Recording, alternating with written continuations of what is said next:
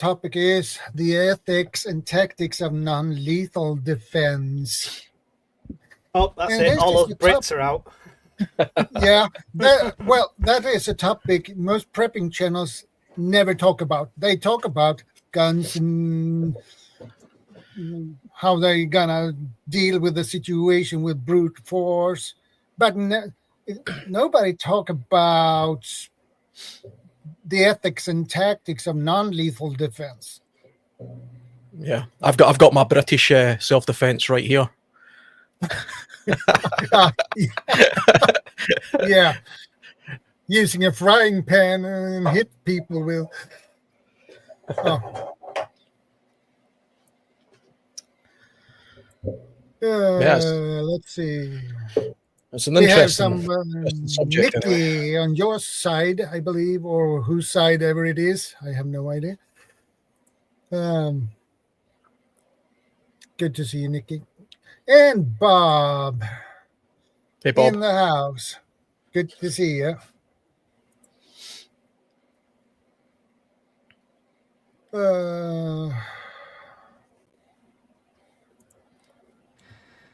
U.S. Americans are cast to the side, Bob. We can have guns, Shadow. Yeah.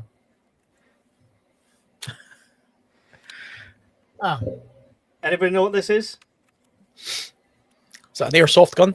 Nope. It's a water gun. And if I want to season my chicken from a long distance, I can put some really hot sauce in it and season my chicken from a long distance, if you get my drift. Oh. Looks like you might season your own chicken by accident. Yeah. This is why we can't have guns in this country. We're just not responsible. Good to see you. But yeah, hot sauce, making your own. I think many people have done videos on stuff like that. But yeah, it's an option if you want to season your chicken from a distance. Not any self-defense purposes, just, you know. Yeah. What happened to Elusive, by the way? I think he was having audio problems, so he'll probably come in from the garden, I'd imagine, and try and fix them. You could use the same link again, Elusive, if you've already got it. Yeah. I can send it to him anyway. Exactly, Rob. Exactly.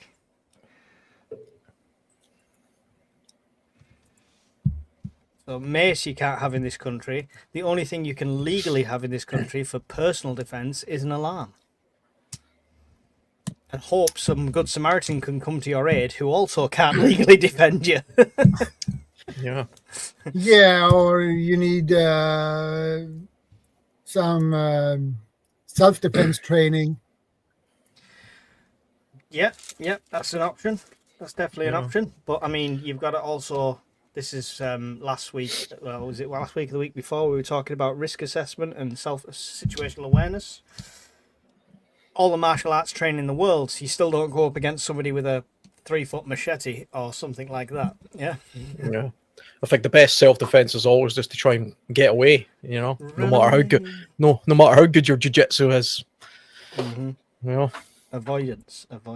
Yeah. Let's see. Nelly on the land. Good to see you again.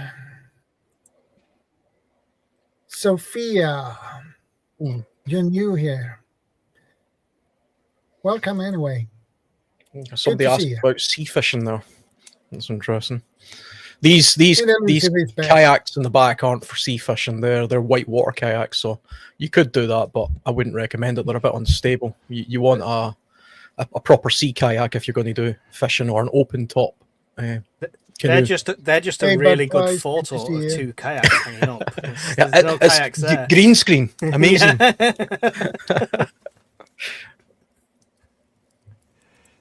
I do that when I see Weapon Collector alive. It's like a sheet like this, but it's got all the still different stuff on. And sometimes I'm like, is that actually hanging up there, or is that a picture? I can't tell. I've seen some really good green screens recently, because you can actually get AI green screens now, which you put in the prompt that you want, and it sort of creates the background. Some of them are really good. You know, I would probably come up with something better, to be honest. You know, but Mike's coming to you. And Guardian prepping stairs. train hard as if your life depends on it, because someday it may. It's true. He's right. He got a point there, definitely. I don't know if you guys can hear, but I've got a police helicopter flying around, so I don't know why. It's because we mentioned the word gun. We mentioned the word gun in the UK. Yeah, and I've got a fire one as well. Yeah, so I don't know why they're flying around. Looking for a guy in camouflage gear on his phone with a fire. Minded his own business in his back garden. Yeah. Hello, Yeah, we have Dear Love Survival in the house too. Good to see you, brother. Good evening, Shadow. Good evening, everyone. Good evening. Oh, messing about with my stand again. Good mate. Yeah, Norfolk UK Prepper says, Panel UK Urban Prepper, if you want some hot sauce, I'll send you some of my Naga hot sauce. I will beat that. I'll beat that. If you ever get a chance and you see it anywhere, have a look for Dave's Insanity Sauce. It's called. Oh, Asda used to sell that. It was great. I used to get that and put it on a chicken wing, and then give it to an unsuspecting person. So I had one of these guys. I worked in a warehouse at the time. It was a long time ago, and I had one of these guys there. If you caught a fish this big, he caught a fish this big, all the time, right? So I made chicken sandwiches with loads of reggae sauce on, quite a mild spice sauce. Yep, and there's loads of it on, and I brought the bottle of Dave's Insanity Sauce at the same time. He said, "What's on that?" And I said, "Oh, it's this." He said, "Oh, I'll try it." I said, "Only have a tiny bit. It's really hot." And he saw my sandwich with loads on. He went, "Oh, if you've got loads, I can have loads." He poured it all over this sandwich he had. Took a bite, had to leave. Couldn't finish his shift. Maybe try to play that trick on Brian, Mike. Well, I think somebody sent the extra hot lollies to my house and they didn't arrive because of stupid Amazon delivery drivers. So that was going to be one thing, but yeah. Hot sauce generally though, it's probably the closest thing we can have to any sort of mace in this country. I think. I think I was shown something the other day that you could get from like the pound store, which is almost an equivalent to something like one of those type of sprays where I think he was using like a deep heat or something like that. Yeah. Some kind of heat, the cheap version of deep heat. I won't name names. I don't want them to be like chased after. No, but it's right. If anybody's had deep heat and you accidentally get it on a sensitive part, like an armpit or something like that, it burns like anything. The problem you've got is the dispersal, because it's instant spray. So you'd either have to be point blank, whereas mace is more like a jet. That's the only thing. Wonder if you could refine deep heat. Hot sauces to the topic. That is the topic today. That is the topic. Hi, Guardian Prepper. Just came out, just show my face just to say hello, Guardian Prepper, and everyone in the chat. Alan, Mike, Elusive, Dartmoor, Shadow. Sorry, Shadow. Hi, mate. Hi, dear. Good evening, John Boy, Grandma, Grandpa, everybody else. Okay, back to the topic. So we can so that's genuinely the topic. So this is a water gun, like I say, and if you filled it with something like hot sauce, it is quite a strong deterrent, like eyes and stuff like that. That's the only reason I was showing that, talking about the hot sauce. Non-lethal, stingy. Yeah. Well, here in Sweden, we are allowed to have mace is not allowed here, or bear spray or anything. That's illegal. But we have what we call knockout spray. It's a similar effect as mace, but it's license free, so I can carry that around with me without no problem. So yeah, is that what? But that is illegal, probably in UK. To have. What's the effectiveness of it?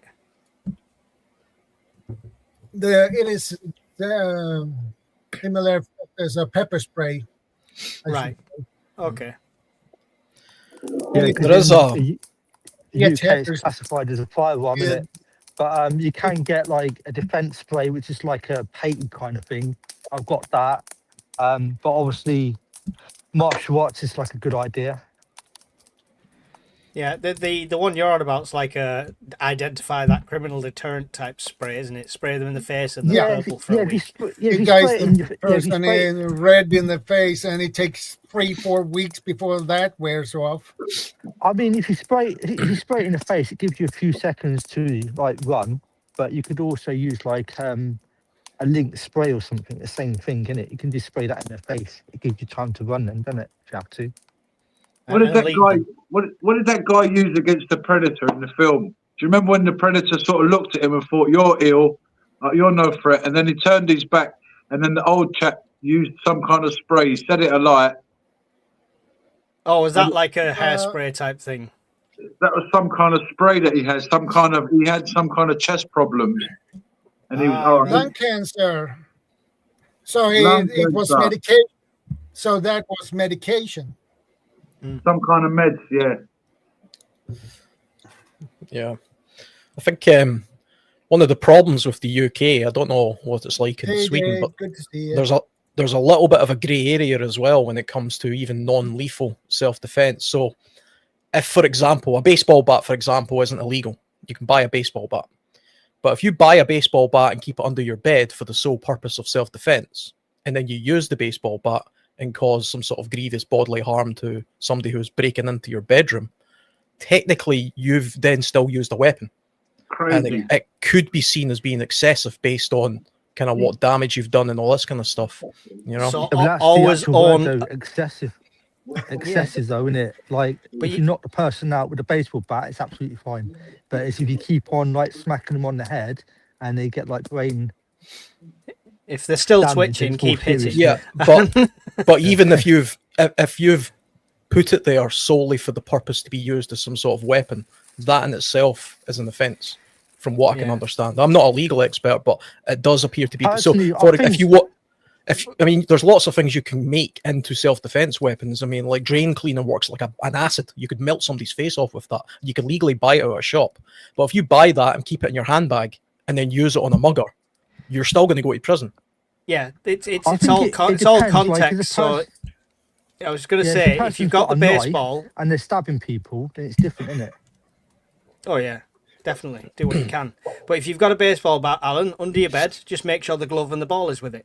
Yeah, that's where you keep it. Do you remember it used to be the old thing with the car where people used to keep a tool bag in the back of their car, and basically the tool bag was just so they could keep a screwdriver and a hammer.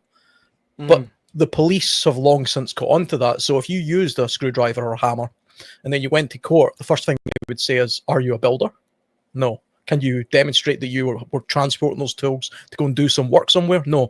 If it appears that you simply had that for the sole purpose of self-defense or some other defense, then that's just as good as carrying a knife in their eyes. You can carry a knife in the UK legally if you're a chef going to work or something, you know? One of my family, well, he was in like CID. They get like funny if you got like a weapon like under your driving seat or anywhere near your seat, they'll get funny about it. If it's in the boot, they're not too bothered because unless it's like a big like knife or you know. Well, you're using the W word. The W word is the problem in this country. Yeah, weapon is the problem. It's not weapon. Right, you got a giant maglite torch. It's under your seat in case you break down and you need to see the engine. Right, You've got a steering lock for security. One of the bar ones that go across that extends that is solid. Yeah, it's for security. Yeah, using the word weapon for anything in this country is where you're going to run into issues.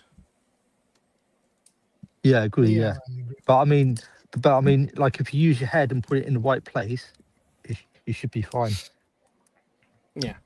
Yeah. Here like in at home, Sweden, I've got a metal baseball bat, and I keep it in my bedroom. But so if they see that, you know, if they want to say that, I want, you know, then I'll just say, yeah, it is. It's for like self defense,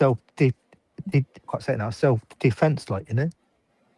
I think you'd possibly run into trouble by doing that, to be honest. Just, I only had a quick sort of like chat GPT look at the UK law, you know. But having a baseball bat in your bedroom for the sole purpose of self-defense does appear to be a crime in the UK. I think Dartmoor, then, there's going to be like a lot of people in trouble because there's a lot of farmers and stuff, and they've all got like air rifles, baseball bats, like in their bedrooms. Like I know like quite a few, and yeah, it's quite a big thing around here because obviously it's all remote and that, especially at night time, it gets dark really quickly. A lot of farmers do have stuff in their rooms and stuff, right? So yeah, I mean, I'm sure most people probably do. You know, most people probably have something in their bedroom that they could use as an aid to self-defense should they wake up and somebody's standing at the end of the bed. But if you specifically go out of your way to make something a self-defense tool, and it's kind of obvious that it's a self-defense tool, you know, because it hasn't got any purpose being in the bedroom, then you might fall foul of some sort of stupid, ridiculous UK law. If you live in the UK, I appreciate a lot of people, maybe even most people on Shadow's stream might not live in the UK. You know, there's an American guy probably right now thinking, what the hell are these guys talking about as he's polishing his machine gun? You know, it's different countries have got different rules, obviously, and the UK is probably one of the worst when it comes to self-defense. Yeah, and here in Sweden, it's it's kind of ridiculous at some point from my point of view anyway. Let's say if somebody attacked you with a stick, you have the right to defend with a stick. If somebody attack you with a knife, you have a right to defend yourself with a knife. If somebody attack you with a gun, you can have the right to defend yourself with a gun. But the problem is most of us don't have guns. Yeah. And in that premise, in Sweden, I'd hate to come across a flasher.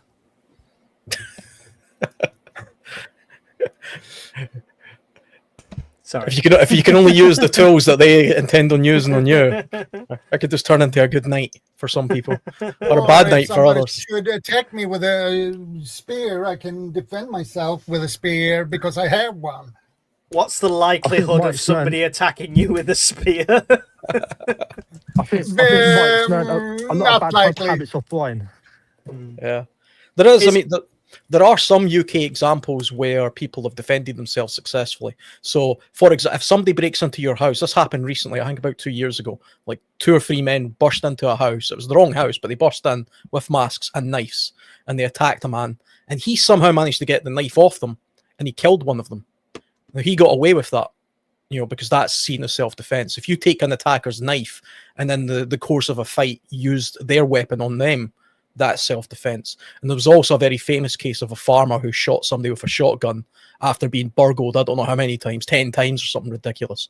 Yep. But it went to court for a very long, and you know, there was a big legal battle over it because he ended up shooting somebody who was obviously completely unarmed, but he'd been repeatedly burgled, and he was a farmer. So, you know, you can imagine the terror that the guy had of having these intruders. I think the biggest issue was he shot them in the back as they were running away. Yeah. So, I mean, he kind of went after them, but I think I can't remember the whole details of that. I think he might have got convicted, but then it got dropped or something. I think it got overturned afterwards. Yeah, it got overturned, I think, yeah. Sophia says, I work with an ex-detective sergeant, and he always preaches to me about self-defense. Necessary force no matter what you use. Yeah, but it's not in the moment. I would say defend yourself. Yeah, I'm one of those that I'll pick up anything. You know, if it's defending my family, I'll go down swinging. But yeah. It's the legal ramifications afterwards we're talking about more so. I don't think the police would say anything to you if it was self-defense. If it was obviously self-defense, it's when it starts going down the legal chain. And in a country where you can get locked up for a year for saying a naughty word on Twitter, then having a baseball bat in your house without a baseball glove and a baseball will suddenly come back to haunt you. And the guy that probably did the original attack will be out before you are. Yeah, and baseball's not exactly a sport that's played a lot in the UK, so there's always that as well, you know. I think it's the excessiveness of it, isn't it? Like if someone comes into your house and you're like a young guy, then you could have like a fist fight and you can have a chance in it. But if they come into your house with like a weapon, they've busted through your door, they've come through like a barrier, haven't they? So it depends if they come through like a barrier. Depends how much, like if they're bigger than you, it could be like your mum or your dad who's older, and they're like a young person, and they just pick up nearest thing. I think it's more about the excessiveness, though. If you just do the minimal that you can to try to protect yourself, but a UK law, though, it's just crazy these days, isn't it? I mean, don't get me wrong, I'm kind of with Mike on this. If somebody breaks into my house, I couldn't care less about what the UK law says. And I'm not going to be sitting thinking about it as I'm fending myself, try to defend my family. Yeah, same here. I'll use every piece, any means I've got around me to defend myself, because as far as I'm concerned, it's a fight to the death. If that person overpowers me and kills me, what are they then going to do to my children and stuff? It could be a psycho for all I know. I don't know the circumstances of it, so yeah. Do you want the key legal principles in the UK according to AI Gemini on Google? Yeah. They are reasonable force. You're legally permitted to use force that is no more than is reasonable necessary to protect yourselves and others from harm. Genuine belief. Genuine belief. The law considers the circumstances as you genuinely believe them to be at the time, even if you're mistaken. No requirement to wait to be attacked. You do not have to wait for an attack to happen before you can act in self-defense, but the force you use must still be reasonable. No duty to retreat. You are not legally required to run away from a threat. It's advisable if it's a knife, trust me, but you're not legally required to. And the last one, excessive force is not permitted. You cannot use excessive force. This can lead to legal issues, especially if you use more force than is necessary to stop a threat. For example, chasing after and attacking an intruder after they have already left your home is unlikely to be considered self-defense. Now, excessive force, people think that's a physical thing, like how hard you hit them. Not necessarily, because if somebody's broke into your house and they're pepped up on something they shouldn't be, it can take a lot to bring down somebody when they're under the influence of something. So excessive force is just until the threat is subdued. Yeah. I mean, sometimes the police use proper judgment with this. A long time ago now, I can't even remember, maybe 15 years ago or something, I was at a campsite at Alton Towers, funnily enough. It was like a sort of few family members and some friends. And there was a tent across from us with a couple of girls and a couple of guys. And they got hammered drunk. And there was a crowd of us. There was maybe 10 of us. And they got hammered drunk. And what basically transpired was the two guys, I think, had fell out with the girls. And they were driving in circles doing donuts in their cars. And then one of the guys in the group of people I was with confronted them. And these two boys, who were, quite young, but they were hammered, started trying to use their car as a weapon. And they were actually like driving over tents and things. And I got a tire iron from my car, and I smashed the driver's window of this car, and I managed to get in and get his keys. And somebody had, phoned the police by this point, and the police showed up, and they arrested the two boys, and they arrested me, and took me to the local police station. I spent all night in that police station. But the next day, the custody sergeant says, "Yep, we got all the statements. We can see it was you were acting and not just self-defense, but these guys could have killed somebody by running over a tent while they were asleep. So you've actually prevented something serious taking place by using the force that you used to try and subdue these two boys." And they let me go, even though I'd had to spend a whole night on a hard bench inside the cell. But they kind of used their judgment at least. But I suppose from their point of view, it's not like I then started beating the guys up. I literally just smashed my way into their vehicle and took their keys, and then some other people sort of like held them down while the police got there. But I remember at the time thinking, okay, so that's you can kind of get away with doing that at least, because I wasn't sure. I remember at the time when I was in the back of the police van thinking, I'm going to get done for something here, because it's the UK. Even 15 years ago, it was a bit crazy. But yeah, nothing really came of it. But so you can use some force, I suppose. But I suppose if I then beat that guy up it probably would have been a different story. Yeah, I found what I googled on the Swedish defense laws on English, and what the AI says about it. In Sweden, the right of self-defense is legally recognized in Chapter 24 of the Criminal Code, and it's a justification for using force that is not blatantly unjustifiable. This means the force used must be proportionate to the threat faced, and courts will assess the actual situation, not the defender's perception, to determine if the action was criminal or justifiable. The right extends to defending oneself or another person from criminal attack. Key aspects of self-defense law in Sweden. Number 1, proportionality. The response must be proportionate to the threat. You can use deadly force if the threat involves deadly force, but you cannot use excessive force. Justification. The defense is justified if the action is not obviously unjustifiable given the circumstances. Objective assessment. Courts will consider the actual situation to determine if the self-defense was necessary and proportionate. Scope. The right applies to defending against a violent criminal attack, and it can be exercised by the person being attacked or anyone else nearby. Consideration of fear and stress. While the law is based on an objective assessment, some legal scholars argue that Swedish courts have sometimes been too rigid and have not adequately considered the fear and stress a person experiences during an attack when evaluating the actions taken in self-defense. That is what the AI says. So it does sound pretty similar, like in principle, right? In principle, it's all about not using excessive force and stuff like that. It's whether that then put into practice reflects on the legal system, because that's what's fundamentally broken in this country. Even if we've got the same sort of laws as you in Sweden, it's when we do it to that level and still get prosecuted for it. Yeah, I mean, there's cases of people who have had fights in the street, the completely equal fights, and then just, by pure fluke, a single punch has killed a person, or they fell and banged their head or something, and then that person finds themselves potentially going to prison for the rest of their life because they had a drunken fight with their friend or something.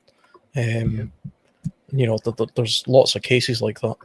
I know a case exactly like that on a personal level as well. So yeah, it does happen.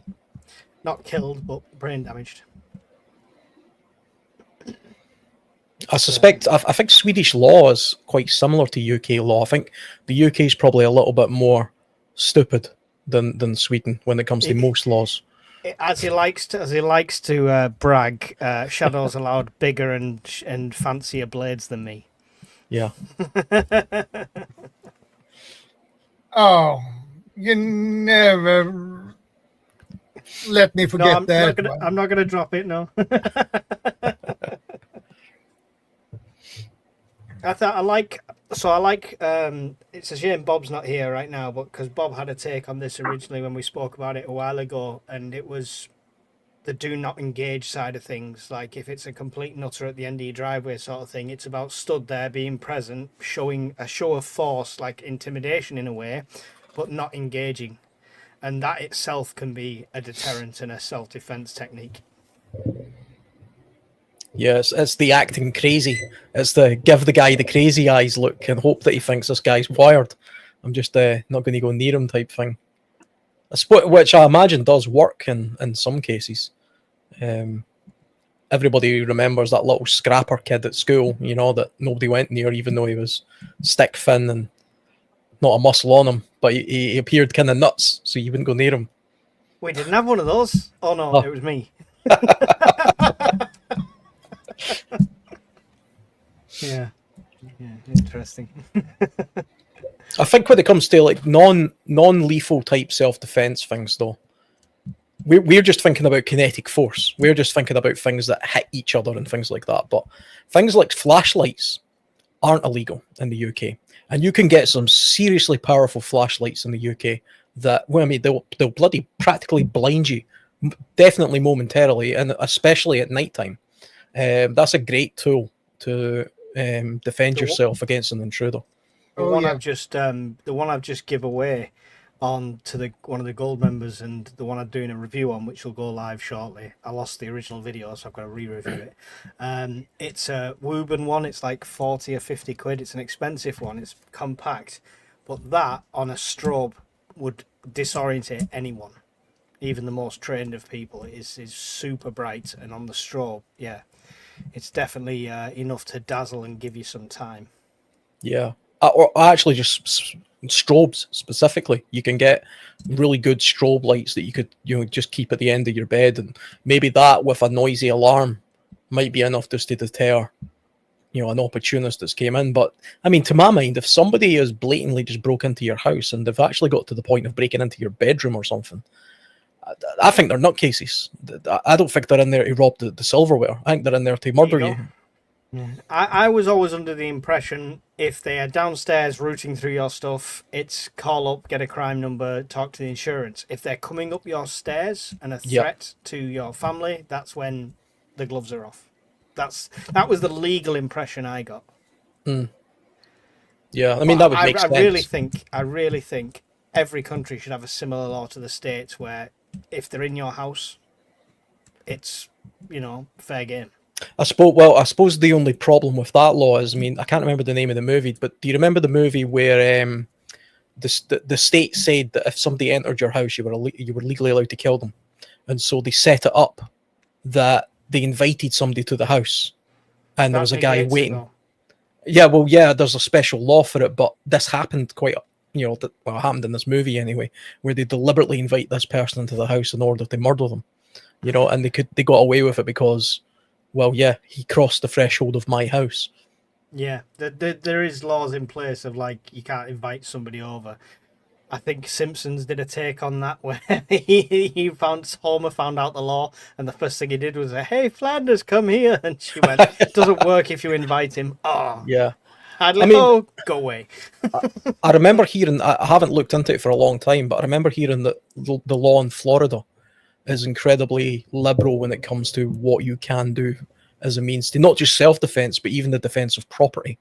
From what I understand, you can legally chase somebody down and shoot them if they've been on your property, and you can even shoot somebody for attempting to steal your car, not even stealing it, just attempting to steal it. So there are some very lax places.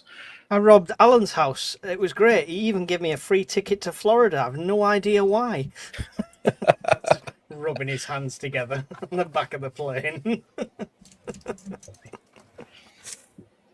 I think probably the best defense, especially for Sweden and the UK, countries like this are having layered levels of defense.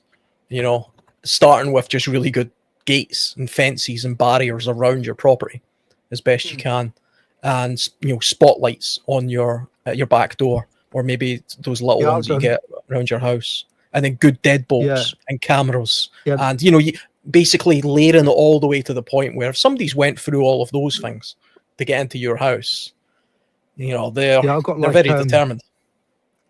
A layering system, so like on my gate, I've got like a bell, so as soon as they open the gate, it makes a noise. But I've also got like Ring doorbell, so I've got the sensor inside, so as soon as they come through the gate, it sets the sensor off on the Ring doorbell.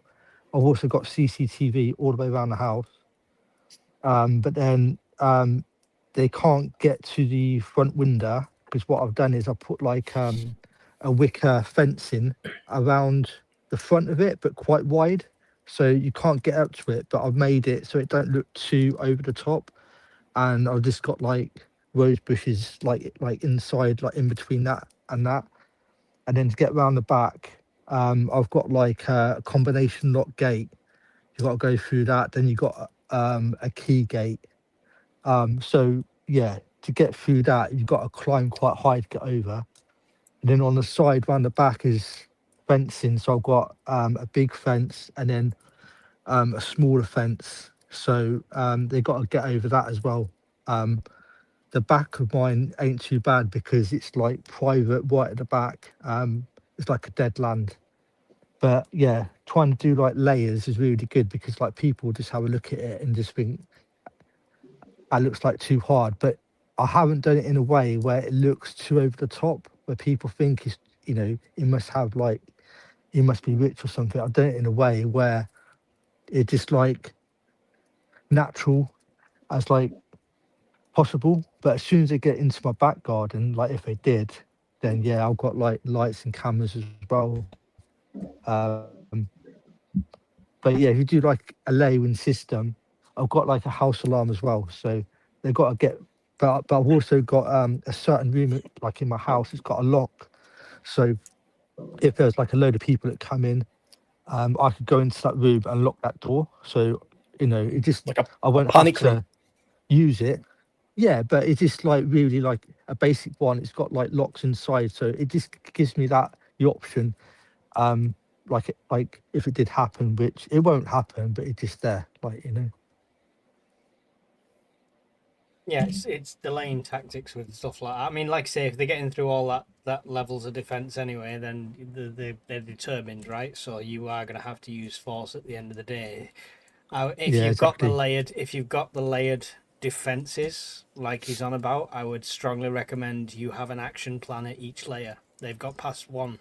This is what I'm doing. They've got past 2. This is what I'm doing. I mean, Yeah. to get to the first one, there's cameras, so I know like straight away. And if they get to the second bit, there's no way they're going to get to the third bit without like a lot of hard work. And it gives me plenty of time because it's pretty hard to get past the third one anyway. And I've got like cameras, but I've also got like a panic alarm, like on my home alarm. It's like the Verisure alarm. So you got like the SOS thing. So imagine if you come in from work at night and you come through your front door and someone's like hiding around the corner and they run at you, you can quite easily just press the SOS and they'll just send for the police like straight away. So it's a good like a Hey, feature Miss to have, like, Verna. you know. Good to see you. Yeah, it's kind of like doing a bit of a risk assessment. You should always do a risk assessment of your where you live anyway, and then always increase or decrease the risk assessment and what you're doing, your levels of security based on what's going on. You know, if I had, you know, a bit of intelligence that a riot was about to take place in my street, I might consider doing things like boarding up my windows or something like that. But that's not something I would ordinarily do. Good to see you, Howie. I mean, it's the same with like trying to tell like family members and stuff to think have a little bit more security orientated as well. Funnily enough, today actually, you know, my partner with like my son was getting his room redecorated. So he's got an Alexa in his room and stuff, and he's into this demon hunter thing or something, whatever the hell that is. It's like K-pop demon hunter or something it's called. In any case, it makes a horrible noise. They sing and dance and stuff. So he's in his room with my partner. They're decorating the room and they've got this thing on full blast. I just walked into the house after work. I got home a little bit early, came in, I put the air fryer on, I put chicken wings in, I turned the TV on. Chicken wings took 40 minutes. I took the dog out. I went round. There's a cemetery where I live. I walked around the cemetery. I came back, came in with the dog. Chicken wings were finished. Just at that point, she came walking down the stairs and says, "Oh, you're back." I was like, "Well, I was back well over an hour ago and I've cooked chicken wings and took the dog a walk and you didn't even notice, you know, that I was in the house, you know, doing all those things." Good awareness. Totally oblivious, you know. Both of them upstairs dancing to some crazy K-pop thing or whatever it is. Yeah, that's how half the world will go out when it happens, dancing to crazy songs and not realizing it's all happening around them. Yeah, not realizing somebody's downstairs cooking chicken wings and stealing your dog. I live in an apartment and I live on the top floor, so I have at least an advantage. First of all, my apartment door is burglar proof and fireproof. It will take them basically forever to break in, but I have another advantage. If I go outside my door and down the stairs, it's a spiral, okay? So I have high ground. So if attackers come down from downstairs and going up, and I move down, I have the advantage because I have higher ground. So it's hard to, push up when you're going down, because you have the advantage because you have higher ground, and that is the advantage. You have the it's kind of the give and take, isn't it, with something like that? Because you have a tactical advantage of obviously a high position when it comes to violence, attacking, anything like that. Terrible. You also have the exactly. You also have the not so advantage that you've got to have much more robust plans when it comes to evacuation, fire, anything like that. Yeah, because I have only one way down. Do you have an an emergency ladder out the window or anything like that? I have a balcony, but and that is at least 10, 15 meters down to the ground. So that's quite high. Practice your base jumping skill. Get a parachute. Yeah, what? Rappel down from the balcony. Well, give yourself options. You could have rappelling rope and a parachute and a glider. I would if I lived in that position, I would genuinely have the rope to abseil down. I would have that. You can, even if you're not doing it by hand, you can get like a mechanical one to slowly release you down at a time. You can make a flying fox even. Yeah. So I mean, you could probably go on an abseiling course for quite cheap these days, just to do a one-time course to see it. But that would be a prep I would definitely have if I was in an apartment. My best tip is to get the film Home Alone. So when I was a kid, when he sets up all the traps and everything. So when I was a kid, we went away on like holiday.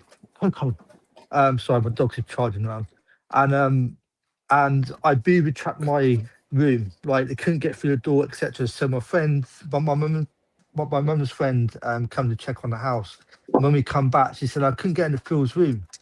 He had like booby trapped it and everything. But yeah, and as a kid, I was always trying to think of how to stop people, and I'm a bit like that today. Like I've got filming on the windows. But let's just hope the people trying to break in is as stupid as them two criminals on Home Alone. If that's your tactic. But like on the front door, I've got like filming on the front and like so it's on the outside and the inside. It's just trying to you're not really going to stop people properly, but you can just try to slow them down. And that's what you've got to do. You first of all have got to get into the head that this is going to be a hard target, or you just got to slow them down so you've got more and more time to be able to react and stuff What about what Bruce Lee says, the art of fighting without fighting? How about in some situations we become like tigers and say, hey, there's humans over there, let's go the other way?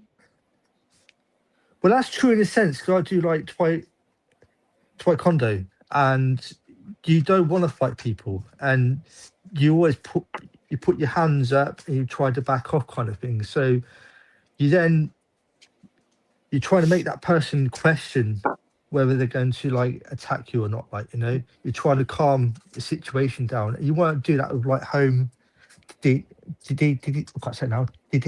defense as well. You want to put it into the head. This is just no point of trying to like burgle the place or something Yeah, I think a lot of people, a lot of burglars, it's not an easy word for Scottish people to say, by the way. Burglars. Yeah. I think a lot of the professional sort of people who break into houses, they're not interested. Please say purple burglar alarm. No. For other people that are not Scottish to say burglars. Please say purple burglar alarm. It's a myth, Mike. People in Scotland can easily say purple burglar alarm. We're the ones who struggle with burglar. What about films? Yeah. I'm watching a film. In any case, sorry, Al, sorry. These people, I don't think these people are generally not interested in getting in fights with people in houses. They've probably, they're there to steal stuff. That's what they're at. They're probably junkies or something. They're opportunists, and chances are they've broke into your house because they thought you weren't there. So the second they realise somebody is there, they're gonna do one. So having things like motion lights, or even just making noise, and maybe even shouting and screaming, kind of doing the Bob thing, acting crazy at the top of the landing, might just be enough for them to sort of, run away, because they don't, unless they've, staked out your house for a couple of days, they don't really know who's up there or what you're doing. And most people would probably be aware that if they broke into somebody's house, that there's a good chance that they're going to be fended off by any means necessary. So they don't want to do themselves any injury as well. So I think non-lethal tools or weapons. I mean, we're concentrating on the UK because we've got bad laws, but there are the US, for example. Just because you have the means, the legal means, to have something that will kill somebody, doesn't mean you should have all the time. Yeah. And I listened to Ben Shapiro's podcast, and one of the things that he plugs is some sort of non-lethal firearm, where I think I don't know if it's a beanbag or just a really powerful plastic ball. It's probably the beanbag rounds. You can get rubber balls, which are like 50 mil rubber balls. Apparently it's bloody sore. Like, seriously. It'll crack a rib. It'll crack a rib. So it's a serious tool, but it won't kill the person. Probably not. And so even if you live in Florida, where you're allowed to machine gun somebody if they come onto your front lawn, you're still ending somebody's life for stealing a car or something ridiculous. So that might be a good tool to have. You mean semi-automatic or full-on automatic? I don't know. I'm just being sort of. It doesn't. I mean, if you get shot with a semi-automatic and a fully automatic, I don't think it matters. To be honest, I was just kind of thinking of someone just letting off a whole 30 meg. Yeah, that's not excessive force. Though, like securing your house and everything. Like, I've done this once where my house and the outdoors bit is really secure, and once I had to get in through the back without a key, and I absolutely struggled. So you got to think about it like a event of like a fire and stuff. So your place could be super secure, but you also need a backup plan. So I've now got an extended ladder in case I have to go out the bedroom side. I've also got a spare key hidden in the front and the back. So you've got to think about the fire hazards and stuff as well. Pilot seats in your flat, Shadow. Like one of those pilot seats. If you've got eject, you just pull a button and eject. Oh yeah, you mean the kind they have in the airplane, jet fighters. Yeah, one of those eject buttons. That would be a cool exit plan. Wouldn't it? Just getting my ejection seats and what's that in the air? What's that? And then the news in Sweden. 500 feet above the block of flats. Shadow and his wife and his cat were spotted going 500 miles an hour. Dear love, I don't think it'll quite work for you though, because you're in a downstairs flat. So if you've done it, you'll be getting a proper hard headache, I'd hit my head on the wall, on the ceiling, on 10 stories above me. How do you know I was on the basement? Because you said to us in a stream. Wow, you've got a good memory. You sure you're not CIA in a childlike voice? Got his notepad. Rose-colored glasses with Lord and Lady Logan. She has a good point here. Use timers in your home when you're away, so it looks like there is activity with lights going on and off, music playing, etc. And don't announce to social media that you're away on vacation. That is a good point. I'm in a restaurant in another country. You know what? I've seen on Facebook a lot of friends I have on Facebook. They announce, now I'm on vacation in Brunei or and they have that little marker that says exactly where they are. Yeah. And they will be gone for let's say 2 weeks. and these are some of my Swedish friends who doing that. And man, don't do that. Don't do that, please. So the problem. I'd just like to say with the lights thing, it's a great idea. If everybody stopped leaving the bloody lights on all the time anyway. I just wanted to say that. Yeah, I've got this idea, Mike. If you develop this idea, Mike, and you become a multi-millionaire, don't forget me, right? Okay. This idea is you've got an inner projector in your house. So what happens is, if there's any people that come onto your property, this projector comes on, and what it does is it projects a shadow of a dog running across the property, and it sets off a dog bark. So if someone can develop some kind of system where they could make people believe there's a dog in the house, but there's not a dog in the house. There is a device for that, but like on my property, I don't even put a sign that I've got a dog. There's like loads of like reasons why. So I don't want them to figure out where the sensors are in the house. I don't want them to know that I've got a dog so they can try to poison the dog before they burgle the place and stuff like that. So but you wouldn't have to worry about that with this system because there is no dog. And the dog will be around. Yeah, true. Sorry. But like I just try to make it as difficult as possible where they're just like surprised to see a dog like face to face. But you can train a dog to not take food. You can actually train a dog to not take food as well. For anybody out there that wants to know. With lights and that, like especially at night, always because I've got blinds and like curtains, so I'm always trying to think of a backdrop because like obviously at night time if you've got a light on, people can see straight through, can't they, into your house and that. So you got to be aware of that as well. Yeah, true. Yeah. I think a dog sign's generally a good thing. I think having beware of dog. You know, I had one of those in my shed. My dog's a 17-year-old Jack Russell, so he's not going to do much. But you know, Jack Russells are awesome. There used to be a Jack Russell in school, and believe me, that used to chase me away when I was young. I don't have a sign for a dog, and I don't have a dog, unfortunately. I do have a lovely St Andrew's little flag, and underneath says "Beware of the Scottish wife." You'll definitely be all right. Okay. Sophia has a question here. Is a monkey ball keychain a good idea? I think Bob's waiting. Okay. Sorry. Hi, Bob.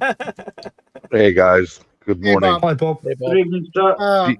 Beware of the Scottish wife. I like that. Oh, man. Yeah. And Sophia has a question, actually. Is a monkey ball keychain a good idea? I have a very small dog, but his lead is heavier than him. Well, I have one. This is a monkey fist ball keychain. And you know what? This is a 1-inch steel ball in this one. So 98.5 grams. So if you swing this will hurt, definitely. Yeah. In other words, for people in the UK, it's a great way to know if you've dropped your keys because it's a bit of a weight on it. That's the only purpose for it. Yeah. Yeah, because once I'm not very good with my keys. I lost my keys a few times, so now I carry a big bundle. Anyone remember the old hotel keys that came with a piece of wood like this big on? I wonder if I'd get away with carrying one of them. Just write Premier Inn on it. It's fine. I agree. Signed by Lenny Henry. No, I don't want to say that. I see. There's a few people talking about martial arts and things as self-defense. Yeah, I'm no great expert in martial arts. I do some Brazilian jiu-jitsu, and I'm the lowest belt you can be, so I'm no expert. But I would say be very careful about what kind of martial art you're learning, because 99% of the especially women's self-defense classes that you see are complete nonsense. Yeah, they're complete nonsense. Alan, trust me. You know that you do I can't say it now. jiu-jitsu, like Yeah. I know it's a really good thing to learn because especially if you have to grapple and stuff like that. But I've gone like the other way with with taekwondo because like I try to keep my distance. So I use my legs because I'm quite tall to try to use my legs to keep a distance. I can do a few things with like protect myself with knives and stuff like that. So like I'm trying to keep as far away as possible, but judge the distance. So like I can attack them. I'll tell you what. I love You want to learn I love your way breakdancing? though. I struggle with talking, Mike. So yeah, breakdancing. No, I'm would be just awful. thinking with the legs, you could if you could spin on your head, Oh you're right. unstoppable. Oh right. Yeah. I'll tell you. But I do moon agree dance and with like slip away nicely with a moon dance.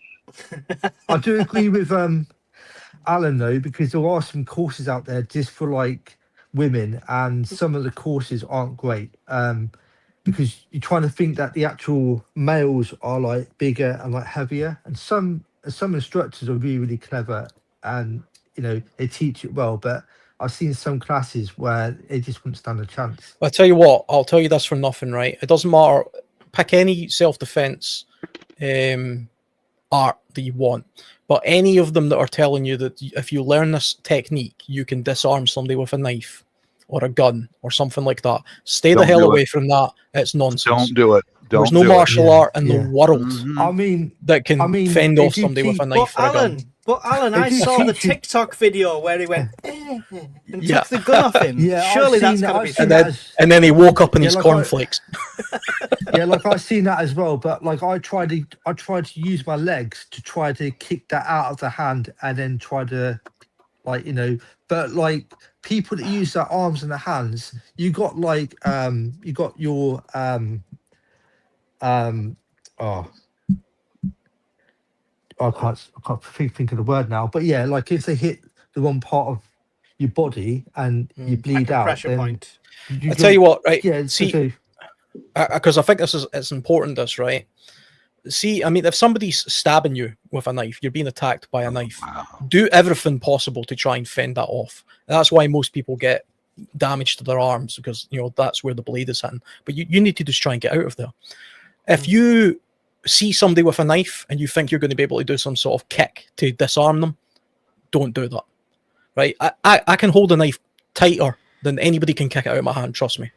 Right? It doesn't matter what martial art you think you're doing. You're not going to be able to get that knife off. I'd love you to meet my my instructor. The power that they have.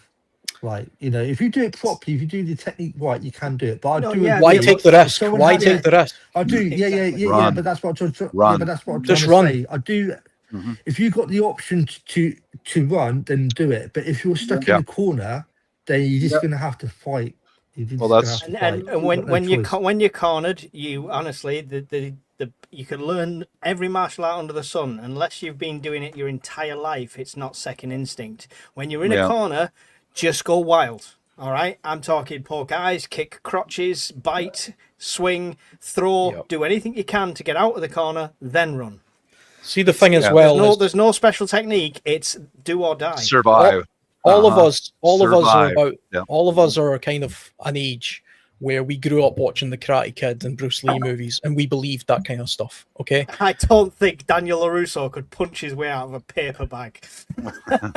if you still believe that you can be some sort of Bruce Lee where you're doing spin kicks and knocking knives out of people's hands, I strongly advise you to spend just one afternoon watching an MMA fight. Just one afternoon. Yeah. Right? Yeah. But, not a single one of those things work. No. Yeah, but what I'm trying to say is like I've been doing it for between 8 and 10 years, and my instructor is really, really good. But like I use like distance. So when I have to fight with a knife, if I have to fight, I'll use my legs because I can keep the distance. I could try to disarm them in some way, and it does actually work.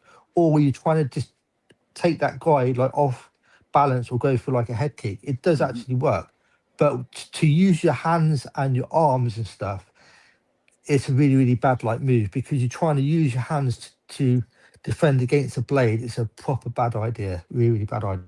when I took our niece, my wife taught me our niece. She's a black belt, and I asked her the same question: what happens if this and that? She said, "For God's sake, somebody pulls a knife, run, get out of there. You're not gonna win." And well, what if I'm backed into a corner? And she said, the only chance you've got is if you can find something longer and start fighting back. But other than that, you're gonna bleed. You're gonna bleed. Even a 10-year-old child with a sharp knife, you're in trouble. I mean, that's fact, you know. But there was a fella here. He tried that Bruce Lee shit. He was worked at a marijuana dispensary, and they got robbed. So this employee met them at the door and the robber had a 22 pistol, and he thought he'd be doing Bruce Lee and disarm. The guy, the news service interviewed him in a hospital bed. He got shot like 6 or 7 times in the abdomen with a 22 pistol, and he goes, no matter how fast you think you are, you're not that fast. Don't ever do this. Can I show you these gloves? These gloves. If there's any people, first of all, if you're in a situation and you see a madman with a knife, and you're saying, no, I'm vulnerable, get away from the situation. You know, if you're in a dire situation. But I just wanted to show you guys, these are like splash-proof gloves. Yeah. You know, if you do have sort of an everyday carry and you're going into an area that you might think there might be a situation. Okay, I mean, a lot of times people put up their hands for self-defense. You can get sleeves for your arms. I've just put a link to the gloves for people. Yeah. Yeah. And there's also gloves that have got protection on them, padding and stuff like that, that you can actually put over the top of these gloves that will give them an extra protection, you know, for breaking any you know, bones and stuff like that. So, you know, as a precaution, you can carry these kind of steel type. You've got chef's gloves as well. The reason I was showing that, by the way, it's not to show off in any way. I did the white collar MMA. I went into the octagon, I fought and stuff like that. I'd done boxing for years before. I'd done kickboxing for a while before. Neither of them trained me for that experience. When no holds are barred, it's a different experience. Yeah. What I will say to people, if you are training a martial art, try and get at least one competitive fight, right? Because for one reason, you need to be punched in the face, right? Because once you're punched in the face and you realize you're not made of glass, you'll have much more confidence when it comes to the real thing. Yeah, I would, especially if you're a woman, I would, and you're just looking to get fit, something like Brazilian Jiu-Jitsu or an MMA class. You can do MMA classes and never actually fight in an octagon. You can just go through the classes. The great thing about Brazilian Jiu-Jitsu is you're not going to get punched in the face. It's a grappling martial art, so you're on the ground a lot. But you can do contact elements to it as well. You can mix kickboxing or taekwondo and judo and things like that, and wrestling. You can add those things to it. So it is a good way of getting fit, but also gives you a level of self-defense as well. And all MMA fighters, by the way, are expert at Brazilian Jiu-Jitsu, all of them, because that's usually where the submission happens. Almost none of them, by the way, are Krav Maga or Aikido or any of the other things that you've seen on TV. The majority come from a kickboxing background and a boxing background, and they will learn things like Brazilian Jiu-Jitsu for the grapple. Wrestling's really good. I mean proper wrestling, not the we've got an Olympic wrestling place. Real wrestling. Over the fantastic. Road fantastic for self-defense. Did you guys see that Piera demolition the other day? What's that? No. Heavyweight champion Piera retaking his title. I've not seen in about a minute and a half. Oh, nice. Yeah. Years ago, when my wife was training me on stick and knife, I asked her, what is the best for real fighting? She said Brazilian Jiu-Jitsu, because it's grappling on the ground and standing up, arm bars, arm locks, and they combine striking with wrestling moves. She said it's the most effective that she took. far better than anything else. But yeah, if you add judo to Brazilian yes. jiu-jitsu, that allows you to go from a stand position, and Right. you learn throws, and you know, to get people down to the ground. I tell you what, a person with just basic knowledge, so like a blue belt, which is just the second belt up in Brazilian jiu-jitsu, a blue belt against somebody who doesn't know any Brazilian jiu-jitsu will 100% of the time win a fight, unless the other person gets a lucky punch in or something. Just because there's some very particular techniques you can learn. The problem is of course it's all on the ground, and it's, if there's more than one opponent, you're going to have some trouble. But then it just comes down to a case of, well, you can't win every fight. I mean, that's just how it works, but it's better than nothing. I think it's better. You know, those female self-defense classes are just to advertise the school. They're nonsense. Yeah, they are. That's what my wife and my daughter said also. It's better to go ahead and join a gym and take some proper lessons, you know. Whenever you see a video of a woman, a tiny little woman, and a man comes around and grabs her, and then she does some sort of slow motion technique where she somehow grabs his wrist and throws him down and all this nonsense. It's complete bollocks, trust me. That will get you killed. That will get you killed. The beauty of something like Brazilian Jiu-Jitsu is it's a leverage. You use the leverage of the other person against them. So if you're a small person or an old person or a woman, it's a great sport to learn. And it won't do you any brain damage because you're not getting punched in the face. And every single class, by the way, you fight. Every single class.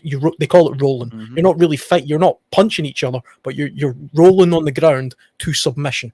And you could kill somebody by choking them out or breaking their arm easily, but you get taught how to not do that, of course, you know.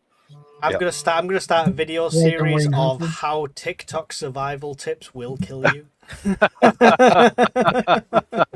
Yeah. Well, I practice martial arts myself, and I practice jiu-jitsu, not the Brazilian ones.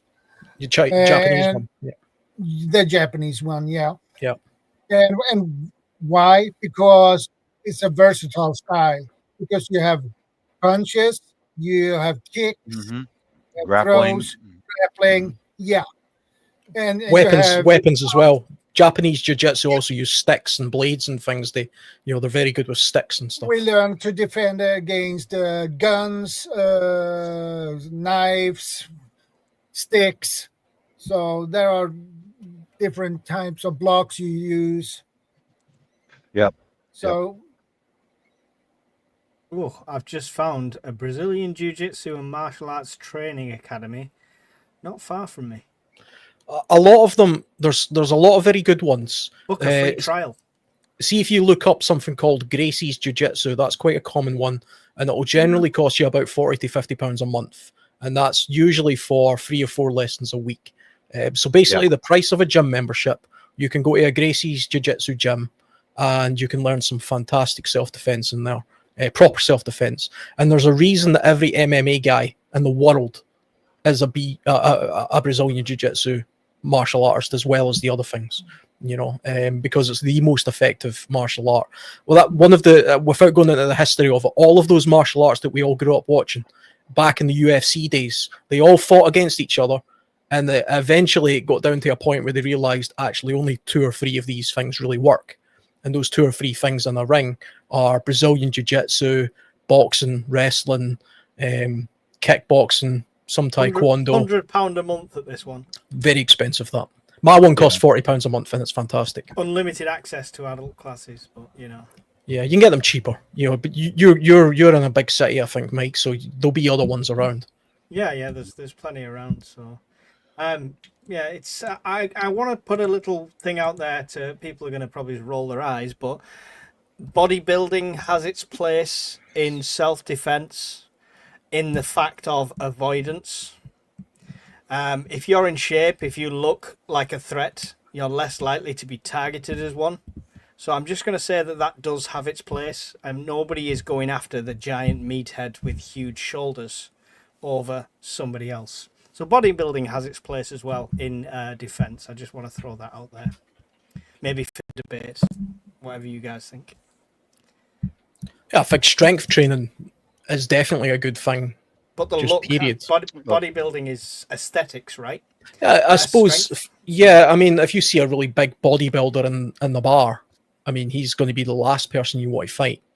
But again, if you watch a lot of MMA type stuff, you know, there's not a lot of bodybuilders in the ring, and you know, there's reasons for that. But I think, I mean, anything that develops your body to that extent means that you're spending a lot of time looking after yourself and getting your strength going. And that can only be a good thing. How good they are at fighting, I don't think they're probably, unless they take some sort of classes. You were just going by sheer strength. There's one element that a lot of people forget about. My wife learned it overseas, and we taught all of our kids is gymnastics. Incorporate gymnastics, because if you get hit and you hit the ground, the gymnastics will teach you how to roll out of it, get back on your feet. You know, gymnastics is very important. It also enhances your flexibility and your strength. You know, funnily enough, wrestling taught me that, and I don't mean Olympic wrestling. I mean the Hollywood, the entertainment, sports entertainment wrestling taught me that, how to fall properly, how to avoid injuries. It was really good for that. It genuinely was. And I can go down hard, flat on my back, and get up without being winded, down to stuff like that. So yeah, it's cool. I'll show you guys something that I carry in my jacket pocket every day. I made this myself. It's a dog leash with the dog leash clasp still on it. I tied it all together. That's a striking weapon. Yeah. It's a fake key fob. It's a blank, and these are solid brass keys with stainless steel key rings. That's a striking weapon. I carry that in my jacket pocket, and when I'm going across, the most dangerous place here in the States is a parking lot, because you don't know who's hiding behind a car. But frequently, I'll put this in my hand and go from my car to the supermarket. And that way I've got something in my hand. And who is Jimmy the junkie? Is he going to select me, who's got something in his hand right now, or someone who's surfing their phone? He's going to go after the idiot surfing his phone, you know. But yeah, and there you go, Mike. Is another problem. So I must admit, am I still muted? No. I must admit, it's probably the best thing I ever did get off Temu, because the clasp is really strong, and I came with two of them. So the missus has one of the keys as well, and she calls mine the mace, but I never throw a key away, and you can see why. It is. There's also some emergency jewelry on there, just in case I emergency need a piece of jewelry to wear for fashion purposes only. I love it. But yeah, that's my car keys. If I drop my keys, I know I've dropped my keys. Having a big pile of keys is a good self-defense tool. But it reminds me, though, again, talking about these sort of spurious women's self-defense classes. How many times have you ever seen the whole put keys between your fingers so you kind of look like what do you call it? You know, the Wolverine. Do not do that. This rubbish. That will do you more damage. That will do you more damage than the person you're hitting. So put it on a lanyard. Use like it like Mike a striking and I have weapon. got it. But these are fake keys. They fit nothing, so that if it's taken away from me, or I don't lose anything, you know, because if this key fob breaks, no big deal. It doesn't even go to my car at all. It means nothing. So that's one thing. That's the reason why I ordered all these different items and assembled it. So if it breaks or it gets taken away from me, or I got to throw it, whatever, no loss to me. You know, I like that. I like the idea. I mean, mine is just my keys, but if they go, then there's lots of access I lose. So I like the idea of putting one together that's not actually my keys. Yeah, I've got a whole box of blank keys from Amazon, and they're brass, so they're heavy. You know, nice. That's a really good idea, Bob. Yeah, you can. Well, it's like these are stainless steel key rings. You can get all these on Amazon for cheap. Yeah. But you know, I'll see if I can find them. Just to give an example of be creative and make your own. Yeah. Yeah, I do like that. Just give me a moment. That's really good. there's a YouTube channel called the Gracie Breakdown, which is run by a couple of the Gracie brothers, and they have an excellent women's self-defense element to that as well. One of their wives, she's very high in Brazilian Jiu-Jitsu, and she focuses specifically on women's self-defense, and it shows you the realities of what happens when a fully grown man, for example, tries to pin a woman to the ground, because all this nonsense about twisting these, poking them in the eye or hitting them in the balls. Yeah, in the real world, a fully grown angry man isn't going to care about that kind of stuff, and there are things you can do to sort of defend yourself. So that's a good YouTube channel to watch. It goes through all the techniques, and those guys are world experts in it. Masters at it. Their family practically invented it. Nice. Oh, this is what happens. Bob comes on and I end up adding things to my Amazon list. You've got your Amazon list already open. Every time, Bob. Every time. You cost me money, honestly. Well, you're ruined, Mike. I'm flattered because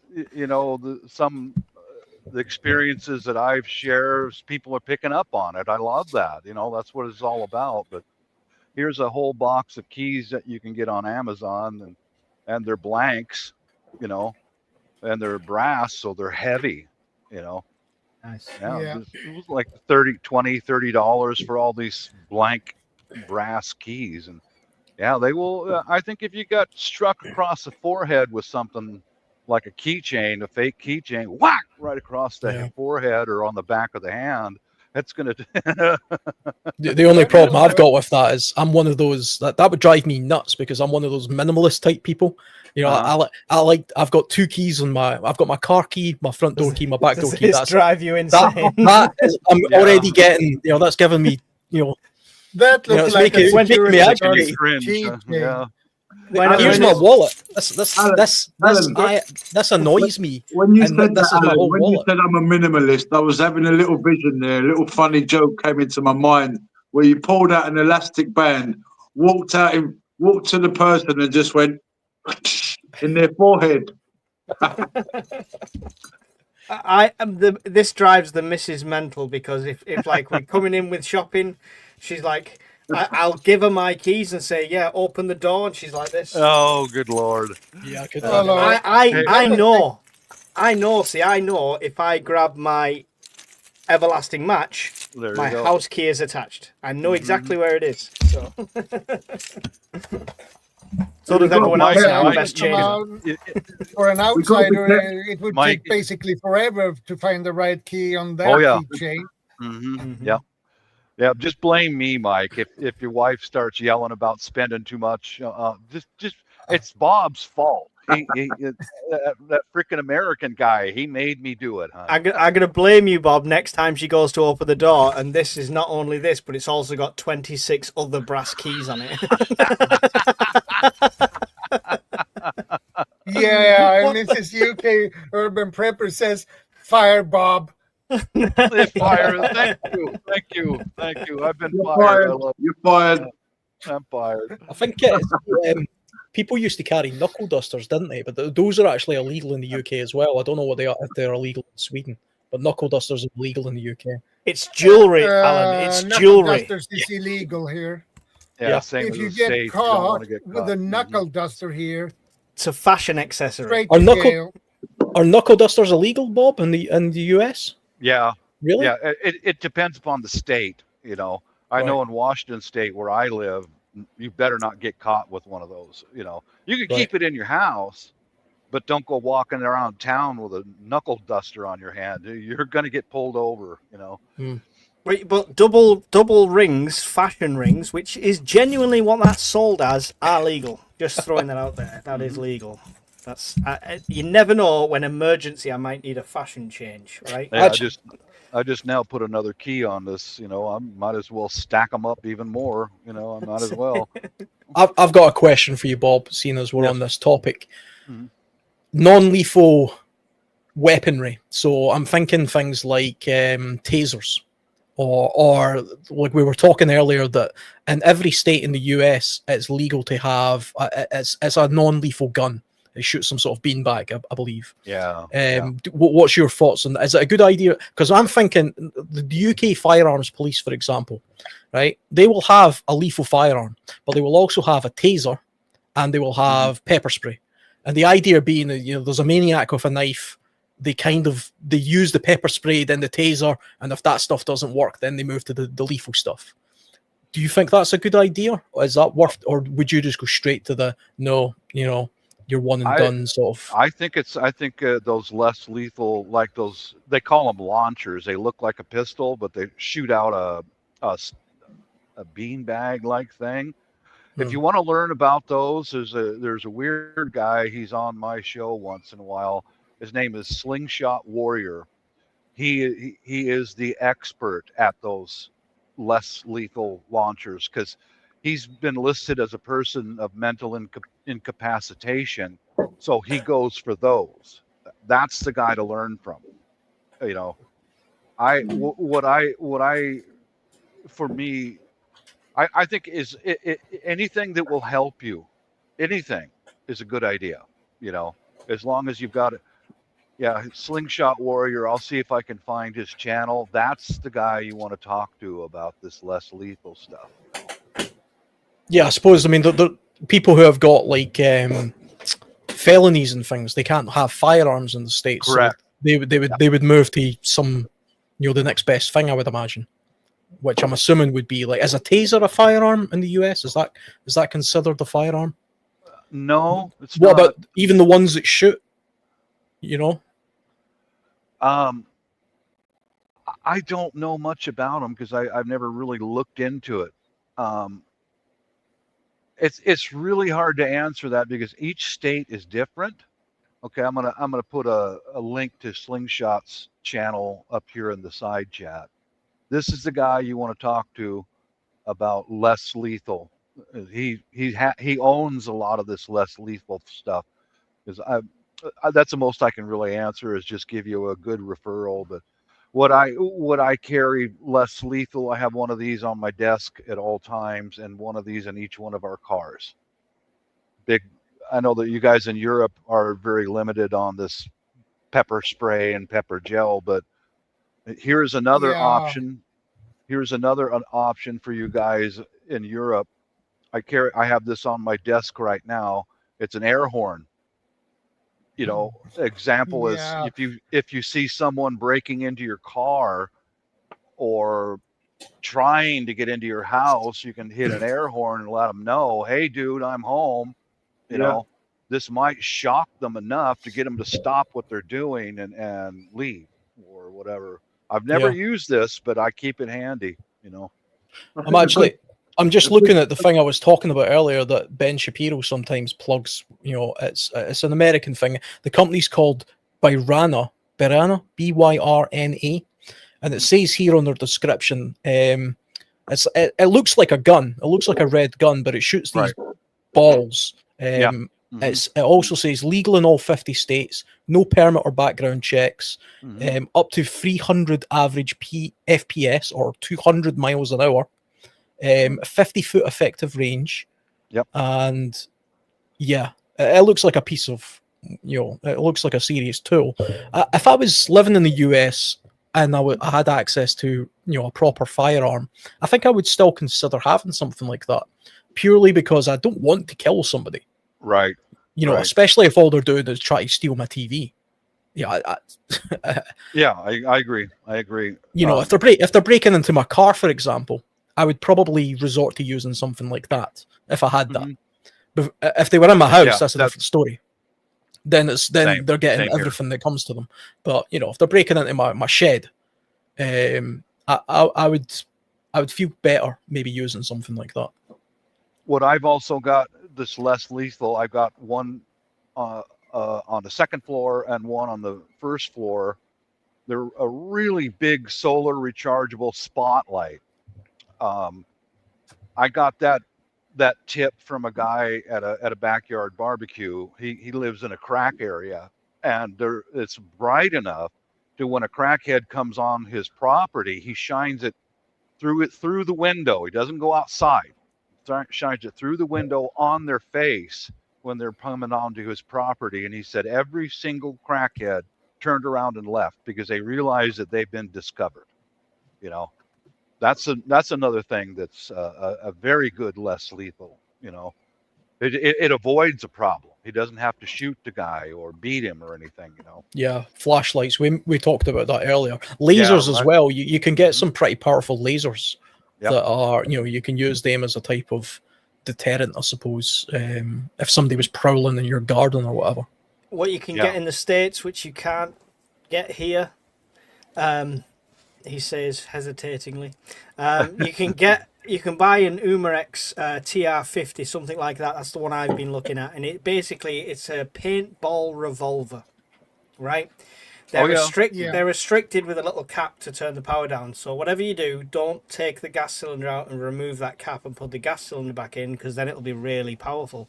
But that fires solid rubber balls.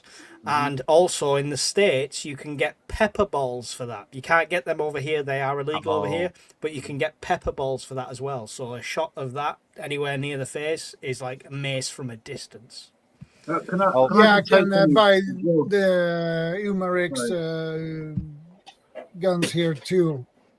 Yeah. And you can buy the pepper balls here in Sweden for those guns, Umarex guns.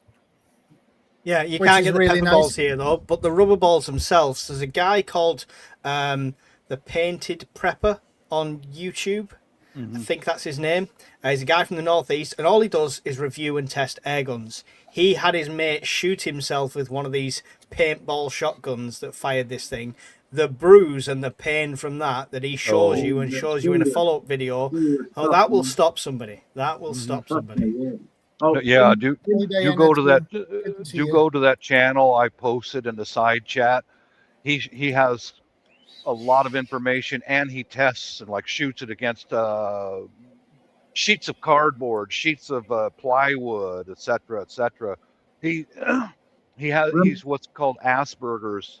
He's but he's got a lot of good information. But the scariest weapon that guy's got, he's a slingshot. He went to a national competition with slingshots, and his strapping goes all the way back behind his head.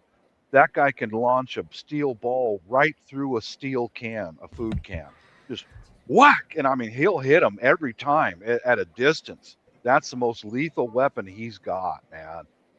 If you hit it, I've just loaded his site, and the first video I've seen is him showing that Umarex pistol. Wow. He does testing on them. So I'm gonna subscribe. There you go. That just shows you that how everybody out there who contributes has got value. He's got Asperger's, but he's got value. I'll be 2 minutes, guys. I'm going to dad duties and put the kids to bed, but I'll be back on. I'll just go mute. Okay. Yeah, sure. No problem. I just wanted to add on there for anybody listening that if you do use any kind of stuff like this, remember to have safety equipment as well. How many times have we heard things like, wow, you got me in the eyes as well? You see, I've seen a few videos where actually, police officers shoot other police officers with the spray in the face by accident. Yeah. So just remember when using this stuff as well to have safety goggles, if just in case. Well, that's I'll add to that. That's why I use in all of our cars and in our house is this gel. It's not a spray. It's like shaving cream that flies 10 feet with a red dye in it, and it just splatter, So that's what the bear spray is, an aerosol. The gel is like almost like a solid. It's I learned about this by watching the riots in Portland back in 2020. There's about a 260-pound black guy who runs up to the police. I'm right here. He's ready to fight, and the Portland cop brings up one of these and blast. stop. He didn't say much after that one. He just went, oop, oop, oop, and a cop runs up behind him and grabs his dreadlocks, throws him on the ground, and hooks him up. You know, I'm right here. I'm right here. Bam. I seen a couple of videos in the US where people at petrol stations or gas stations, that while they were fueling up, they had their hand either on a gun or something like that, a spray, because that was a common place where I think carjackings or robberies take place, you know, while you're filling up the car. It seems to be going crazy over there in the States. You've got Portland, you've got Chicago, you've got people attacking ICE. I mean, it's just like, it just seems to be crazy sometimes, some of the stuff going on. All these, I mean, there's crazy stuff going on over here as well. Crazy stuff going on everywhere. I mean, everywhere. Only a little while back, you had Nepal, where they literally burned down the government sort of offices, and they were chasing politicians through rivers, catching them, beating them up. Sadly, even like the Prime Minister's wife was killed. I mean, some shocking stuff going on out there, and we've got to realise, if this stuff is available, we're talking about, you know, self-defence. If we're thinking about getting this kind of stuff, there's going to be a lot of criminal type people that are going to get this stuff as well. So that's why I mentioned PPE. You know, and if you have to get in a situation where it's your last resort and you're trapped in the corner, I think, was it Michael who said earlier, you know, I mean, you know, then think you're a cat. Imagine you're a cat. I'm a wild cat.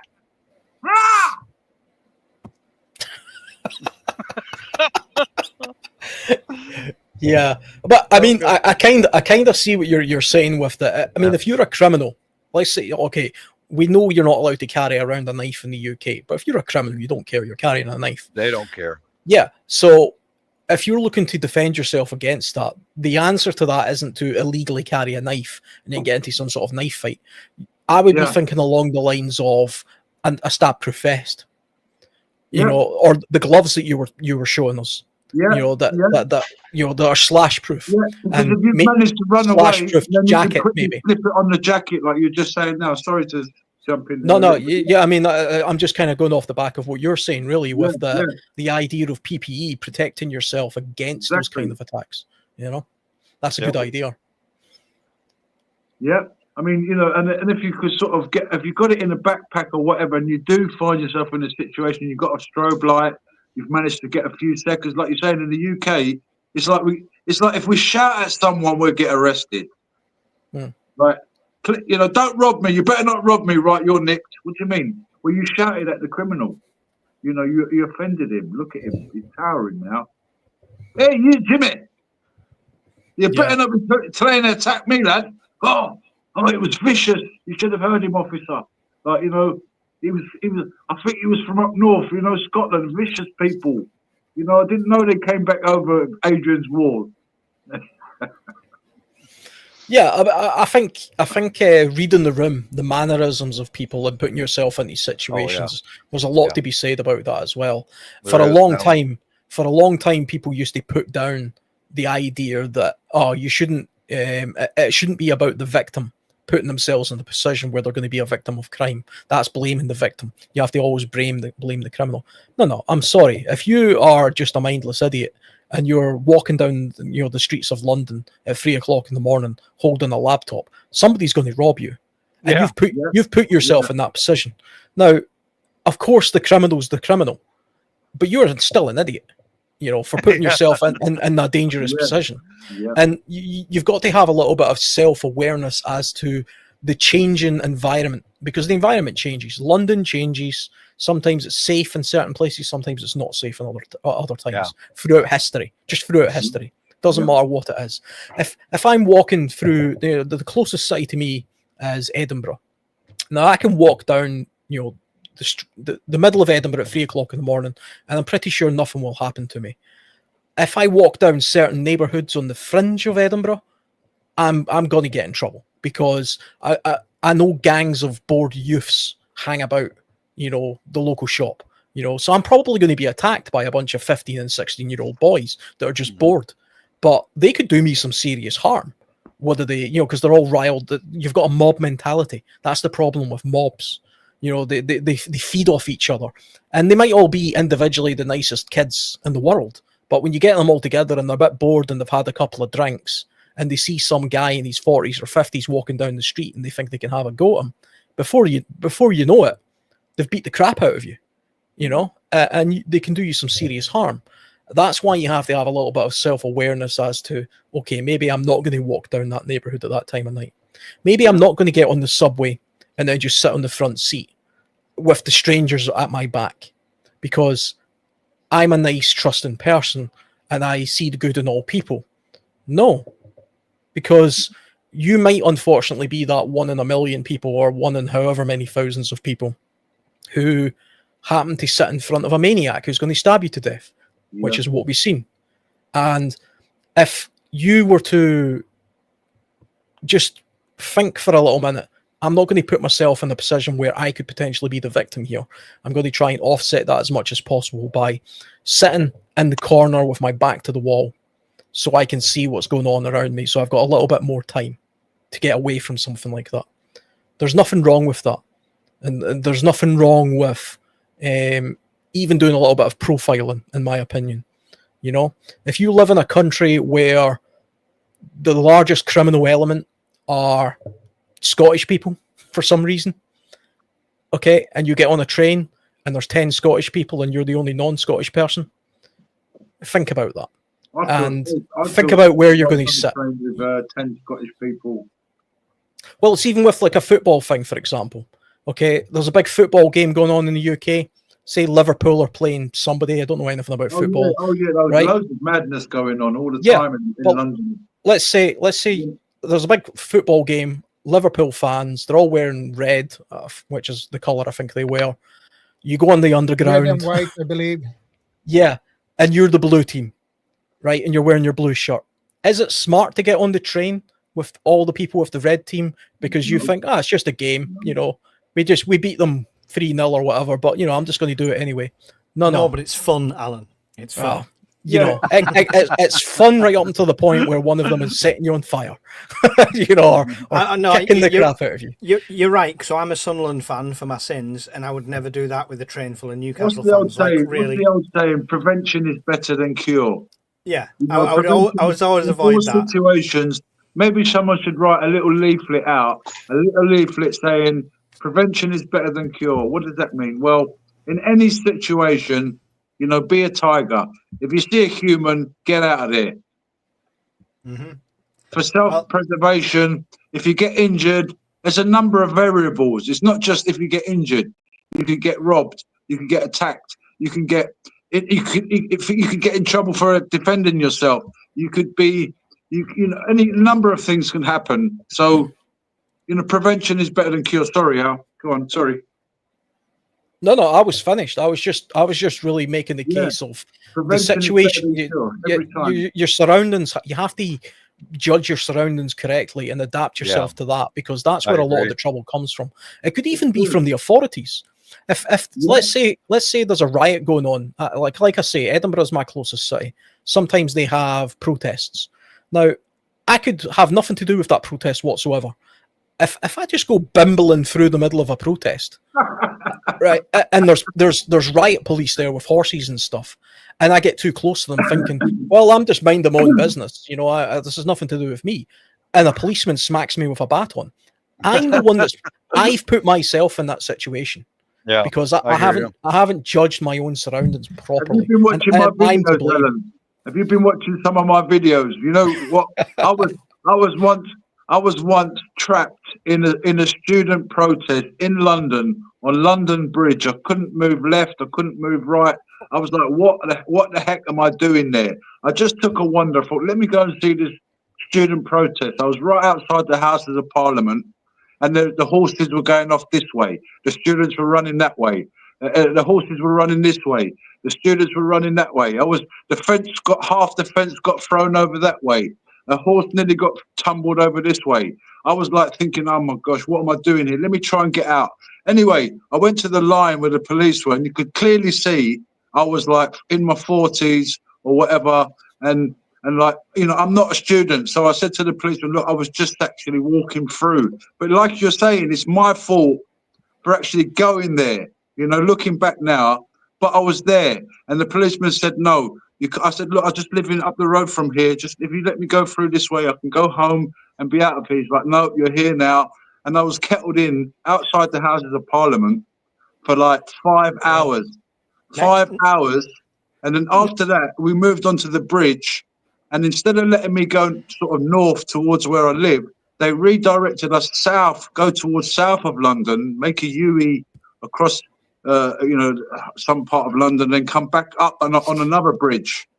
Anyway, yeah, the moral is don't get in that situation. Yeah. By the time you got to the end of the circuit, did you have blue hair? I was about to say, you're just trying to get home. Next thing you know, you've got a criminal record for fighting for the vegan lesbian liberation army or something. Tactics for that, for anybody in that situation, right? Get right up to that police line and then shout something really ridiculously out there. Hold on a second, Mike. Hang on, Mike. What's going on with Alan here? I mean, how did he come to the conclusion that I've turned into someone with blue hair, sort of supporting lesbian, far left, and all this like stuff? I mean, it's just because you were surrounded by them for so long. Yeah, exactly. I get the joke. Alan. At the end of the day, you come back home as a transgender. No, come on, let's get off the subject, please, man. Just get to the police line. Hang on. Just this is genuine advice for anyone in that situation. Get to the police line, shout something horrendously outrageous. I don't know, something crazy like something crazy like. What you mean? Sorry, I've really just clicked onto what you mean. You mean to get through the police line? Yeah. Pretend I'm one of these people. If you shout something against them, like something ridiculous, like there's only 2 genders, they will realise you're not with all the students. But that's the thing. Their job is to get between you and them. So they would instantly pull you over to the other side. It's same if you had a Union Jack in the same protest, they would get between you. So that would get you through. Do you know what? How many people I saw getting hit with truncheons? No joke. It's no joke. Insane. Even during the poll tax riots here, you talk about innocent people getting caught up with it. You know how many tourists had their heads split open? Literally, they're in Oxford Street, and there's one poor German guy with his 2 daughters and his wife, and his head split open, his wife's head split open, and he's going, I come from Germany, show me your paper, I'm trying to get the accent, show me your papers, yes, I come from Germany, right? And anyway, God bless him. So he's had his head split open, and he happened to be near the line where the poll tax riot were kicking off, and there was a massive line of police, all with their truncheons out, and all they were doing was a downward action truncheon. You know when they do that in the UK? Yeah, if you're caught behind that, trust me, you know it's like one of those those corn field machines where they might do the harvester. Wheat. Yeah, it's like a harvester. Like you're getting back, you know, you're going to get bashed on the head. Mm-hmm. Yeah, we do. Yeah. We do have this thing. I mean, this is probably worldwide. I mean, but it's definitely a thing in the UK. The sort of rubberneckers who get themselves into these predicaments or put themselves in these dangerous situations because they're nosy. I don't know. I mean, did any of you guys see the footage that happened recently? The terrorist attack that happened recently in the UK, where a couple of Jewish people were murdered by a religious fanatic, and in the video there was a truck driver up the road from me.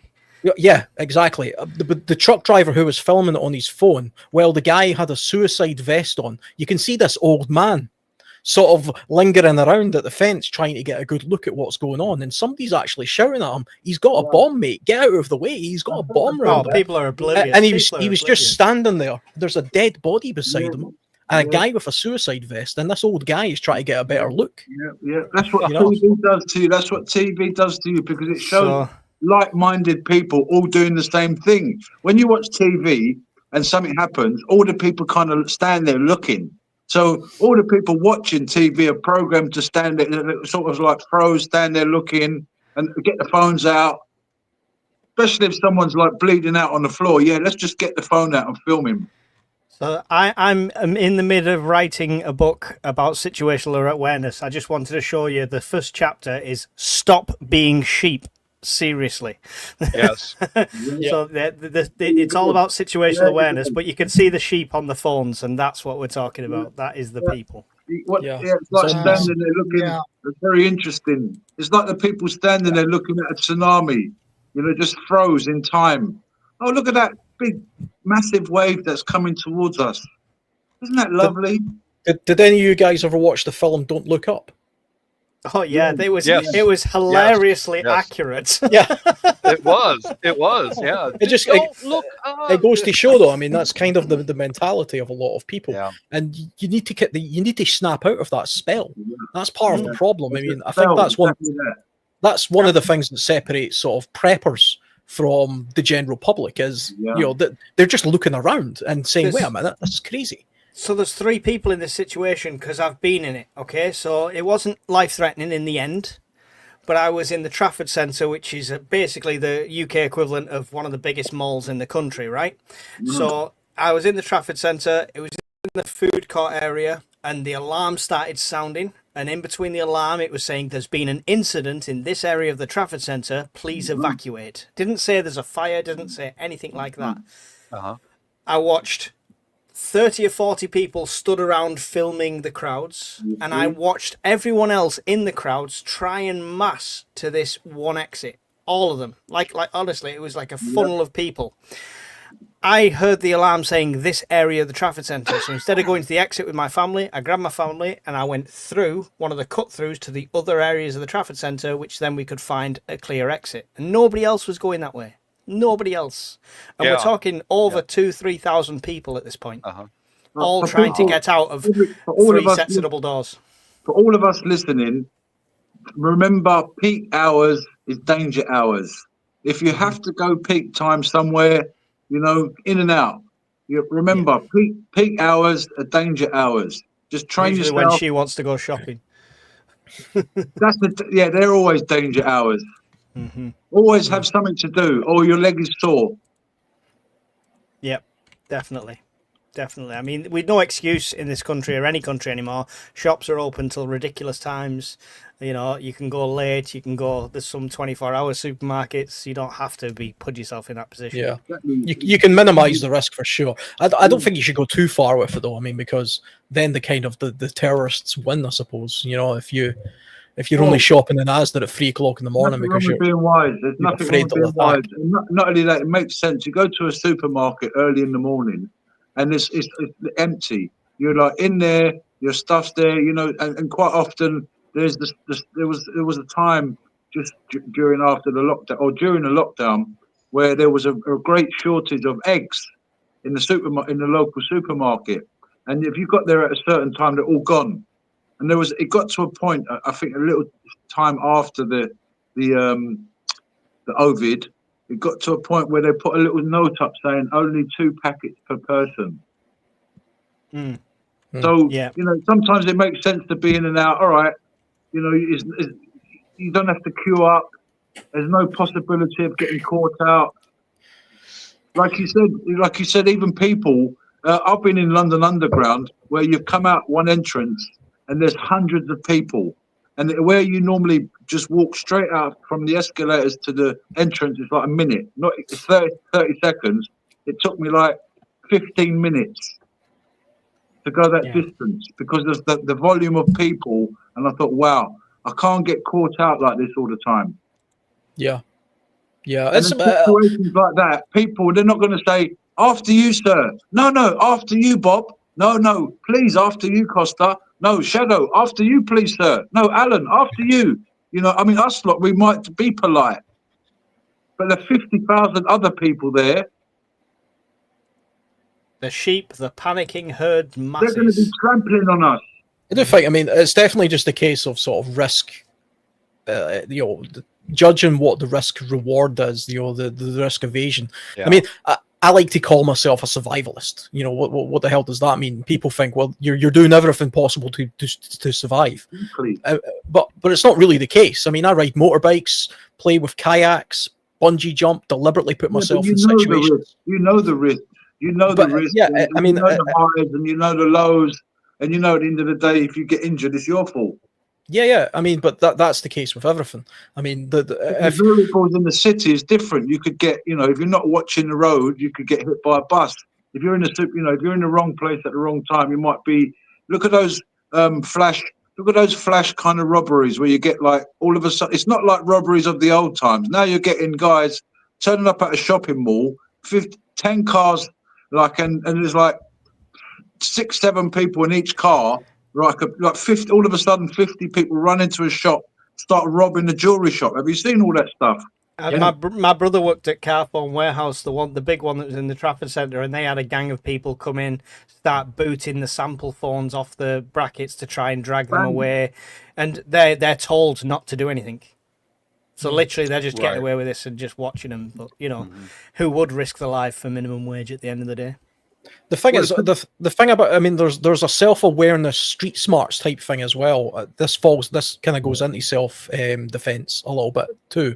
Whereas, I mean, somebody like you, Dear Love, and you live in London, and like if you live in London and you travel in the London Underground a lot, you get an intuition for how it works. You know where you are, you know what's kind of normal and what's abnormal, and you can tell a tourist a mile away, looking at the map, trying to work out what the hell all the coloured lines mean. And so can all the criminals. All the criminals who are targeting people can identify that straight away. I went to New York a couple of years ago, and literally you get off the train from the airport and you end up in the subway, and I felt so vulnerable because there was people trying to sell me tickets. I'm looking at the screen that didn't make any sense. I'm asking this like guy in a uniform how the hell you get out of here, and he just stared at me. And I knew that I was incredibly vulnerable at that point.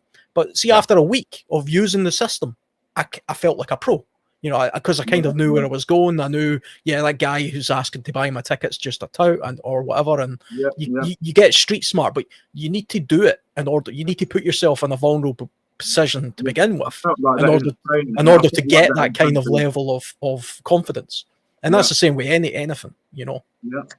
I've experienced what you're saying as well. When I went to Amsterdam, you're thinking, what the hell does that say? Because in Holland, some of their words are really long. It's like 28 letters for one word.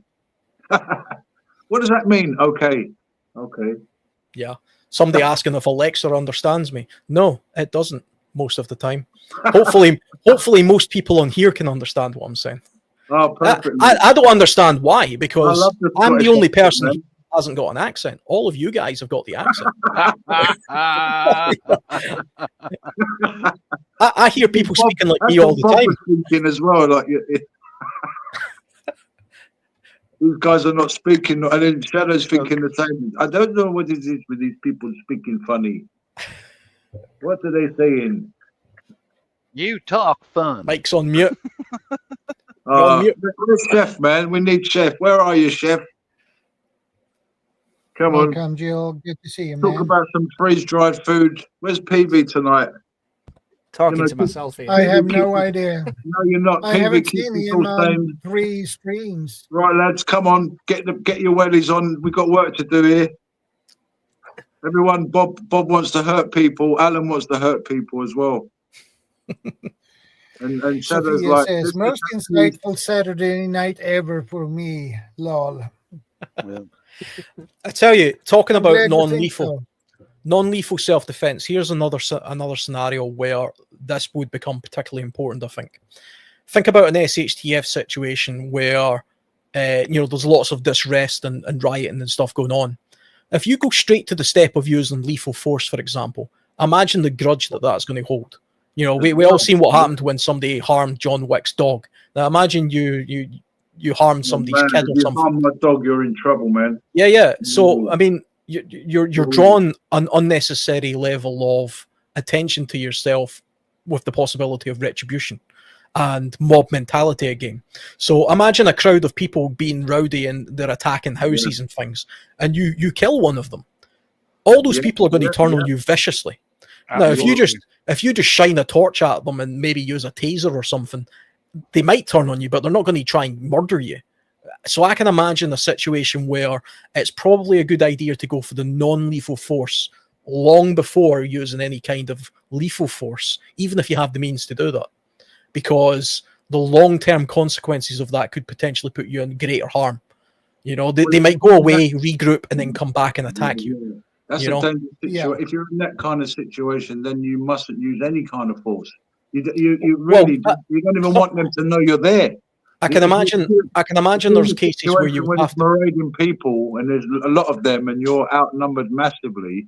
Eventually, they're going to get you or get your supplies. If you're on your own, I'd get out of there. But I don't know what situation you're referring to. Well, let's imagine I can use some real world examples. Let's take some of the BLM riots that took place in the United States, where some people protected their properties by simply showing force. What they did was they surrounded their business, and they had guys with weaponry and stuff like that, and they basically just showed the force. They put on a presence, and that was enough to keep people sort of at a distance. And then you had people. What was that guy's name? I forget his name, but he ended up shooting a couple of people dead, I think. Wow. And if you watch the video of that, where they're trying to chase him down and basically tear him apart, and he ended up using self-defense to sort of fend a couple of them off. But that's a situation that turned deadly because he kind of put himself in a position where he antagonized people to the point where it became a fight with guns and not just a fight with bad, language. Yeah.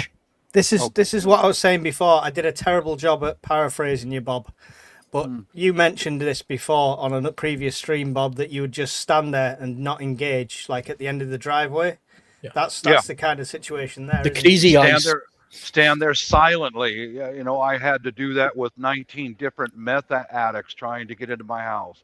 I'd stand there at parade rest and do not talk to them. Yeah. Don't say one word, because then they can't figure you out. They don't know they don't know anything about you.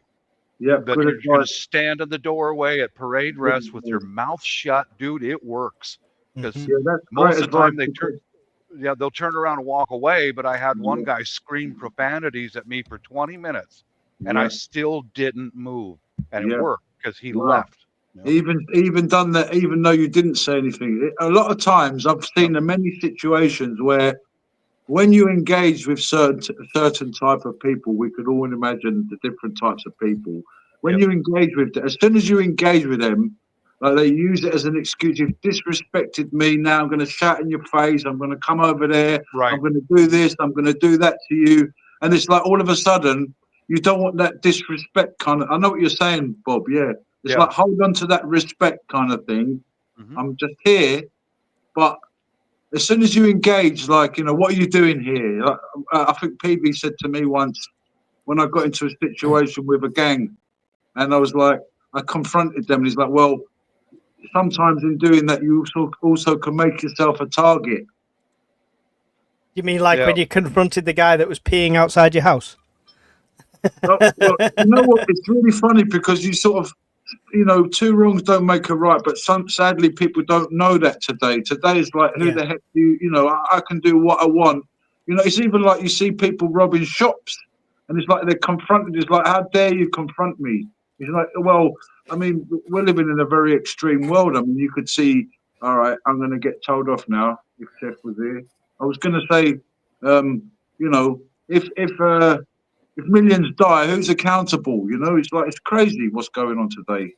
The world is from one extreme to another. You got laws, certain laws now where I think in the UK, if it's not worth £200, don't bother calling the police. So you've got like people walking into an off license or a supermarket, and they're just picking up groceries. Bob, you want to see it, Bob? It's like normal, like when you're going shopping, and you're like, Greg's is help yourself. They're just doing like they've got their shopping list, and then they're just walking out the door. And then you've got sort of diehard security guys here where they're stopping them. It's really crazy. Yeah. There's definitely something to be said about drawing attention to yourself, though. I mean, I can give you a very quick sort of story. It's nothing particularly serious, but it kind of proves my point. Is years and years ago when I was a kid, like a very small kid, 10, 11, 12 years old, there used to be this man who used to walk from his house to the shopping centre. It's only a couple of miles, and all the kids used to annoy him and harass him. They used to like shout things at him and throw stuff at him. They used to call him Junior. And the reason they harassed this guy was because he used to react. You would get a bite from him. He would shout and scream and rant, and he would chase after you. And it was kind of, when you're a little kid, when you're 10, 11 years old, it's kind of exciting. This man is chasing you and you think he's crazy, and you call him Junior. And over time, this guy, kids used to follow him all the way home, so they found out where he lived. And they used to, as these kids got a little bit older, they used to do things like chuck bricks at his window and break his window. The poor guy had his windows broke probably every couple of weeks. Now, my gran actually used to live next door to him, and he had mental problems. He was he was like, what would you call it? He had a very low IQ, basically. There was nothing wrong with him particularly, but his mother had died. He was living in protective housing, they called it. It was like a little old folks home, but he was probably about 35 or something like that. But this poor guy was terrorized for years because he rose to the kids. He was thinking he was just shouting at the little kids, go away, and chasing after them and stuff. But over time, it kind of got to a point where those kids grew up a little bit more, and they were smashing these windows and throwing fireworks at the poor guy and things like that. Had he just did nothing the first couple of times that happened to him, they would have just moved on, and nothing would have happened. And it kind of shows the very long-term example of how something can escalate into something, Or if I was the bad guy, just very quickly, if I was a bad guy and I was going door to door with my brother, we were robbing people in an SHTF situation, right? And I came to Bob's house and he gave me the crazy evil eye. I was thinking, oh, to hell with that guy's a nutter. I'll just move on to the next one. And that's probably what I would do. But let's say I went to Bob's house and he shot my brother, dead. Now there's a blood feud. Now I've got a reason in life. You created a memory. Yeah. Now it's beyond. Yeah. So I mean that's why it's a good idea to try and de-escalate with the non-lethal sort of force. I have on my channel where a guy was walking around the housing complex where we used to live with a bucket, and he's going between the buildings. He's looking for any unlocked door, any unlocked window. He's a meth head, and I fortified my house pretty well, and he comes toward, because he sees my garage door is open, but I've got stuff in the way, so he can't just walk right in.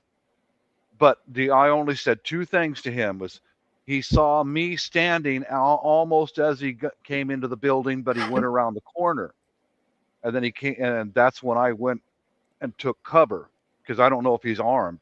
So I crowded around a corner a little bit, and the most I said to him was two things. One was, "What are you doing?" "Oh, I'm doing just fine, thank you." And then he's looking around inside my place, and I'm standing there, not moving, not talking to him, so he cannot assess me. And then when he's looking around, I just told him one other thing: "Don't break into my house." And he replied, "Well, good luck with that." But that's the only interaction I've ever had with any of those junkies. The rest of the time, I just stand there at parade rest and just don't move. Kind of like one of the grenadiers, just don't move. Just stand right there. You don't know what the guy's thinking if he says nothing. You know? Yeah.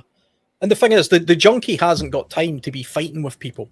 They want the easy target. They want to just, they want to move on. So they don't. Once they've, I mean, they've identified that, why go to the trouble of fighting with this guy when we could just go to the old lady down the street. Yeah. Easy pickings. Yeah, that's very less lethal. Don't interact with them. Just stand your ground. Don't talk to them, and they'll move on. And I've never had any of them come back to my place. Never, not even once. But because they saw some lunatic dude standing there at parade rest with a 45 on his hip, and they go around. That's very, very less lethal. Don't interact with them, but stand your ground. Let them know that you ain't getting in here, Yeah. So I suppose the opposite of that would be somebody who's overly submissive. You imagine these people that kind of like they're afraid to even look you in the eye. They sort of look away. They just look like an easy target. They're almost presenting themselves as an easy target. That's been the same. That's not like a thing just as an adult. That's been the same since high school and stuff that. Sure. If you walk around like this, they will see that and they're thinking, right, that's my target. That's easy target sort of thing. Yeah. You gotta walk with confidence, keep your head high, be very situational aware. Yeah, massively. Have you noticed when people walking through their own sort of town, their own village, they've got this air of confidence about them. Like the place, you sort of, you're walking through, you know where you're going. But then if you notice other people that are sort of touristy, they sort of stop, hesitant, looking at their, they might be looking at the map. They might be, and you know who's who. So, I adapted that when I was going through a kind of an area to me that was alien to me, whether it was in another country or whether it was another city in the UK.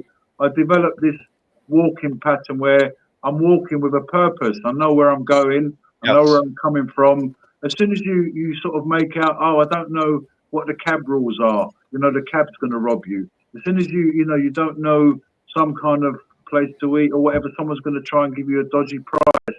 There's a lot of scammers in different countries as well. So you develop this awareness. So I'm sorry, I don't want none of that, mate. And you just walk through. You ain't going to hesitate. You ain't going to stop and say, what's that free cup game you're playing? Oh, look where the P is. Look, just keep your eye on the P. Tell me where the P is. $5.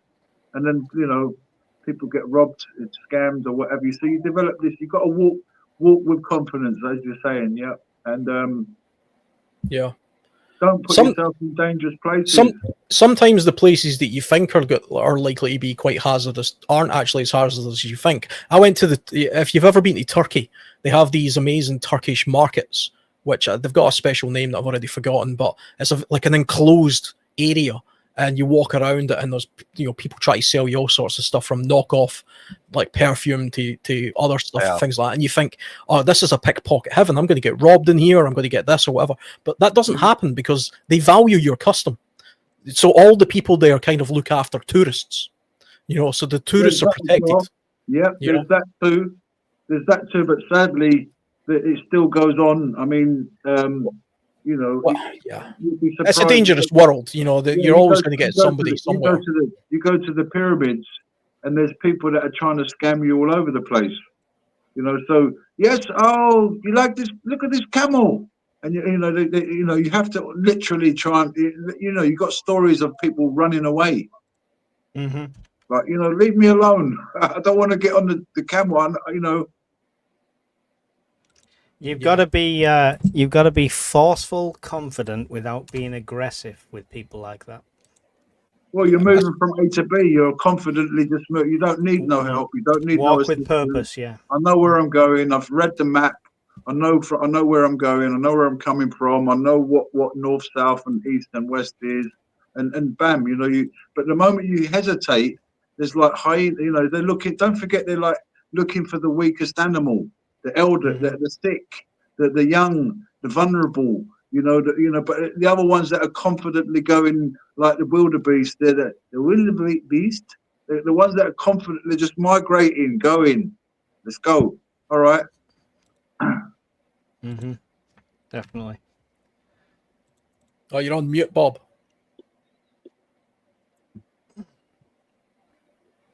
Whenever I read a map, wherever I'm at in the world, I get off the sidewalk and I go into a shop. Yeah. Right away, get off the sidewalk so that no one sees what you're doing. Same way with have to get on my phone for some reason. I go into a shop and then go on my phone.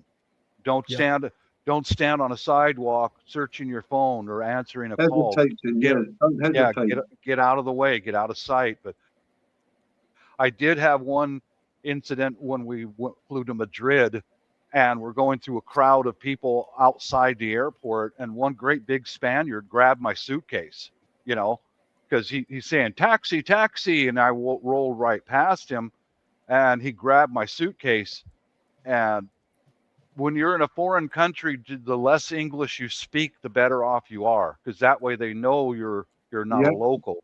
Yeah. So I just I was like 240 pounds at the time, and I just grabbed my suitcase and ripped it out of his hand, and I shouted, "No!" That's the same word in Spanish as it is in English, Yeah. you know. So, and I just kept going. My wife was cutting through the crowd like a little midget, you know, ripping through the crowd, and I'm trying to follow her with our bags, and oh God.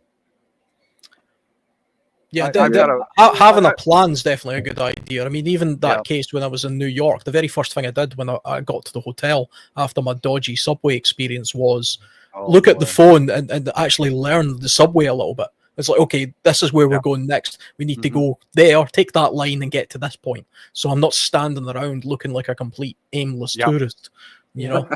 Any situations like that, if I need to use my Google Maps, I'll make sure I'm safe, out the way, and I will give myself pointers. Like, I'm going to go until I hit this T and turn left, and then keep going and hit this next one and turn right. I'll have them directions in like waypoint markers. Yeah, to then find the next place where I can be safe enough to check it. Don't walk around going, I'm walking this way. Don't do that. Story for you guys. Just going up to the toilet.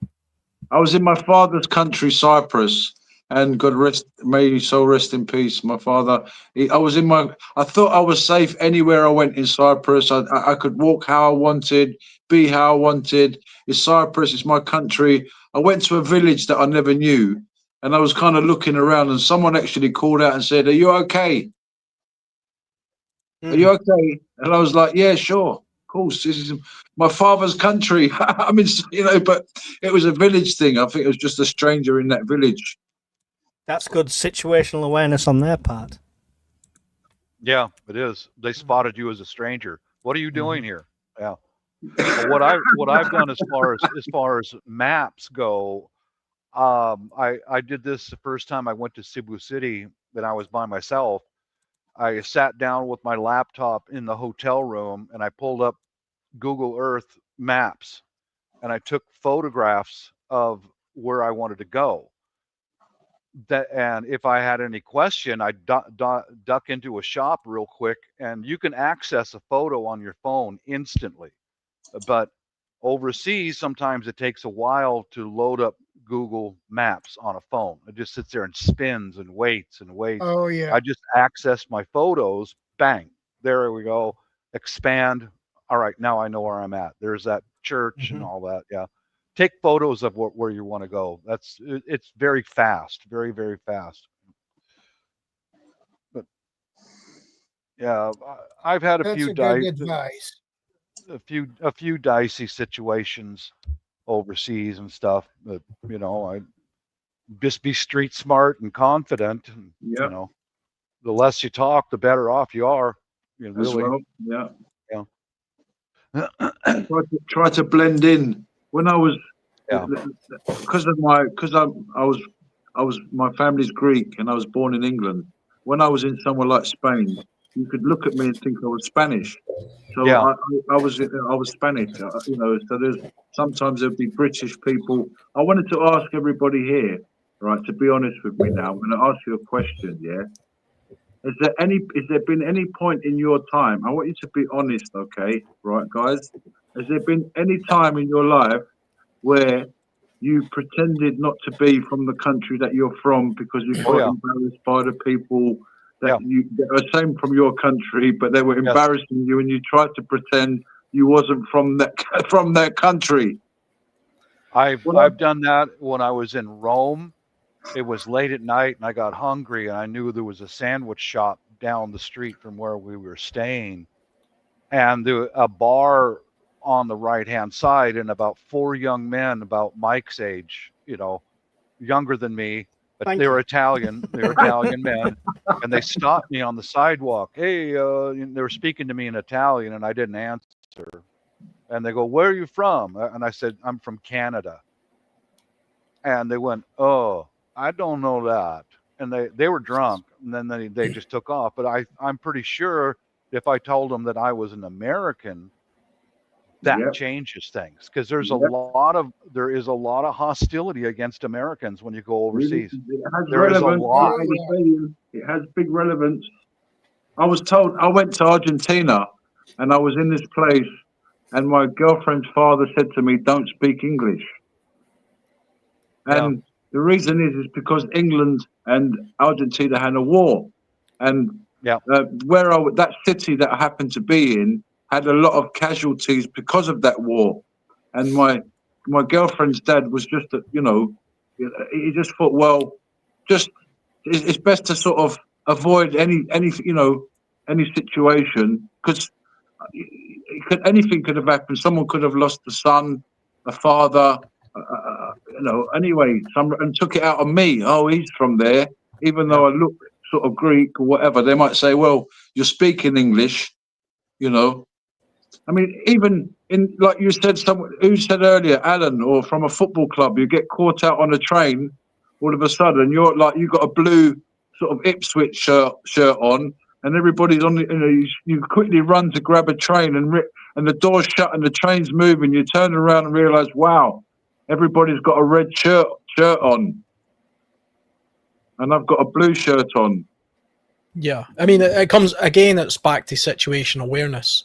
If me, as a British person, was to go for a holiday in Afghanistan, I would probably be setting myself up for a bit of a fall. I don't know though, because there's been people that have grown beards, grown their hair long, wearing a shamag, go in the sun for ages, and then you'll blend in, brother. Trust me. Well, have you seen there's redheads in Afghanistan? There's redheads, blonde hair. There's blue eyes, green eyes. I mean, I only chose Afghanistan because it's in general. If you started speaking Scottish and stuff. Yeah, well, I mean, from an accent, ethnicity point, I've never pretended to be from another country. I have heard a friend of mine who's also into motorcycles did a trip around Morocco, and he told me that if people ask where he was from, he used to say Ireland, because Ireland sounded a little bit less aggressive than the UK or Scottish. Right. Obviously, it's the same place. Yeah, like for me, Canada. Yeah, Canada's like most people can't really tell the difference between an American accent and a Canadian accent if you're not from North America. I can't tell the difference really that much, and a lot of people can't tell the difference between Scottish and Irish if you live in Morocco. So that's kind of why I think I probably would just say where I was from, but I would try to read the room. I would want to know why they were asking me. Was it harmless curiosity, or are they trying to figure out if I'm worth taking as a hostage or something? What I really meant was, have you ever sort of pretended not to be your own, where your own country is? Have you ever said, I'm not Scottish? No, Scottish people make a point of telling everybody. No, but what I mean is not actually mentioned it, but try to sort of blend into that sort of, like if you was in Germany and there was some Scottish people being crazy. It's just okay, yeah. Not for that reason, but I kind of do that everywhere I go. This is why I don't go on holiday all that much. But if I went on holiday to Spain, specifically to Catalonia, and I learned the language. For months I tried to learn the language, and I speak to people to get the accent right as well. So I know if I've got to go out, like I had to go to a pharmacy while I was there. Didn't want to go into a pharmacy as a tourist asking for medication. You sound local, you can ask them in their language. It helps. So I'd kind of, I do that anyway, but not because I'm embarrassed of the English. Well, I am embarrassed of a lot of English people, but that's... I've got a relative... It's part of that hesitation thing as well. Mm-hmm. I've got a relative who lives in the south of France, and he says it's a very, very small town, and they're very French. I mean, they're like they don't like tourists and all this kind of stuff. They're very French, and he says that a good trick to do, like when you're visiting, when you're down there, is when you go into a shop, get your phone out and try and ask for the thing that you want in French. They all speak English, but they will appreciate the fact that you've at least tried to do it in French. And they will listen to you for about a minute and then say, it was kind of okay, but we speak English, it's fine. But they appreciate the gesture. And that's just a polite thing to do, I think. That's what I do in the Philippines, is either try to learn the language in Tagalog or Bisaya, or at least good morning, thank you, you're welcome, and they know you're foreigner, of course, but Yeah. do you know Yes. what ethnic group of people I have received more hostility from overseas is Australians. Wow. They That's surprising. fucking hate us Americans deep down. They Wow. hate us. They despise everything about us. And it's like when I'm out with my family and we're in town doing something, I tell them, as soon as I hear an Australian accent, I'm leaving. I'm just not going to Wow. get near those fucking people. Oops. I mean, really, they're that vicious. Oh, you fucking Americans, you and it's like, and these are jackasses who've never been to the States. Never. These beeps are really slow tonight. Well, what they judge me on is by what they see on Sky News Australia, and they judge me as part of that. Yeah, well, I mean the over being judgmental of entire cultures is always a problem. I mean, kind of like what Mike's saying. Like British people have got a terrible reputation in places like Spain because they go Anywhere there. for football.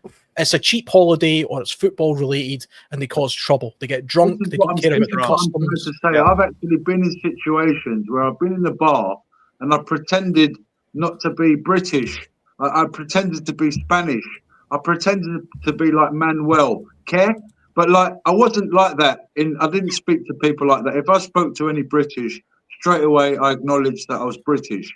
Right? I weren't sort of hiding in that sense. But if I was just sat there, no one knows that you're British if you just sat there, not saying anything to anybody. I was just sat there, and I've actually heard British people having a go at the barman, saying, "Don't you flipping speak English?" He's trying to say something to the barman, and then the barman said, "This is Spain." Mm-hmm. Yeah, I was going to say actually, English-speaking people do have this horrible tendency to just assume the rest of the world should speak English for some reason. Yeah. Well, I don't know why, but I've seen every kind of people do it. Look, man, I'm just saying. Look, the whole world does it. There's from one extreme. I've seen African people do it. I've seen American people do it. I've seen British people do it. I'm sure in your lifetime you've heard the expression, "You can't do that to me. I'm an American. You can't do that to me. I'm British. You can't do that for me because I'm a king in Uganda. You can't do that to me because I'm this person," right? Whatever. Everybody's got had that little moment of entitlement and whatever you. But anyway, what?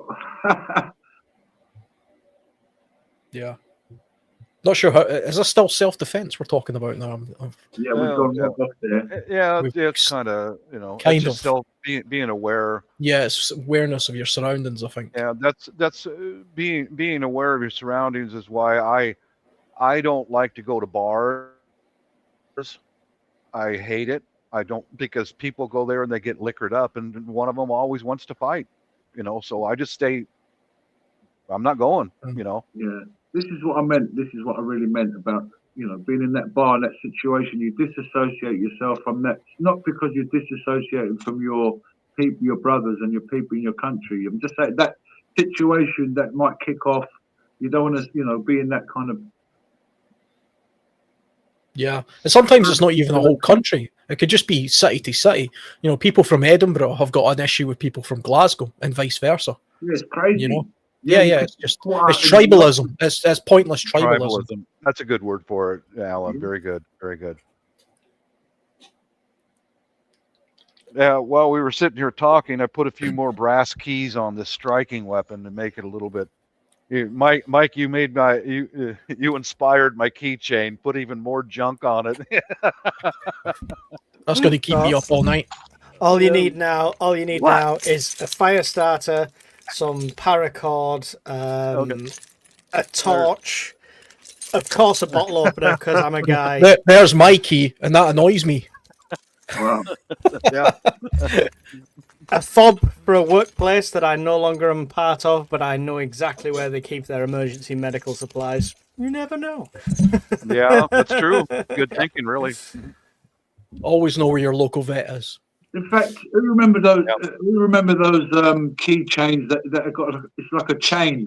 It's like a fashion thing. You've got people having chains dangling from their trousers, and you could actually use a kind of chain. My father came to the UK, London, UK twice, and had his wallet stolen, and by pickpockets. So when he, sadly, we know the place, and my dad got pocketed twice.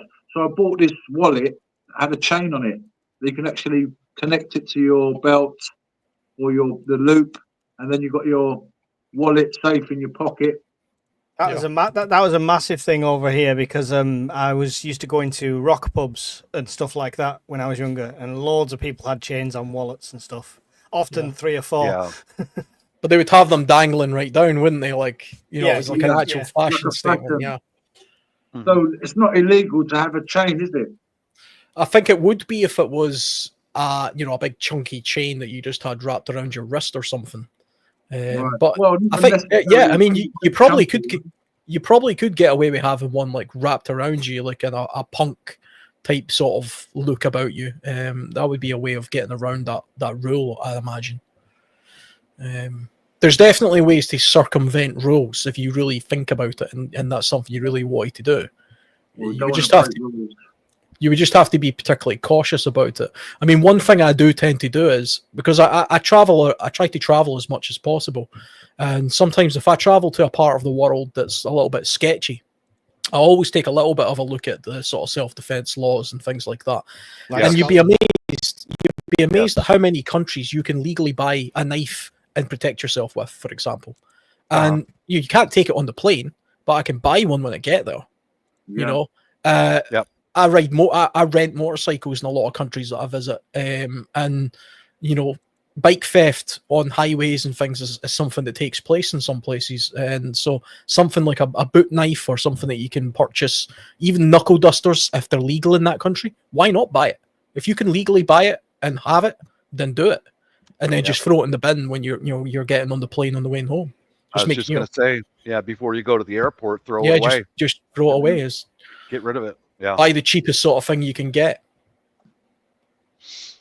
I was in Argentina years back, and I was by a river. I was doing a bit of camping. It was great weather, and I was there with my girlfriend. We're just setting up the lunch, getting ready to eat, and two guys on horses rode up, and it was living gauchos, the real deal. I was like, wow. I was like, wow, it's like watching a nature program, like David Attenborough or something like that.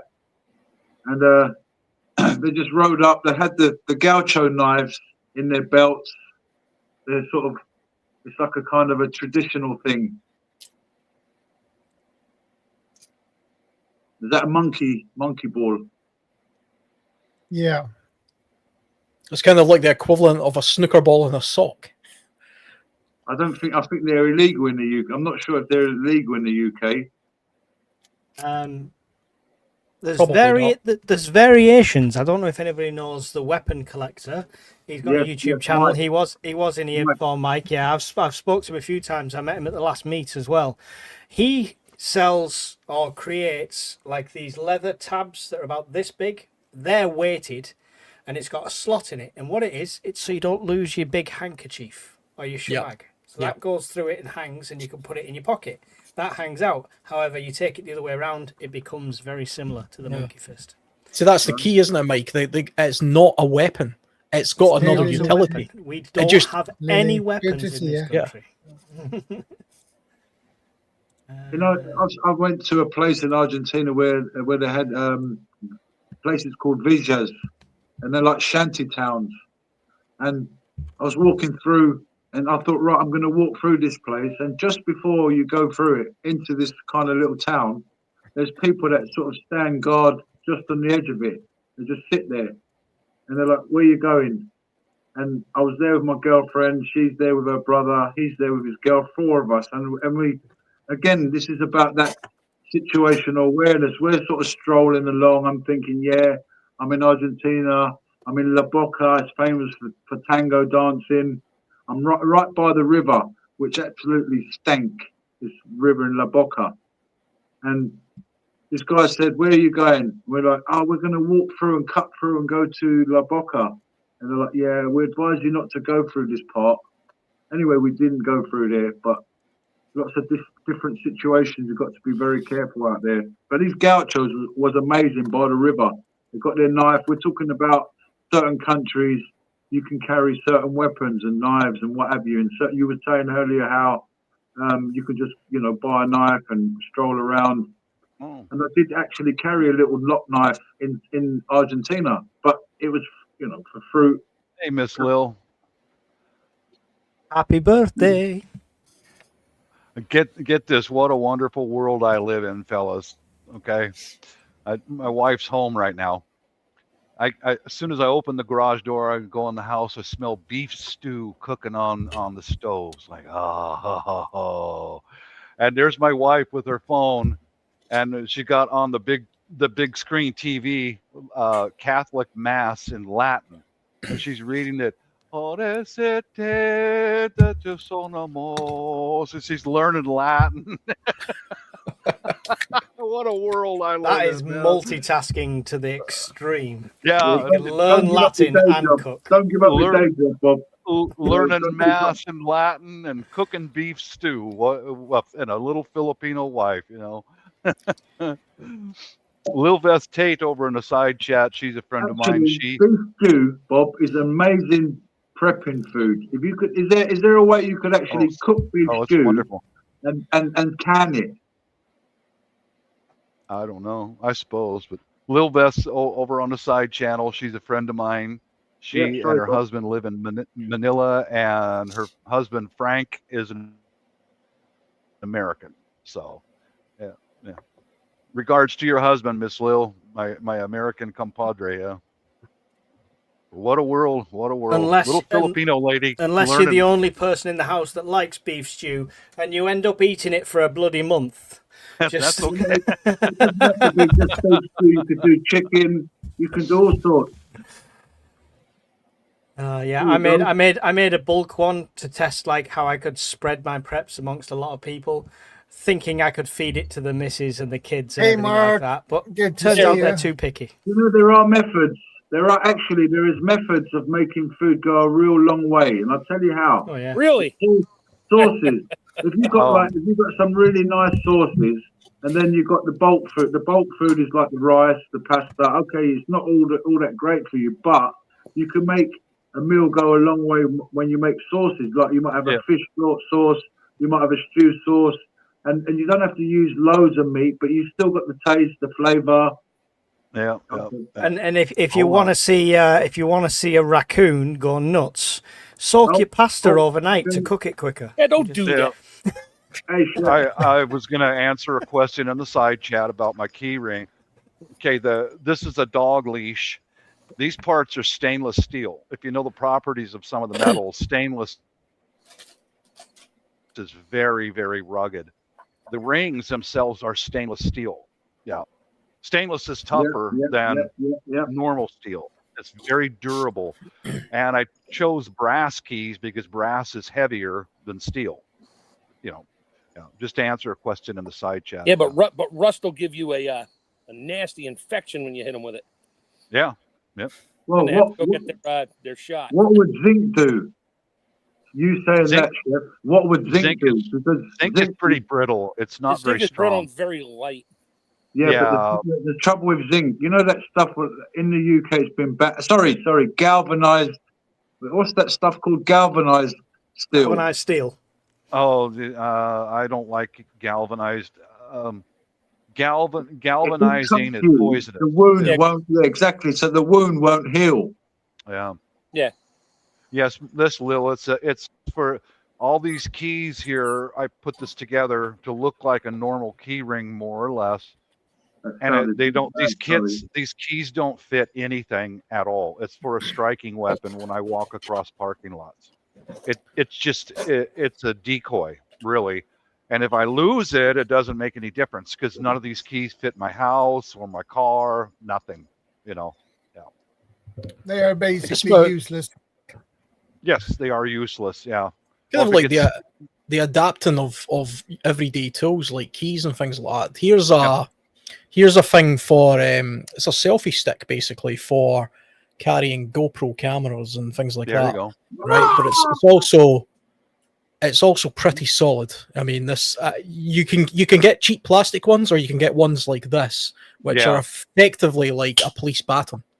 You know, it's like it's a serious tool, but it's a selfie stick. It's for a camera. I mean, it's not for being a baton. It's kind of, it goes on sort of Mike's principle of you know, if you just end up using it like a baton, then that's just happened out of, you know, like a coincidence. You know, Alan, I want you to know right off, I would use that right there to beat the crap out of any raccoon that came anywhere near me. You know? I've never seen it. I've never seen a raccoon in real life. I feel sorry for raccoons, man. Only they're having a bad time, I reckon. Only East Coast raccoons, I'll beat the crap out of them. The ones out here on the West Coast, I leave them alone. Yeah. Or you send an airstrike on them. Mismanagement. When you got to cow animals, I think we're the ones who've done it wrong. We've set it all up wrong in the first place. Where, you know, it's not being okay. You got to let the ecosystem do its thing, but at the same time, it's all we're kind of hogging it to the point where I don't know. Are we the ones? Why is there a hog infestation? Do you guys know? Why does that happen? Oh, down south, because somebody released a bunch of feral hogs and they breed like bunnies, and they can't shoot them fast enough. Yeah. Keep breeding and they destroy the crops. Yeah, so we have the same problem with people. Yeah, no, he never meant that. Come on, man, he didn't mean that. Wait, he got cut off. Daryl, I've got 5 kids. I'm part of the problem. No, you're not, man. Good on you for multiplying. Well done. I've nearly got my quiver. Don't forget you're the arrow. I mean, sorry, you're the bow, and your little ones are the arrows. So you've got to fire. You got to make sure they fight. I'm going to try and bring the Scottish. Please, Alan, say it for us. Make sure the arrows get fired long and far. Or is it a Spartan thing? The arrows. Scottish people and Spartans are often confused. You know what I mean? It's really funny. They get the 300. I mean, sometimes I don't know if I'm watching that movie 300 or Braveheart. Just all looks the same. No, but Braveheart makes sense that you've got a Scottish guy, yeah. But when you watch 300 and you've got Gerard Butler playing Leonidas, the Greek guy, he's like, yeah, Spartans, lay down your weapons. And Leonidas says, come on, get them. Come over there and do it. To be fair, I don't think Mel Gibson is that Scottish. No, I know. At least he did a passable impression. At least Leonidas could have, at least Gerard Butler could have tried to fake a Greek guy. No, I'm not bringing my. I'm not putting my kebab down. No, go ahead. Just for the record, everyone watching, he can stereotype. He's Greek. It's fine. It's all right. No, man, there's nothing wrong with it. You know, this is what they're trying to take away on humour. You can make fun of Scottish people like because a robot. You know, what is the final accent? This is my question. Okay, they're trying to get the final solution. Well, what's the final accent going to be? Are we going to all speak like Daleks, or is no one going to speak anymore? I think it would be humankind going to lose their language, or is the AI going to speak on our behalf, or what? Are we going to be gone? Where are we going to be? Like, you know, we're talking about the ethics and tactics of non-lethal defense. How do we all right, sorry, yeah, well done, Chef. I'm stopping. Easy, buddy, easy. Love you, man. I'm breathing. People say breathe. I know. Come on, someone give me some oxygen. I want to answer him though. It would be no accent. Nobody can place mine properly in the UK because I've lived in so many different places, and it ends up merging. No one to know where anybody came anymore from anymore. Yep. Now I have an East Coast accent. My heritage goes to Newfoundland and Scotland. So there you have it, folks. My long lost brother. Yeah. Hey, accents are stereotyped massively anyway. You lot are all Greek. You're all Greek and you just don't realise. You've forgotten about it. Yeah, okay. All came from here. I tell you, I mean, Bob and Chef Tech sound totally different. They have different accents. Same country, but we're different coast. I mean, I tell you, I sound very different from somebody who comes from Glasgow or Inverness or somewhere like that. You can see that when Alan and Brian are on the same podcast with me. Oh, yeah. Although me and Brian actually don't live too far away, although he's closer to Glasgow than me, I'm closer to Edinburgh, so that there is actually at no point have I gone, who said that? Alan or Brian? I've got a joke about the grey man in Scotland. Here's this quick joke about the grey man in Scotland, right? So this is how to behave in Scotland, right? So this is what I learned. I just done a big delivery from London, went to Scotland, done this delivery for a printing company. It was really good cash. My boss said, look, it's going to be a very long drive. Just go over there. We need this stuff delivered. They want it like now. Tomorrow morning, they must have these leaflets. Anyway, so I've driven up to Scotland that night thinking, all right, great. I'm going to Scotland, getting good wages. So I got to Scotland, done the delivery overnight. And then in the morning, I stayed at a hotel. In the morning, I'm driving around thinking I need a nice good calf, a good meal, and a real hearty meal. And I was driving around. I couldn't see no one early in the morning. And I bumped into this gentleman. And I sort of I felt finally someone here know where there's a good calf. I wound down the window. And I'm not being, I'm not taking the mick or nothing like that. I said, hello, sir. I'm looking for a cafe. He went, a cafe? All right. I don't know. He said, but I know where there's a pub where you can get a pint and a roll like that. And I cracked up, right? I was like, a pint and a roll, like, this is the Scottish breakfast, a pint and a roll at like 8 o'clock in the morning. I'm looking, I said, no, I need a calf, like with the whole lot. Anyway, cut a long story short, like, so if you want to be a grey man and walk in confidence in Scotland, like, you know the area, say, right, I'm just going for a pint and a roll. What's a 7-course meal in Ireland? Also, you have fried Mars bar, which is fantastic, man. Fried Mars bar. Well, once again, I just went in the house and there's my little Filipino wife looking at her phone.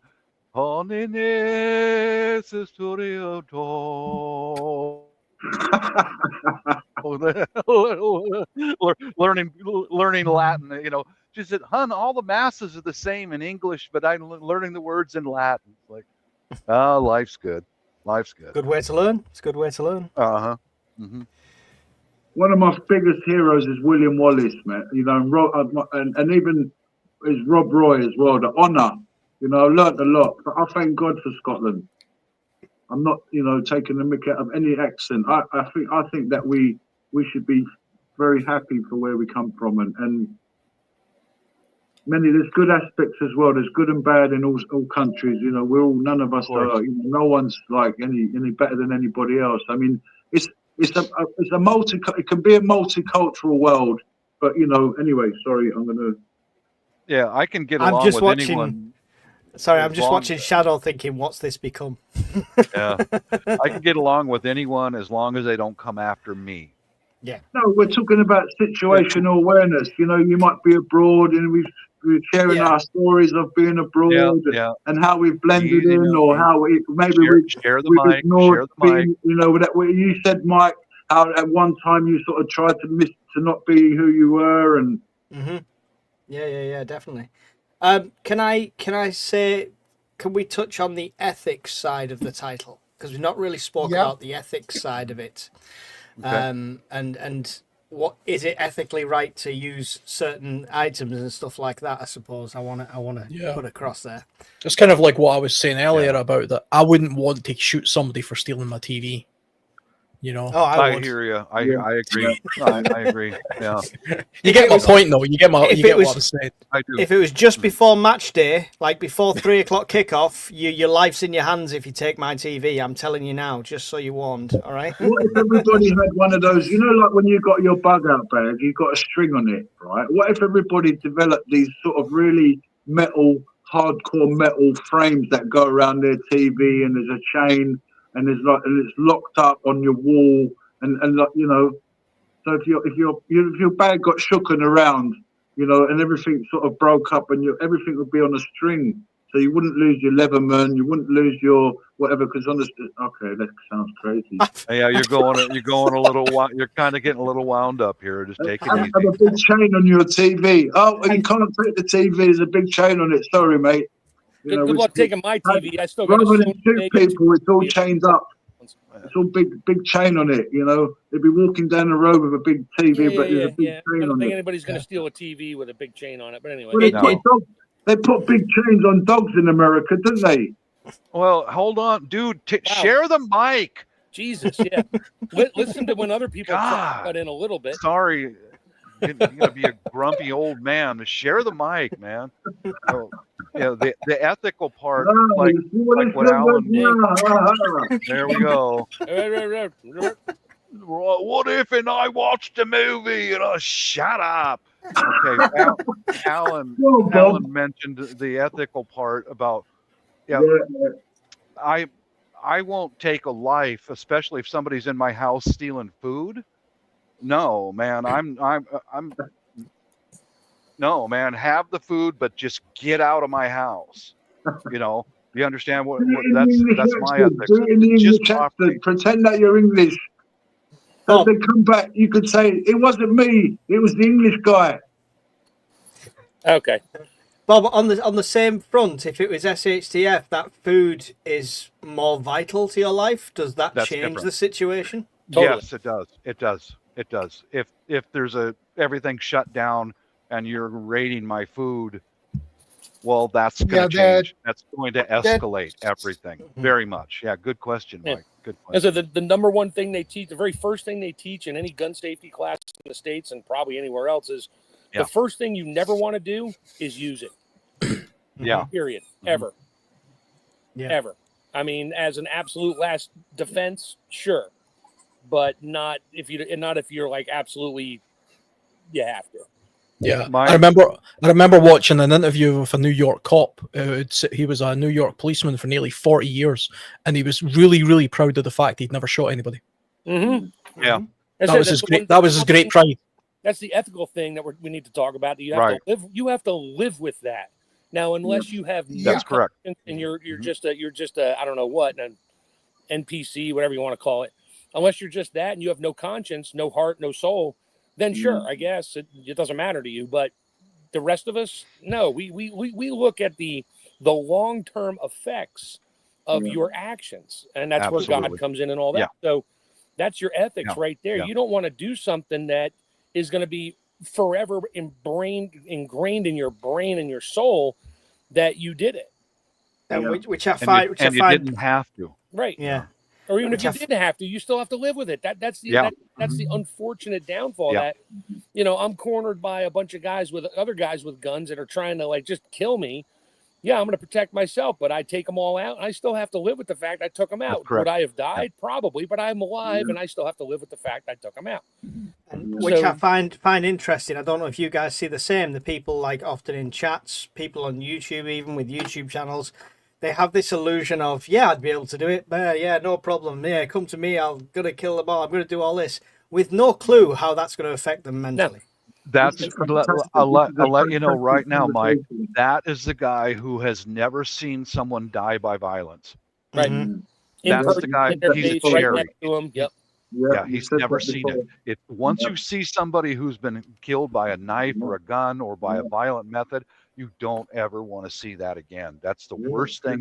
Hell, even if somebody getting hit by a car and dying, that's bad. It stays with you for life. Yeah. It's etched in. Let me fill you in. My policy is, okay, I'm armed. When I'm home alone here, I have an H harness with a pistol on it, and I walk around the house armed. My policy is, if somebody gets in the house and I'm home alone, I will do everything I can to go out the back door and escape and get out of it. Now, if he's got friends, that escalates things. Yeah. especially if they're coming at me and he's got friends and they're coming right at me, that's when I'm going to go to the next level. But if someone enters a home and my wife or son or daughter are upstairs and I can't get to them, they're between me and my wife and daughter, that's when I'm going to bring it right down on his chest. If I'm home alone, and I will do anything I can to get out of the situation, because crying out loud, guys, this is just property. If I could afford to buy it once, I can afford to buy it again. Yeah. I think as well. I mean, that could come down to the zones again, eh? Sorry, Swede. There is another problem. Let's say, Bob. Yeah. If somebody come at you when you're home alone, and you go out on the back door. Mm-hmm. But that dude has his friends guarding the back door to prevent you get out. What are you doing then? Oh, that makes it that's different. A perfect trap, and that's where you have to act. Yeah, you have to act. Yeah. Yeah, I think. I mean, I would break it down into if I lived. I mean, I don't know exactly where you live, Bob, but I mean, if you, it sounds like a more dangerous place than where I live. He's near Portland. Yeah, so you have to take more measures than I do. For example, I do. I would consider breaking my property into zones. So my back garden and my shed would be a zone that I would protect in a non-lethal way. So I would maybe have one of those tools that could, somebody's breaking into my shed, I would use one of these non-lethal tools. But if they cross the threshold of my house, I don't have time to know if they're stealing food or trying to just murder and rape me. That sounds like fun. I'm a pretty guy, so they could have anything in mind for me. So the second they come into the house, I think that's probably then that's the most dangerous situation for them, at least. The more you speak, Alan, the more I'm not looking forward to our camping trip in December in Scotland. Now, if they came at me to try to steal my Diet Pepsi, that's it. All bets are off.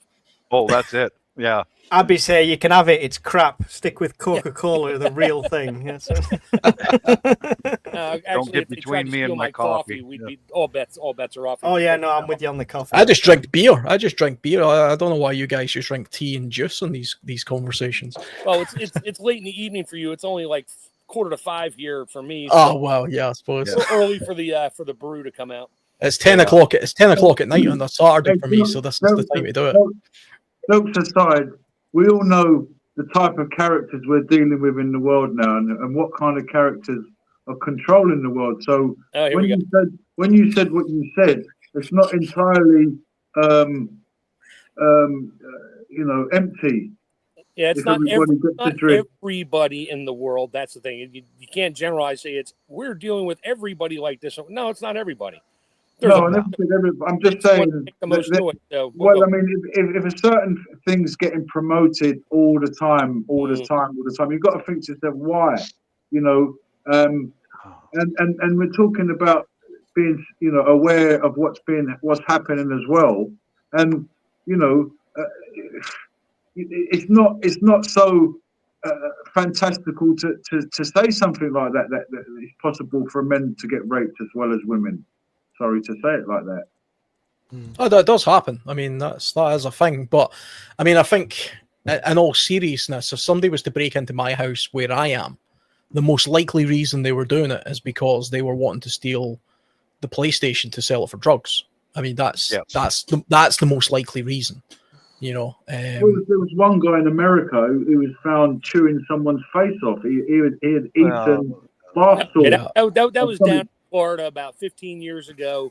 Yeah. Yeah, that guy was he had some serious mental issues, so that's not the United States wants to chew your face off. Yeah, I mean there are people in the world. There's Hannibal Lecters in the world. There's psychopaths. There are nutters. They do exist. I mean the chances of you coming across them are ridiculously low, I would imagine. No, I did actually. When the crap hits the fan, those are probably the first ones that are going to get off because Well, yeah, because in an SHTF situation, people are going to change. You know, the supermarket's going to be empty. People are going to be hungry. If you're unsure if they're a psychopath, just give me a call. I'll let you know if I married them at any point, because that's usually the way that goes.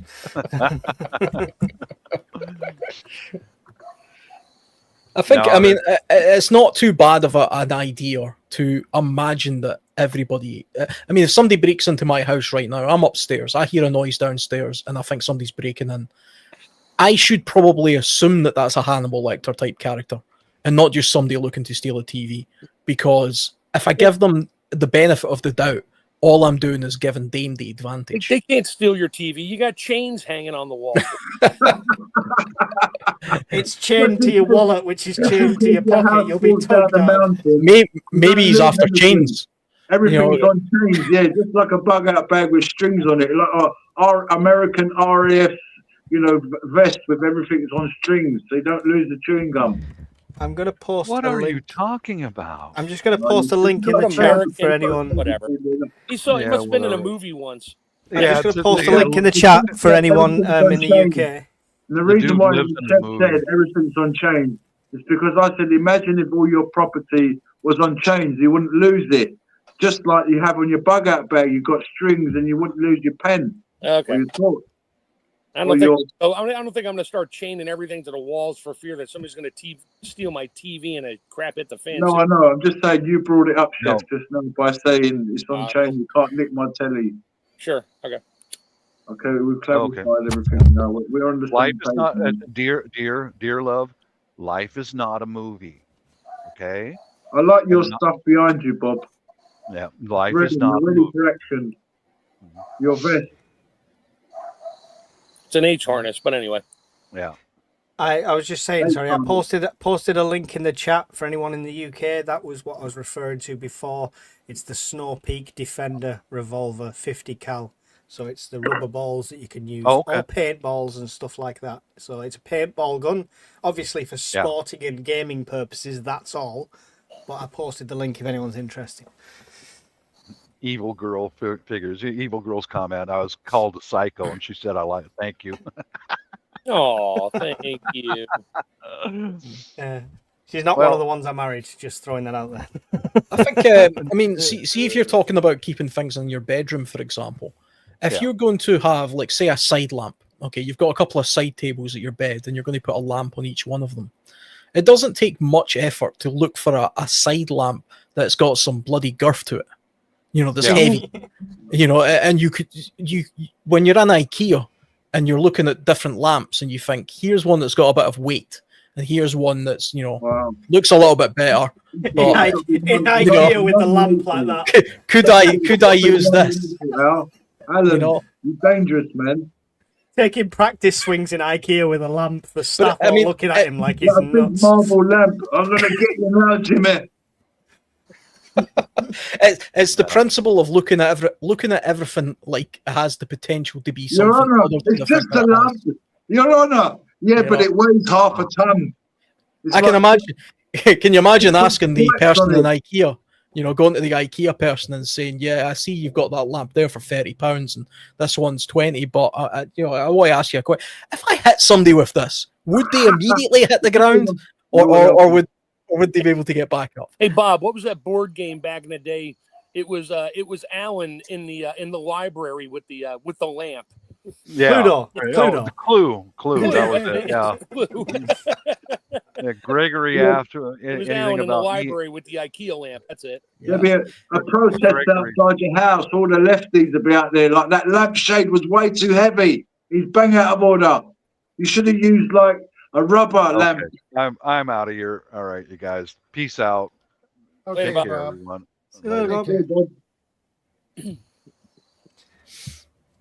What was the EMP predictions or tips? Too late. Bob's gone. Yeah. Was it something we said? Yeah, I don't know if Mike posted it. Somebody posted it or I saw it. That some company that makes, Faraday bags or EMP bags or something got sued because they don't work. This is the problem. This is the problem, right? That's why I've never trusted them silver boxes with the blinking light that hook up to your car, and it's supposed to magically be EMP proof. Yeah, there's another one of those. Yeah, I think that was one of them. Yeah. Hooked up to your electrical system, so if an EMP hits it, it'll absorb it. No, it won't. All your electrical circuits are going to absorb it, and every circuit board's going to fry. Yeah, Pretty much. we're being scammed by it all. It's all a big scam. Prep like me, prep like it's the 1860s. Then it doesn't matter if your power goes. Yeah. We humans went hundreds of thousands of years without electricity. We would still be alive if all the electricity disappeared tomorrow. It would just be difficult. You just have to relearn how to do it without electric. Yeah. We'll be setting up primitive AA schools where like people will be getting off stuff like slowly. Like I used to be on the internet 24 hours a day. Like they'll be like, what brings you here to the primitive AA meeting in the forest? Like chef will be like, look, I'll just get on with the food. Chef will be like, the way we deal with things in Sweden, we just try to sit down. They'd have a new group like AA called EA, Electronics Anonymous, because all these kids that are stuck to their phones would have a mental nervous breakdown for the first 60 days because they can't get on the internet what their friend is doing that they think is their friend across the country, blah, blah, blah. Yeah. I keep hearing the Twitter ping in my sleep. Yeah, Mike and Ellen would have their headphones on still. Yeah, we used to talk with the headphones on. There's no electric now, but you still got them on. Like, I'm the headphone. We joke about it, but when it all hits the fan, if my brain can't cope with it, I'm going to be sat here with headphones on, a mic, and an empty screen or a fish tank, and still doing podcasts to myself. That's what's going to be happening. He'll be talking fish. Will I am. Yeah, I've got food. I've got baked beans. I don't know if this radio's working. I might be just talking to myself. That's going to be it. Yep. Radio nowhere. Hello, is anybody out there? This is Major Tom to ground control. All right, stop it. I need to go drink to coffee. Virilin, remember Virilin? All right. Oh, and an American will shout out, I've had enough of those British guys. Oh, I've had enough of those Tea Party mob. Like, I'll be just happy to hear a voice. Well, I don't care where anybody's from. It's just great that we're talking about these kind of things. And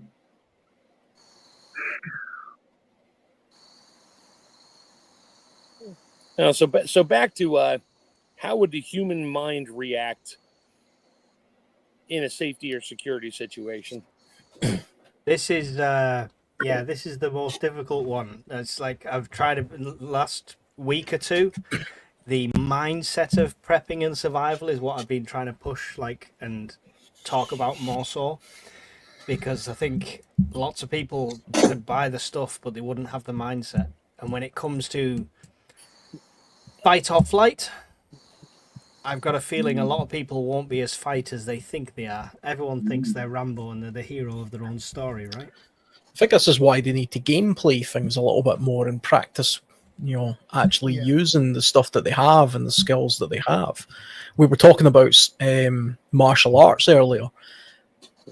At least if you do something like that every week and it just becomes part of your lifestyle, if you ever got into a situation where you had to use some of that stuff, you could run off pure training, muscle memory, and you kind of just go off that. Soldiers train for years on how to shoot at people, but most of them never do.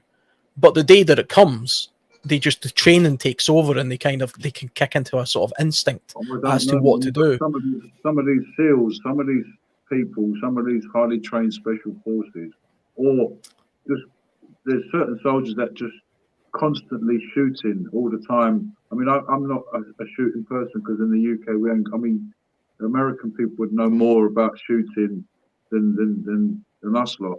But there's certain people, if you don't shoot, that something about your aim goes off or something. You've got to keep. But yeah, there are a lot of soldiers that don't shoot, but there are many that do shoot. Yeah, I mean, obviously, if the more you practice shooting, the better of a shot that you're going to be.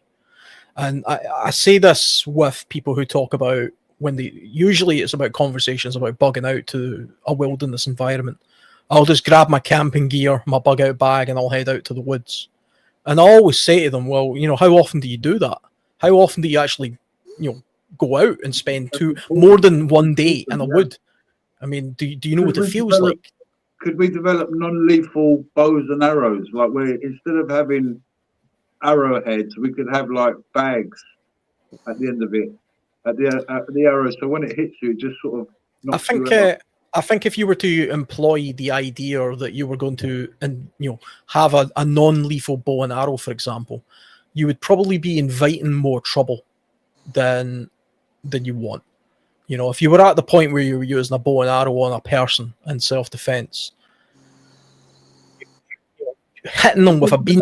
Tactics of non-lethal defense. I think anything that's beyond what we've already talked about with the BB guns and the pepper sprays and all these kind of things, and tasers, batons, things that have kinetic force behind them, but they're not lethal. Anything that kinetically hits another person and causes them harm, but it's not lethal, as a non-lethal weapon.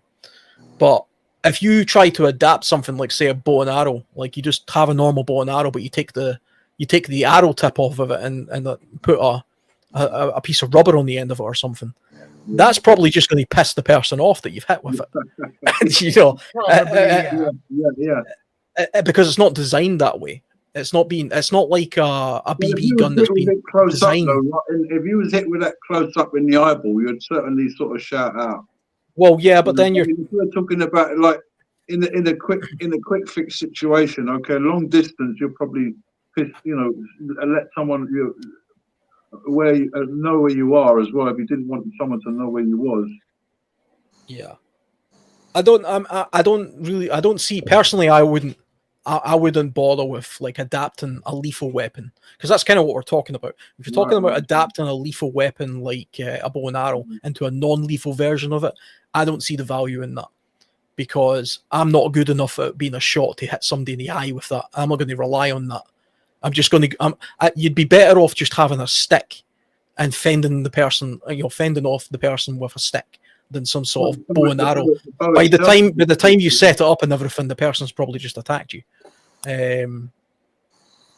So I would go with the notion of if you're going to use a non-lethal weapon that's designed to be a non-lethal weapon, then use that. Yeah. A BB gun that shoots you at 200 miles an hour is going to bloody hurt and be effective.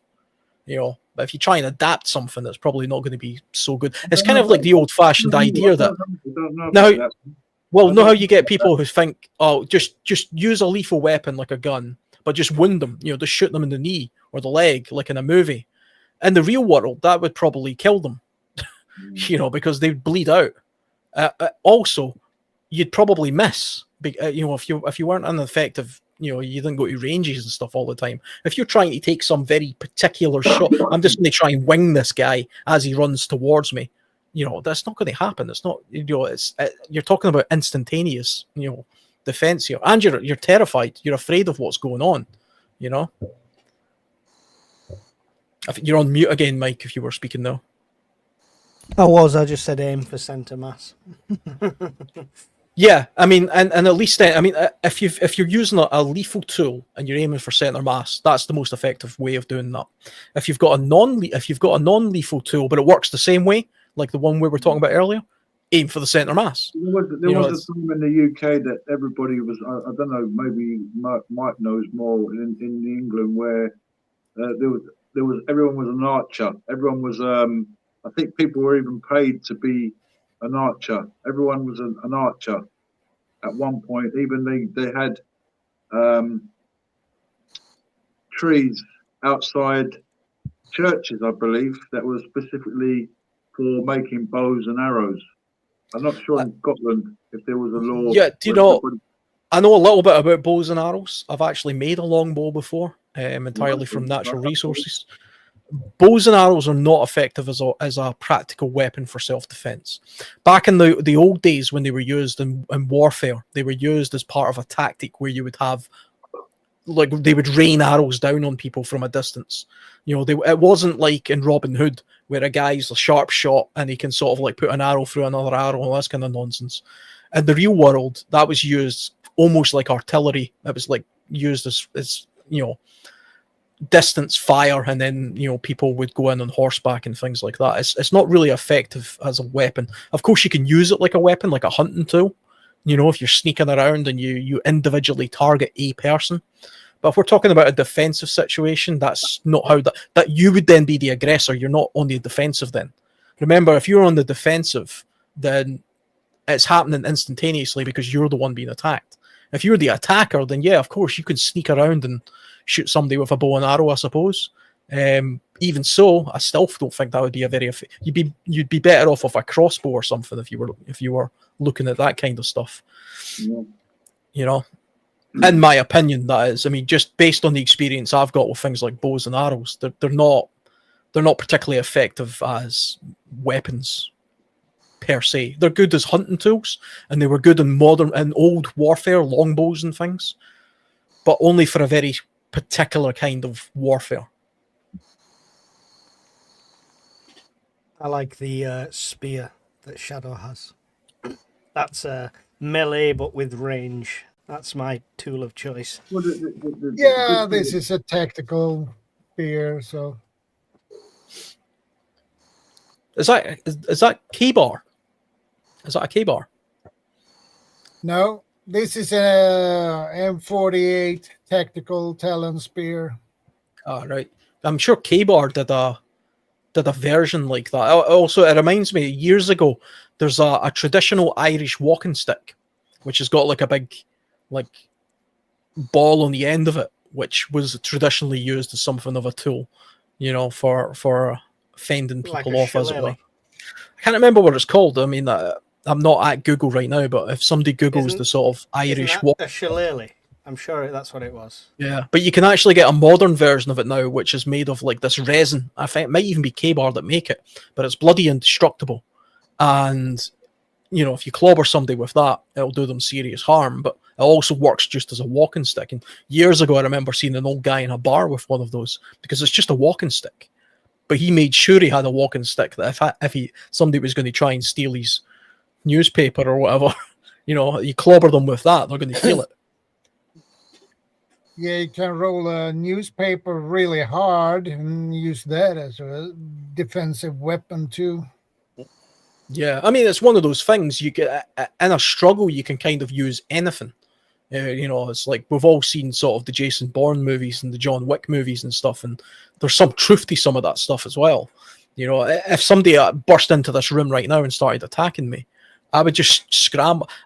There's stuff in this room right now that I could reach for that are real weapons, right? I've got a real, because this is where I keep my outdoor stuff. Like if I just reach right here, right? Look, I've got a knife right here, right?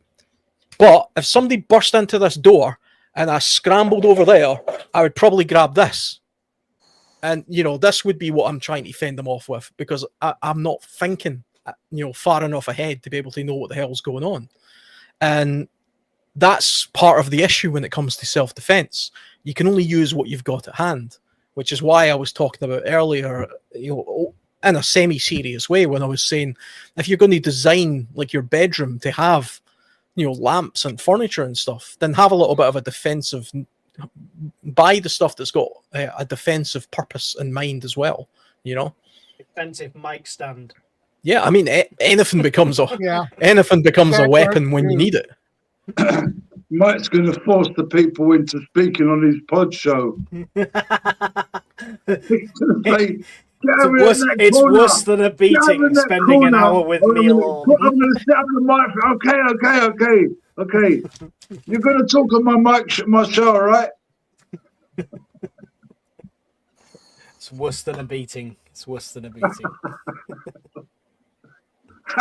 I've already figured out how to make my my prepared saved food. Chef's going to tell him about freeze-dried food. He's going to he's going to torture them with freeze-dried. No, I'm going to know. I know how to prepare bad food to give away. So yeah, here you go. Here, take my freeze-dried apples. There you go, and they eat them, and that's it. They're done. Yeah. I just got to make sure I mark the bags appropriately so my family doesn't take it. I'm just starting to worry about myself. When you held that knife up, Alan, I thought, how many blades are in reach? And Oh, there's actually unopened blades and everything. Like me, you've probably actually sitting when you start looking around, you start realizing you've actually got a lot of stuff around you. Yeah, it is a good exercise to have it wherever you sit, whether it's at home or in the office. It's actually probably a really good situational awareness exercise to think about that. What have I got? That's why I got a German Shepherd who's always at my side. I don't worry about it. The thing is, I suppose it's kind of dependent on where you are as well. It's like if you're in the kitchen, you've got access to all of the cooking tools, all of the knives in the drawer and whatever. Yep. You know, if you've got a room like me, like this spare room, or like probably where most of us are sitting in our spare room or our garage, this is where we keep all our outdoor gear and stuff, so it's all there. But if I go next door into my bedroom, I've got bugger all.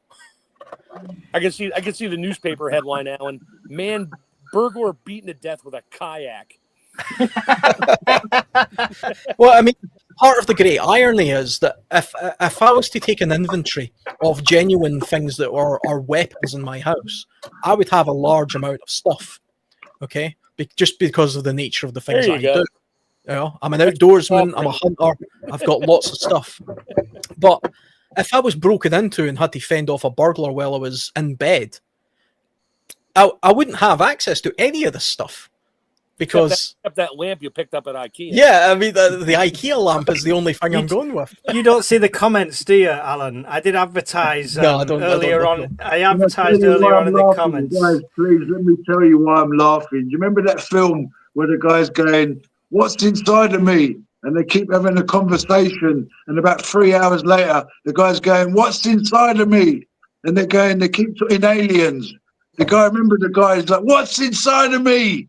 Remember, he had the alien thing. Anyway, I'm laughing because poor Mike's got this guy in his room that he's forced into watching he's speaking on his podcast show, and he's showing him all his weapons, all his knives. Alan's talking about all his methods, and I'm envisioning them torturing people that are trying to rob them. Right, now you've tried to rob me, Jimmy. Now I'm going to tell you about all my preps.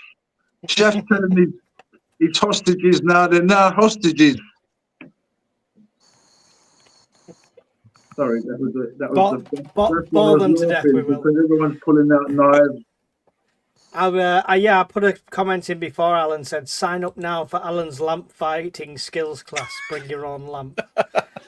People are asking if the last lesson is held in IKEA. So yeah, you might have a business on your hands there. Surely I'm not the only person that goes into IKEA and chooses furniture based on how practical it is for fending off zombies. 25 years later, you're sitting there. 25 years later, you're sitting there. By the way, I've run out of preps. The reason why I've kept you here is because I've run out of food. Okay. Some of the couches are cheap and nasty enough in there that you could probably swing it like a bat. So. Oh yeah. Hey, if you're really angry at the person coming in the house, throw them a box of IKEA stuff at the directions and say, "You can have anything you want in this house if you could put this piece of crap together."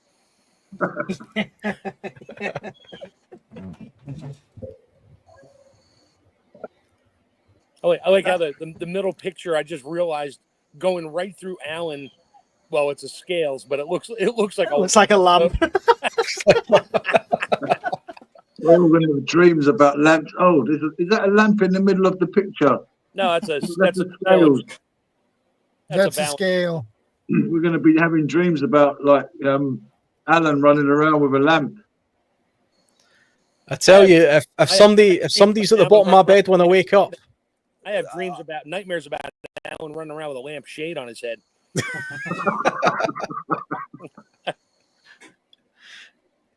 Yeah, I mean, it's definitely when you start looking around, you start realizing everything's a sort of tool.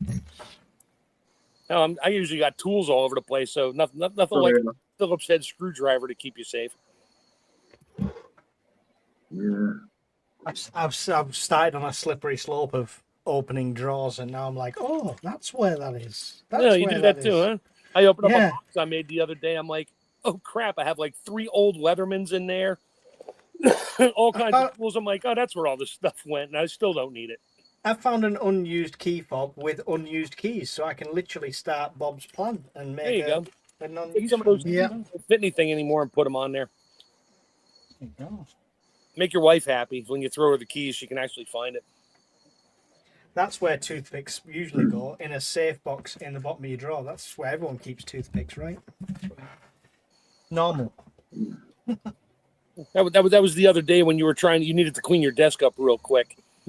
With a toothpick. And definitely not that LCD. Years later, crap, that's where the toothpicks went. Now I can get that piece of corn out of my teeth.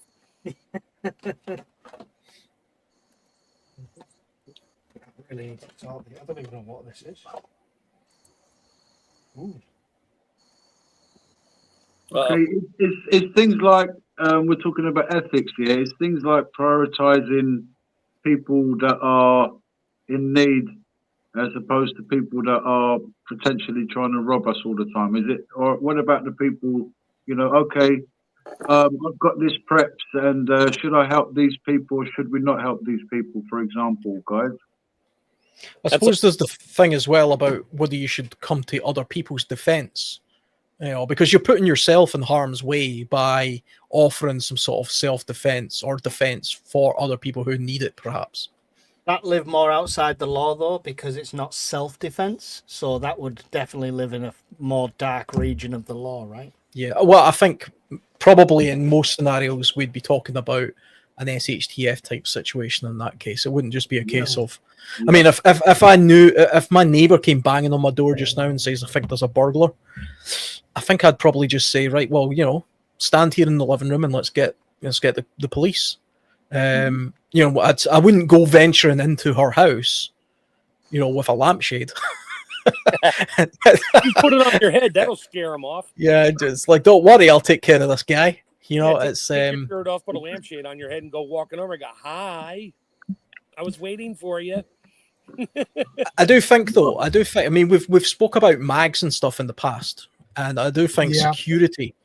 I think security in a situation like that would be a main topic. I would probably be the most critical thing actually to begin with, and setting up some sort of, maybe not a neighborhood watch, but definitely some sort of defense among the little mag of yous for self-defense purposes would be high on the priority list, I think. That can start as a neighborhood watch, as to not alienate non-prepper people in your neighborhood, but it's good to have that context, and it starts to get them in that mindset, and when it hits the fan and you become a mag, it's like neighborhood watch magnified to them, right? I would want to mention on the non-lethal weapons front, thank you, Shadow, because this, not just an awesome lighter, it's practically a mace, this thing. That's all solid steel around there. Well. Yeah. Yeah. That, in arm's reach, could be a tool. The thing about that as well is it looks aggressive. It looks, if you pulled that out and sort of flashed that at me while I was trying to steal your wallet, I would think twice. I've got a lightsaber, Alan. Don't mess with me. I'm a Jedi. I mean, I'm standing there holding a lamp and you're holding that, and I'm thinking, this fight isn't going to go well. Alan, Mike is your father.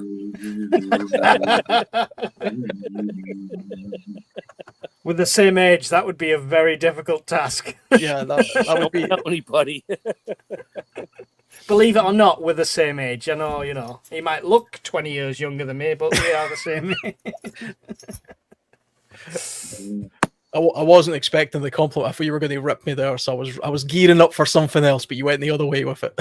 And the guy goes to, in an Australian accent, you call that a lightsaber? I've seen your AI profile picture. It looks very flattering.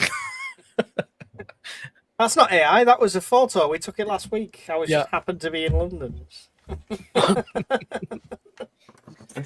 No, do you know what? That AI photo profile picture, I look at that and I look at pictures from myself when I was doing the MMA and the training, and it's very similar. So I've put it as my profile picture, so it keeps me going to the gym so I can get back to that. People be doing AI stuff. I climbed Mount Everest. That was me up there. It's taking over.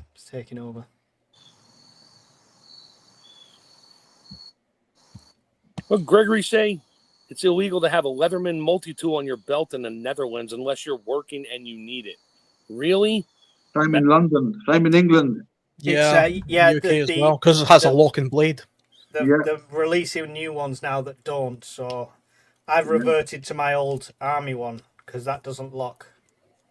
So you could see that doesn't lock. Yeah, but if you fold your pliers up the other way, it kind of keeps it from folding up on. Oh wait, no, it doesn't.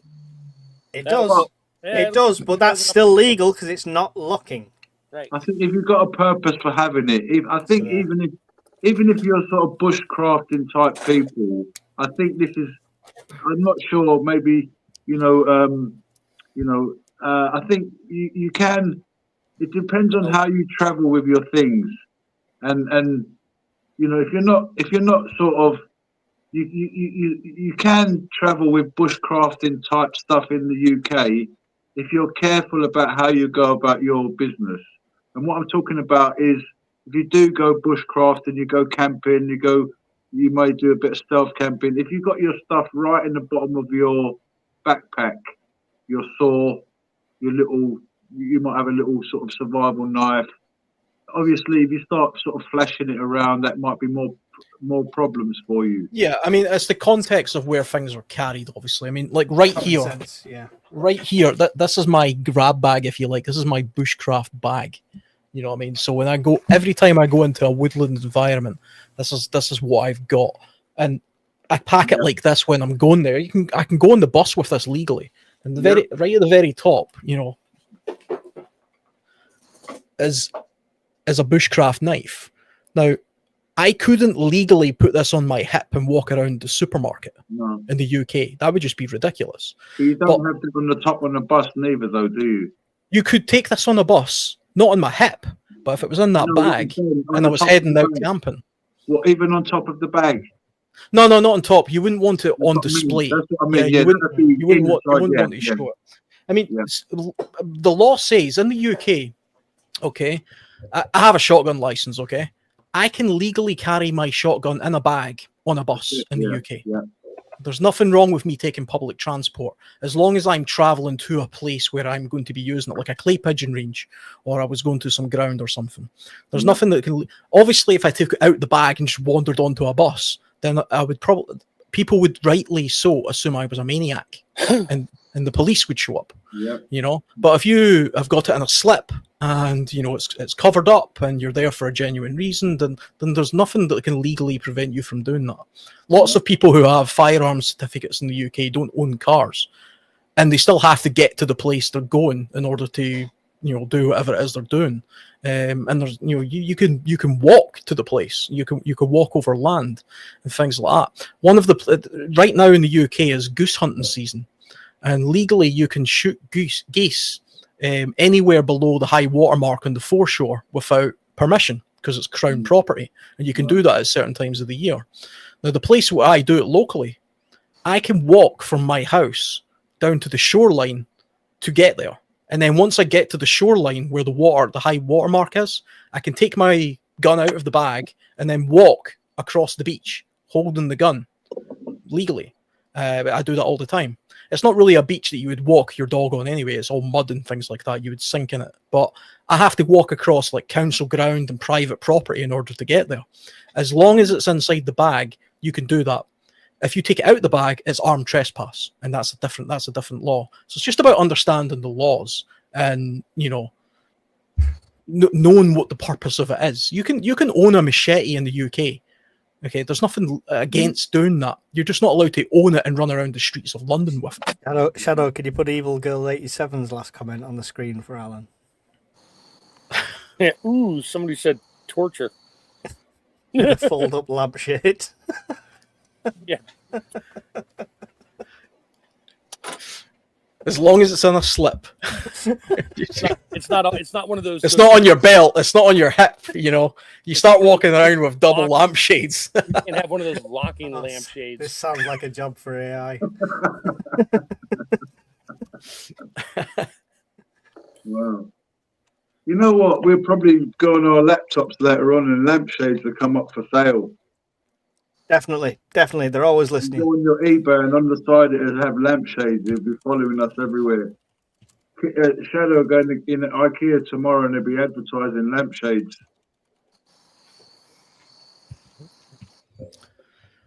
Yeah, that's a real thing. Actually, you randomly speak about something and it shows up as an advert on your phone. Facebook claims that's not real, but it bloody is. How many people were getting tankless water heater advertisements last week after I said it like 50 times?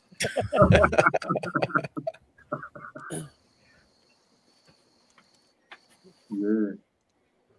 And let me just get something for the record straight here, right? When I was going to talk about aliens one time, what I was going to say, I'm not into all that stuff. Yeah, all I was going to say is that for me, aliens are demons. That was it. Full stop. Gone. Okay, good. That sounds like you need to have do a live show and talk about that, because that would be a fun conversation, but just not here. That was the quickest agreement sorted out ever in history, I think. This is awesome, man. AI's version of Alan. Uh-oh. You know, you guys are my brothers, man. I mean, I'm not sure about Mike. That's what AI came up with for Alan's lamp survival school. Mike, are you real? Is that a face mask on? Is that really Mike? No, not real. Are you President Trump? Okay. Tell you what, you've all seen what John Wick can do with a pencil, so hey, anything's a weapon. I'll tell you what, Shadow is more, Shadow's dangerous, man. He's the quiet, dangerous type. He doesn't say anything. You won't hear him coming. That's the thing. He's like, he might move. Listen, have you noticed he can move a millimeter a second without you getting it? Oh. You'll never. Oh, wow. Did you see that movement? He done that like a ninja. I'm telling you. He just done some dangerous moves there. Quiet people are always the dangerous ones. It's always the quiet types. Yeah. For one reason, because you don't know their intentions. Yeah. Like Bob said. You won't see that monkey fist coming. Shadow, I cannot find that M48 anywhere available in the UK. One place used to do it, but it's just not in stock. Other than that, you cannot get it in the UK at all. That's an ancient Swedish one, Mike. Why. I'm guessing it's because it's got the holes in the blade, so they're classing it as part of the zombie knife rulings. What a stupid law. Yeah. Stupid. Yeah. Let's pass a law with zombies in it. Okay. Yeah. now we're watching way too much TV. I think it was green as well. If it was green, it was a zombie knife. Yeah.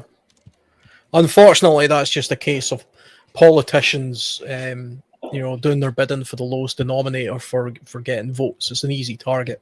Oh yeah. It doesn't matter that most people in the UK are killed by kitchen knives. We can't ban those, but what we can do is ban something that's actually impractical as a weapon. Yeah. I thought they banned kitchen knives in London. Well, they will eventually. It's a nightmare being a chef these days. Yeah, make you walk around with boxing gloves on, so you can't use your hands as a weapon. How come in the supermarket they charge you more money for chopped stuff? Because someone took the time and effort to chop it, yeah? Right. Like 20 okay. 50p. I don't buy pre-chopped anything. I kind of have my own tools to do that. I'm just saying, I can't understand all that stuff. You get people that buy stuff that's all chopped up, and I'm thinking, I buy pre-chopped onions. I'm not doing that. There's something in preparing your food. Pre-chopped onions. I've never had something so you chop your onions. You do your garlic. You do your preps. It's lovely. You smell it there. If you don't, you learn how to chop onions without crying over the years. Life's too short to be chopping onions when they come in a bag already chopped. I learned how to chop onions with my eyes closed. That's a trick right there. Well, yeah. I mean, you could always buy. You've probably got 3 fingers. Oh no, I got all my. I can tell when the knife is about to go through a knuckle, though. It's an alternative for you, Mike. You can buy onions that's already there's like dry onions. You can buy big packets of it, and that way you've always got onions there ready for you. I get the boxes of crispy onions for me hot dogs, so I already I have bags of pre-chopped, pre-diced red onions freeze-dried. They're raw, so I just add water. I just throw them in a soup or in a dressing or whatever I'm making with that needs chopped red onions. throw them in. Got a wicked sale on them, chopped them all up, threw them in the freeze dryer. My freeze dryer stunk like onions for a week, but that's all right. Is it not easier? Not easier, but is it practical to cook them then freeze dry them? In So some, it's like in some less instances, fuel. yes, no, it truly is. But with raw ones, because I like my wife makes a salad dressing that uses red onion powder, which is very expensive. So and they're raw. When they freeze dry them and they powder them, put them in a package, or they dehydrate them. I do the same thing. I'll just take some out of the jar, put the lid back on, seal it up, and I'll put it in a Ziploc bag and run it with a rolling pin, turn it to powder, and she throws it in her dressing because it immediately, your surface area to volume ratio just went through the roof. So as long as there's no oil in there to begin with, just use vinegar. Oh, it sucks it right up. It's great. She loves it. I'm probably going to make more here soon. Come on, dog. Go for them. Sort them out. That's my dog barking at the neighbor again. Good on him. Go on. Get him practice in.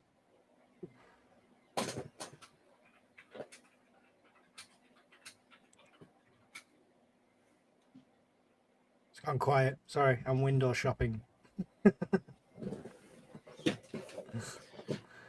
I was just taking a quick look there to see if there's any other practical sort of advice for self-defense, non-lethal self-defense things, and AI's coming up with things like anti-vandal paint can be used in such a way that it could be a defensive tool, which I suppose it could if you were clever about it. What, as self-defense? What am I going to do? Smear myself in it?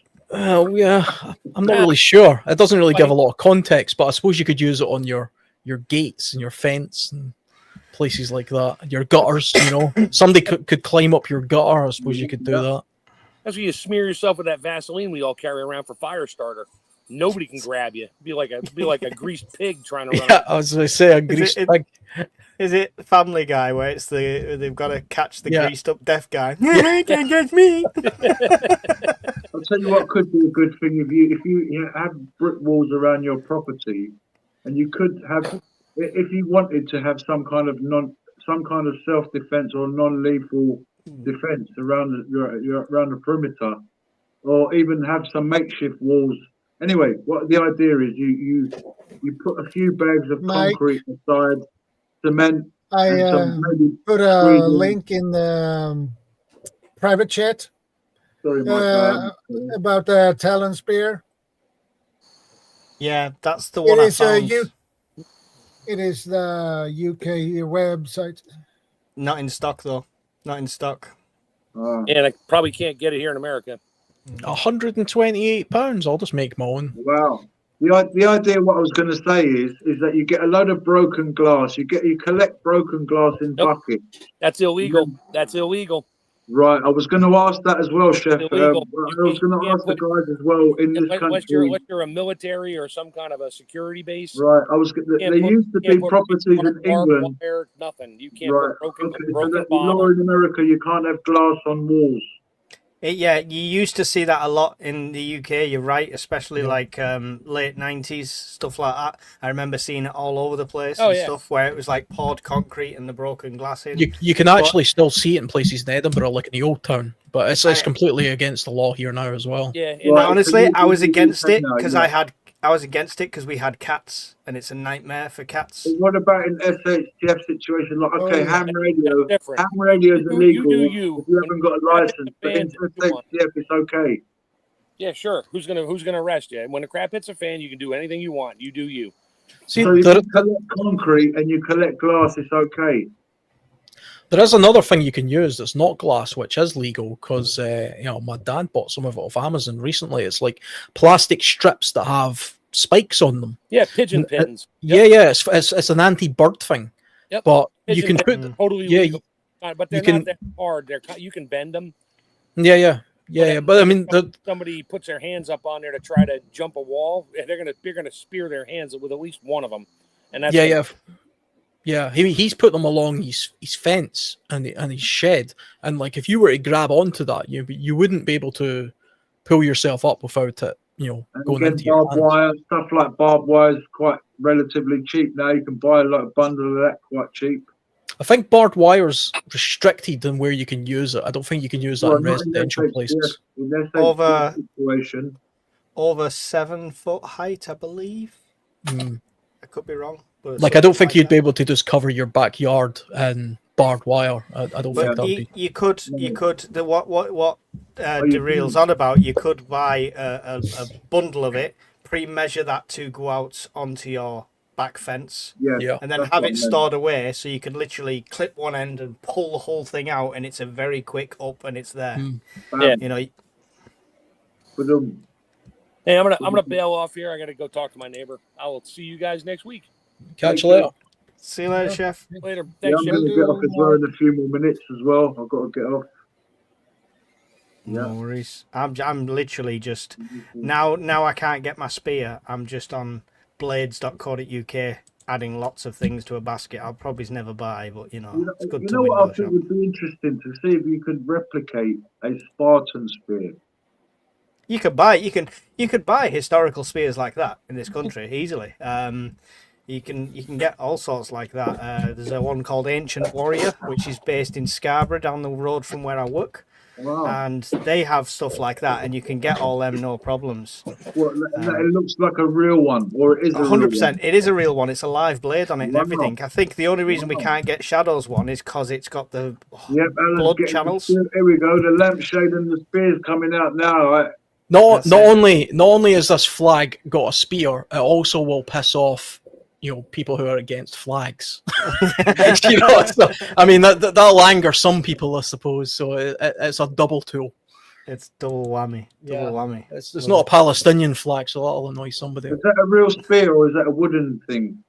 It's brass. This is a proper. It's a brass spear. Wow. Yeah, that's a proper brass spear. I mean, it's obviously it's not designed as a spear. I was just getting that geezer in my mind, the guy, the hunchback in the 300, and and Leonidas was saying to him, "Okay, lift up your shield, show me your spear." But those spears, like when they showed it in slow motion, how it knocked back two guys in the film, or three guys, or got the first guy that knocked down another two. The power of that spear going through the air, and it was wobbling. You see it in slow motion, wow, powerful stuff. I think you talk about bows and arrows. If you got people with machetes out there, they're crazy, and you see one guy had was it recently in the UK? He had was it a crossbow, or was it a samurai? The guy lately, what was the last one, Mike? Was it a guy with a samurai? The crossbow killing with the crossbow. Commented the political pundit's wife, wasn't it, or something like that? Is that the one we're talking about? Both have had a samurai and a crossbow attack. Yeah, but I mean, again, this is the thing. I mean, anything can be used as a weapon. That guy had murderous intent. I was going to say just about some. Sorry, I was just about to quickly say something about you said of the bow. In my thinking, the bow will give me that distance. Yes, have something for close contact, but I'm just saying that it might give me a little bit of an advantage if someone's got a machete from a distance and I've got a bow and arrow. It's going to give me. But you would be the person on the offensive then.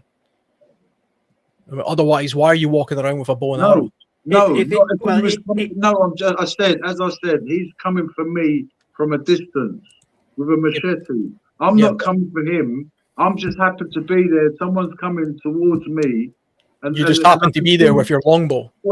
Well, I'm just saying, in the situation, I might be in the forest, whatever, getting away with a group of people, and all of a sudden there's other people there, and there's a guy there with a machete, he's attacking people, whatever, and all of a sudden he's coming in my direction. I mean, if you look at old primitive footage of people, how they used to fight, it's almost comical. If you could ever dig up like some of those old-fashioned, there's actually still footage of primitive tribes going at each other, okay? And it's almost comical in the sense of 1 minute they're running one way, next minute they're running the next way, and they've all got these primitive type spears, bows and arrows, really primitive type, and they're only really effective close up. And then what happens is you get one geezer that's getting a bit brave, he's sort of running towards the other guy in front of him, and then run into him. Look for it. Look for old type footage of tribal war with bows and arrows, right? And so the distance sometimes, you know, and some of them have got, you know, you see them running away. They've got a bow and arrow stuck on their backside, and you know, has to get treatment, and then they're spitting on the grass, making up some concoction to Again, put on it. the thing is, what like I say this again, what you're talking about is warfare, and Civil war is a bit like that. Oh well, a war's a war. So I mean, if you use, but civil war is a bit like that. In the situation, you're going to get the kind of kamikaze guy running a bit forward. He's going to be a bit more braver. I think if you base your survival scenarios on lots of what if, you can narrow that right down to a zero sum game. We're just saying, aren't we? Yeah, but I mean, you can do that forever though. That's the problem. I can just say, well, what if using a bow and arrow? It's terrible as a defensive weapon. And I was saying, that's the point. We're saying that how if you look at the battle situation where there are bows and arrows used, yeah, then you'd see it's not. It can be an advantage. Yes, it's true what you're saying. It's not always a great thing for fighting. Like you see them literally meters apart, and it can be effective. It can't be effective, and it just depends on how close what they get. I'm not denying the effectiveness of bows and arrows as a means to kill people in wars back in the days where they used bows and arrows. Obviously that's true, but they did it as part of a very particular type of battlefield technique. Like you said, artillery sort of thing. Yeah, it's the same sort of. They would rain arrows down, So you're not going to if you're just going to have it on your back. And you're kind of like Lord of the Rings style. You're the elf, and you've got a bow and arrow. I was. That's a fantasy. Can I interject that there's actually Chinese geezers out there, Japanese Chinese geezers that are amazing with a bow. They fire like 20 bows in about a minute.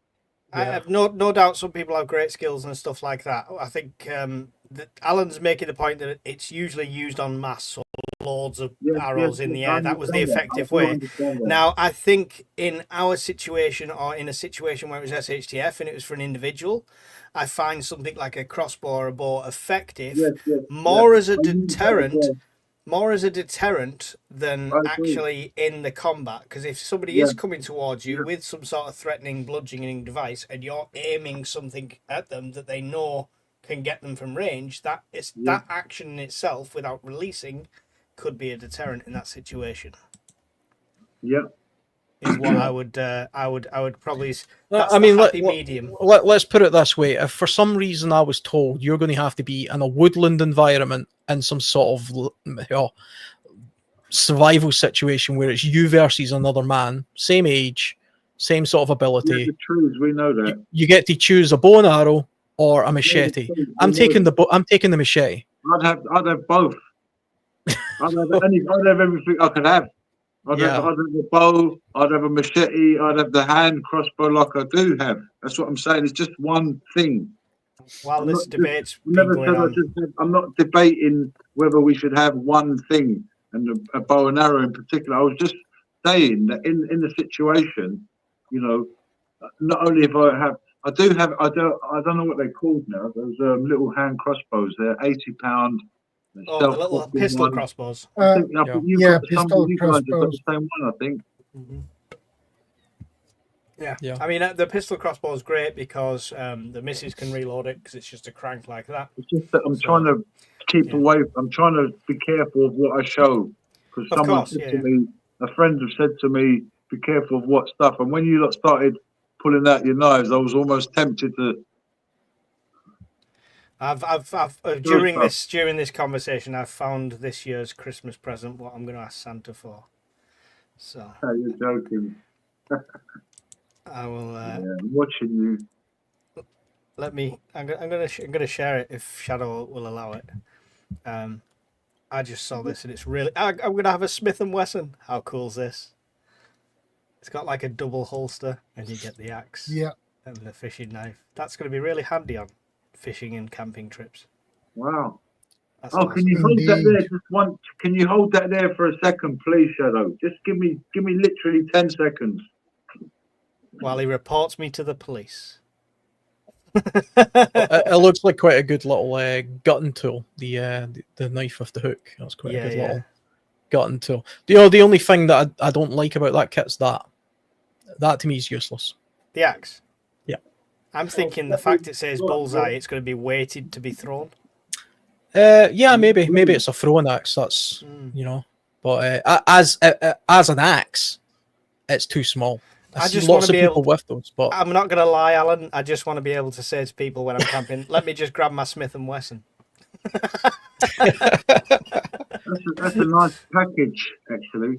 But it's cool. That. It's a bit one upside down, the other on the other side. But yeah, I assume it would mount sideways. Of this that I've got. I'll show you after this. Sorry. I'll take that off. Sorry. It's good for putting at the base of your back. That kind of setup. This is called the old timer. It's like a little package. Mm-hmm. It's got. Okay, this is what we're not advertising weapons to everybody and stuff. This is for bushcrafting and bushcrafting. This is a little thing that the idea came from the States actually. I thought it was really cool. It comes with a little blade for skinning. It comes with a cutter through bones. All right, okay. So it's almost like a full butchery kit. It actually looks like is that a Gralican tool kit by any chance? Butchery kit, yeah. Yeah, it's a Gralican tool. Sorry, it's on lock. Yeah, that's good for getting through rib cages and things. Rib cages. Yeah. And it comes with a saw as well. Yeah, it's also for ribs. Again, you get into the chest cavity with that. That's a Gralican kit. They're very good. I've got one similar. It's not here though. It's not in this room. So. How are you spelling Gralican? Sorry. Not sure. Gralican is I think it's the Scottish word for basically gutting deer. That's what that's called. That's what we call it anyway. All sorts of animals. Perfect. And when you showed me that thing you got there, Mike, what was that called? What was that? You just showed your. Oh, that it was just an accident. It reminded me of this. Yeah, no, it's cool. I like it. This is called the old timer. Gralican is GRALLOCHING. I don't remember what it was called. The old timer. For preparing stuff. It'll come to me. Yeah, look at that. This haircut. Jesus, the guy in the haircut just left a little bit too long at the top there. Gerber do quite a good Gralican kit. Gerber, which I'll do one. They're quite effective. Oh, there's got some cool chef knives on that. I'm just on the old timer website. It's cool. Bushware is quite a good place if you're looking for Gralican kits and animal preparation, things like that. That's a deer stalking website. Interesting. Right, Mrs. Urban Prepper has a walk from her 10-minute, 3-hour nap. So I'm gonna. Perfect News Network. Good to see you. I'm gonna jump off, but thank you for having me, Shadow. Pleasure, Alan. You're very welcome. It's a pleasure. See you again, Mike. And I'll be getting up as well. I think we're after you as well, Mike. Have a good one. All right. See you later. Bye. Take care. Yeah. See you later. I think that's brought us up to the 4 hours anyway. I think. Just about. Yeah. Everyone else that's still with us, Alan, Shadow. Thanks for having us on this evening. Yeah, it's been good. My pleasure. Everybody in the listening.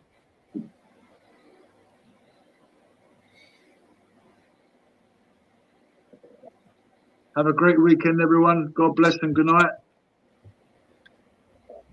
Good night.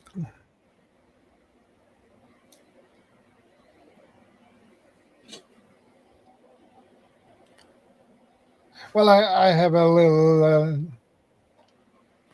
quite interesting information. It's basically totally off topic, but my dad and my uncle, they are twins. And you know what? My my my dad and my uncle were born in Glasgow, 1942. That's quite a year to be born in Glasgow. A lot going on in those years. Yeah, and right in the middle of the war. Yeah, the reason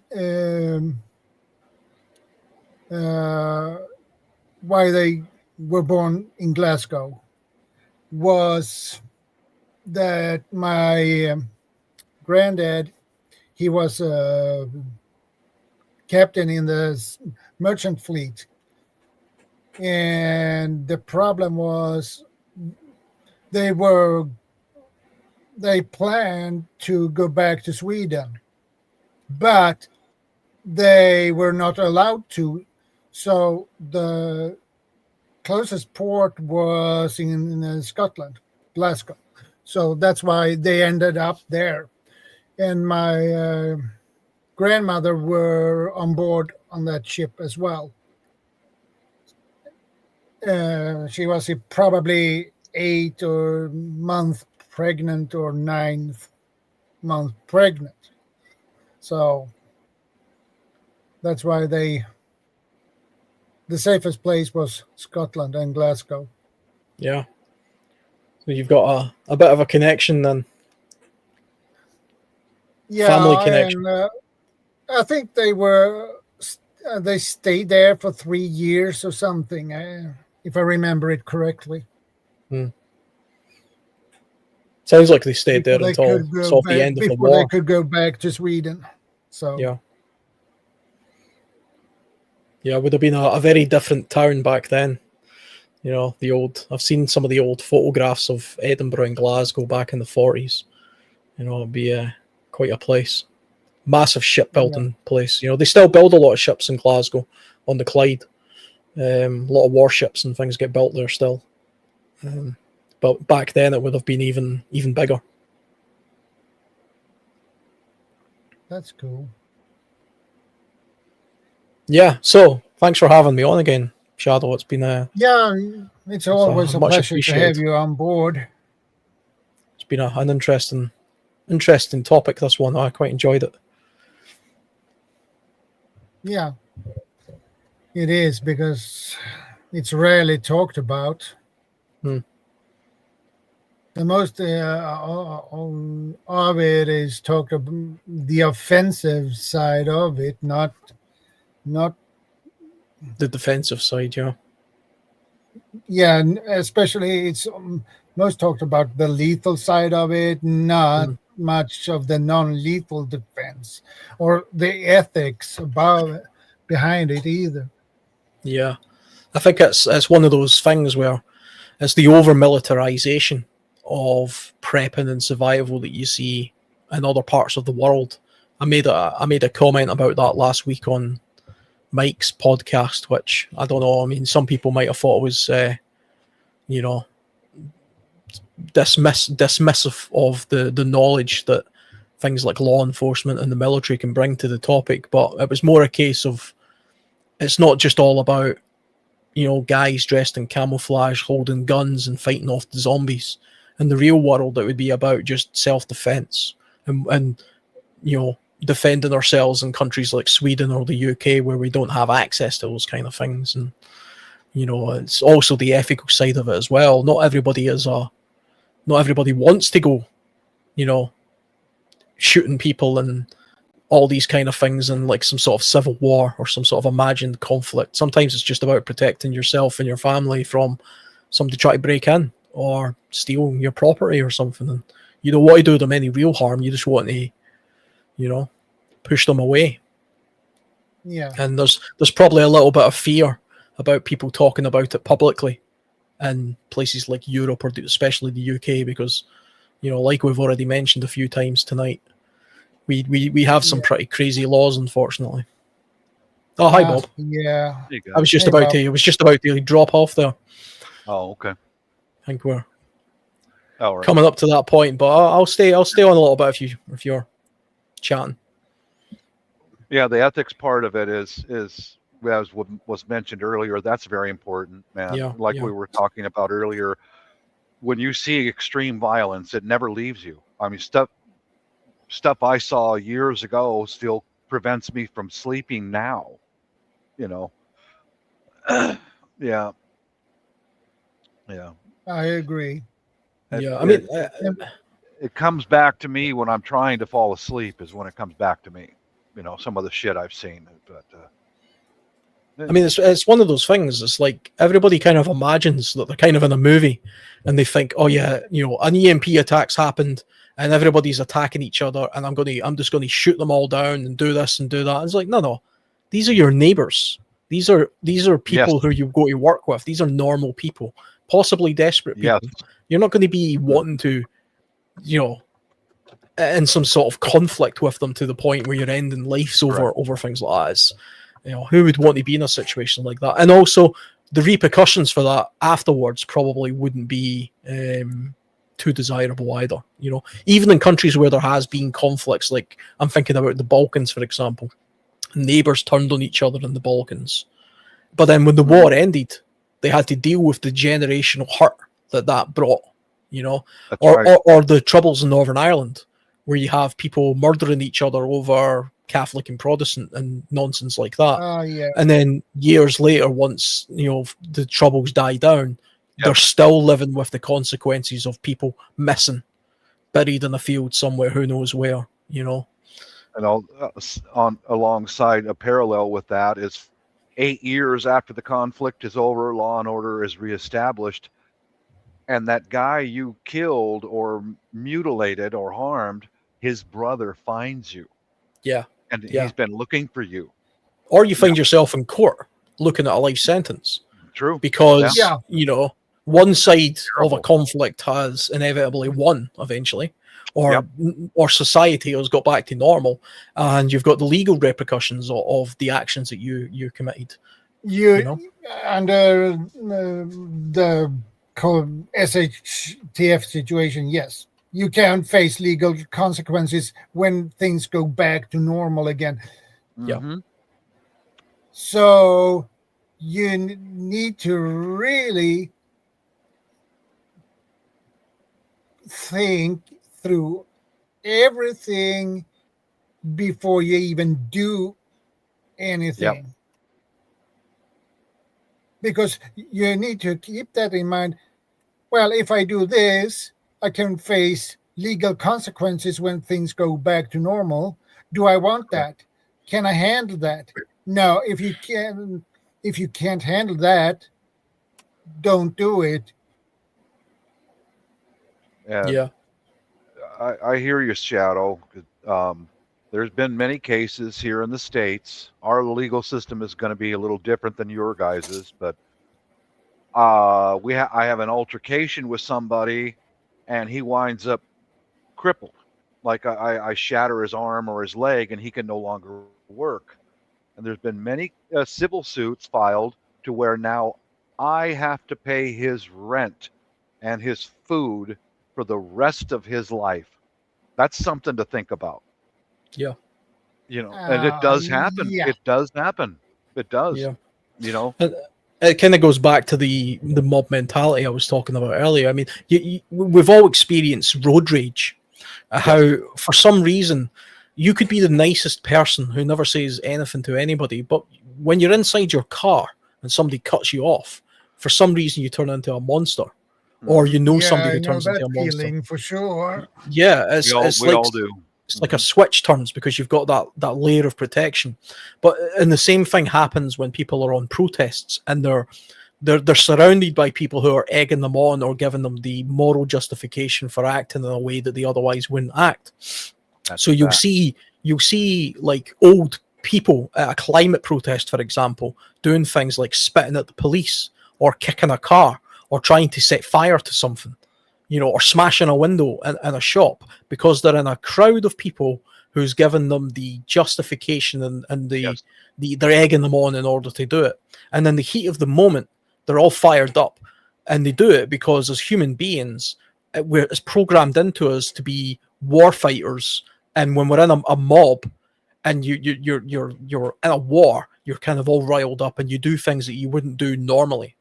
But then when the dust settles, and you wake up the next day and you realize, wait a minute, what have I done here? So it's important to have a clear moral compass all the time in your head, especially if you're a prepper or a survivalist, because you think about this stuff more. Just because we think about how to defend ourselves more doesn't mean we should be far more ready to use defensive means or offensive means, because we're a little bit more tuned into it. We should focus on your moral compass and think to yourself, I might know how to do something, but part of the preparation I'm giving myself as a prepper or a survivalist is knowing when not to use something or do something, or knowing how not to go too far with something, which comes back to the non-lethal things. Yeah, if you live in a country where you can shoot somebody dead for coming into your house, okay. Do you have to though? Is there another way of doing it? Well said, Alan. Well said. Do you have to? Yeah. And for me, if it's a single guy alone, I'm going to try to either me escape or get him to go back out. But if it's a group of people, 3 or 4 of them, which happens here, that's usually how home invasions happen here in the States. There's 3 or more. Yeah. Come right through your front door and they're running. They're running right into your house. Now that changes everything. If they are more in that group, they send someone on the back of your house and that's right. Cover the back door so you can't run away. Yeah, they do that a lot. Do you know, years and years ago when I was a teenager, I was at a friend's house and there was 3 of us, and we were in his living room playing computer games, and a man just walked into his hallway.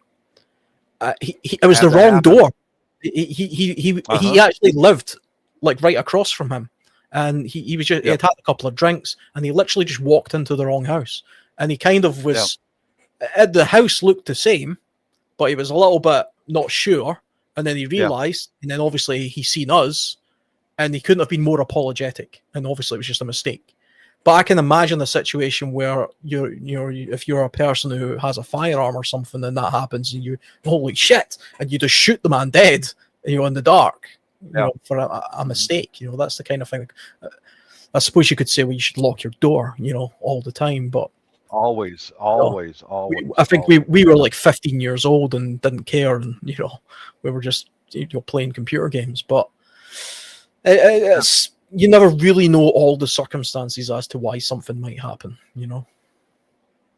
Yeah, that was actually a good lesson for you teenagers. That was a good lesson. Oh yeah, yeah. Remember it all these years later. We still talk about it. We still talk about it. Yeah, I had that happen in the garage, in the last place we lived. A guy walked right in. And I am this was before I started carrying a sidearm inside the house. I am so lucky that I was present and able to stop him just by standing up, and he took off. Come to find out, that guy was a hardened criminal. If he had have attacked me, he would have took me apart, because he spent his entire life in and out of prison. Fist fighting a guy like that for me, he would have took me down. I mean, no question. But I never forgot that, man. Never forgot that. That's the thing, is like the people who do the home invasions that kick your front door and 3 of them run in. These guys have all done time in prison. Yeah. They're violent and they're tough, That's lock your doors, man. God. Yeah. The kind of home invasions we get a lot in Scotland are basically junkies looking for pills and things. Right. They're not really interested in stealing your TV, because that stuff's not really that valuable, to be honest, anymore. Yeah. But what they're interested in doing is going into like a pensioner's house who has a lot of medications, and they'll just steal all their medications and sell them on the street for whatever. And that's a thing. Yeah, most of the criminals who do burglary and all that here, anything that can fit inside of a backpack. anything. Cameras, coin collections, cash, tablet. pistols, a tablet, cell phones, all that, and they're in your house for about. But that's a burglar. That's different than a home invader. Yeah. A burglar doesn't want to get caught. A home invader doesn't care if they go back to jail. Yeah, a home invader is a far more dangerous person. Absolutely. They're more likely to do you harm as well, unlike a burglar. Yes. Yeah. That's a whole different situation. A home invader, because they don't care. Go back to prison. Oh well. In fact, the guy who walked right into my place, he had just been released that morning from prison. That morning, he already robbed 2 stores, stole a car, walked into my place, and left my place and went and did some more burglaries that fast. And if he goes back to prison, oh well. That's somebody that I would consider, putting my finger on the trigger. It's all. You better have clear judgment, have thought about this stuff way ahead of time. Before you do anything. But I have plans in place, and since all of this can be used against you in a court of law, all of this can be. Yeah. I'm not going to talk about it anymore. Yeah, it's interesting you mentioned that. Actually, I was going to mention that earlier on. Is even if you like, we were making a bit of a joke of me talking about having heavy lampshades. If I got broken into today and ended up hitting somebody over the head with a lampshade now and he died, this video would be used against me in court. Yes, it can be. That's something to think about as well. I'm going to be going live about 7 p.m. tomorrow evening, and I don't stay live for too long. I'll go backstage and we can talk a little more openly backstage, even though that can be subpoenaed and used against you in a court. But, be real careful about what you say, because I'll go right back to the civil suits that can be filed against you. It all falls into the same category. You may not be arrested for shooting somebody, but their family can come after you with a civil suit. He was a professional thief. That's how he fed his wife and kids. And now guess what? You killed him, and you're going to be feeding his wife and kids. And shit like that does happen. Wow. It does. It's like they teach you in martial arts, don't they, Shadow? The best fight you ever got into was the one you walked away from. Yeah. Yep. That's true. Don't fight. Don't do it. Unless it's necessary. And Absolutely. You have no other choice. Yeah. Well, luckily I haven't been in a real fight, a physical fight with another person since I was probably in early high school or something. It's not really something that's ever really happened to me, but there's been some close calls, but I've known when to talk my way out of it or get out of dodge. It's not really necessary. I've been in too many fights when I was in my school years. Every day I was bullied and people jumped on me, and so I was both physically and mentally bullied. So when I was in the military, I got into a lot of fist fights, but that's part of the environment. You're a young military man and just go to hook, start slamming on each other. It just happened a lot.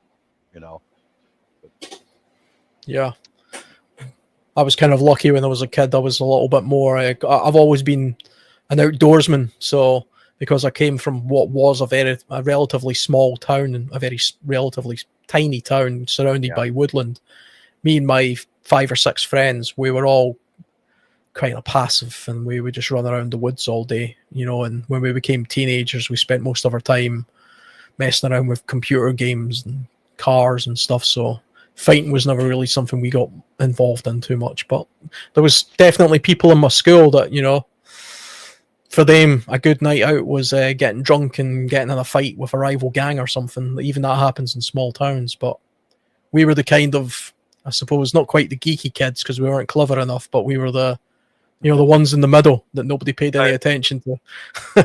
That's kind of how I grew up too. I wasn't an athlete and I wasn't a brainiac. I was just one of those guys. One of the middle ones, yeah. Yeah, just one of the crowd, The In-Betweeners is the famous British comedy, we'll say. But anyway, guys, it's been a pleasure. This has been fun. It was an interesting conversation, and thanks for having me on, Shadow. Yeah. So I'm going to jump out now. It's always a pleasure to have you here. I'll catch you later, and I'm going to end things anyway. Okay. So. Okay, peace out, guys. God bless. Yeah, peace later. Out. Later. Okay, guys, thank you for stopping by. I appreciate it. And I will see you next week with a new topic, whatever it will be.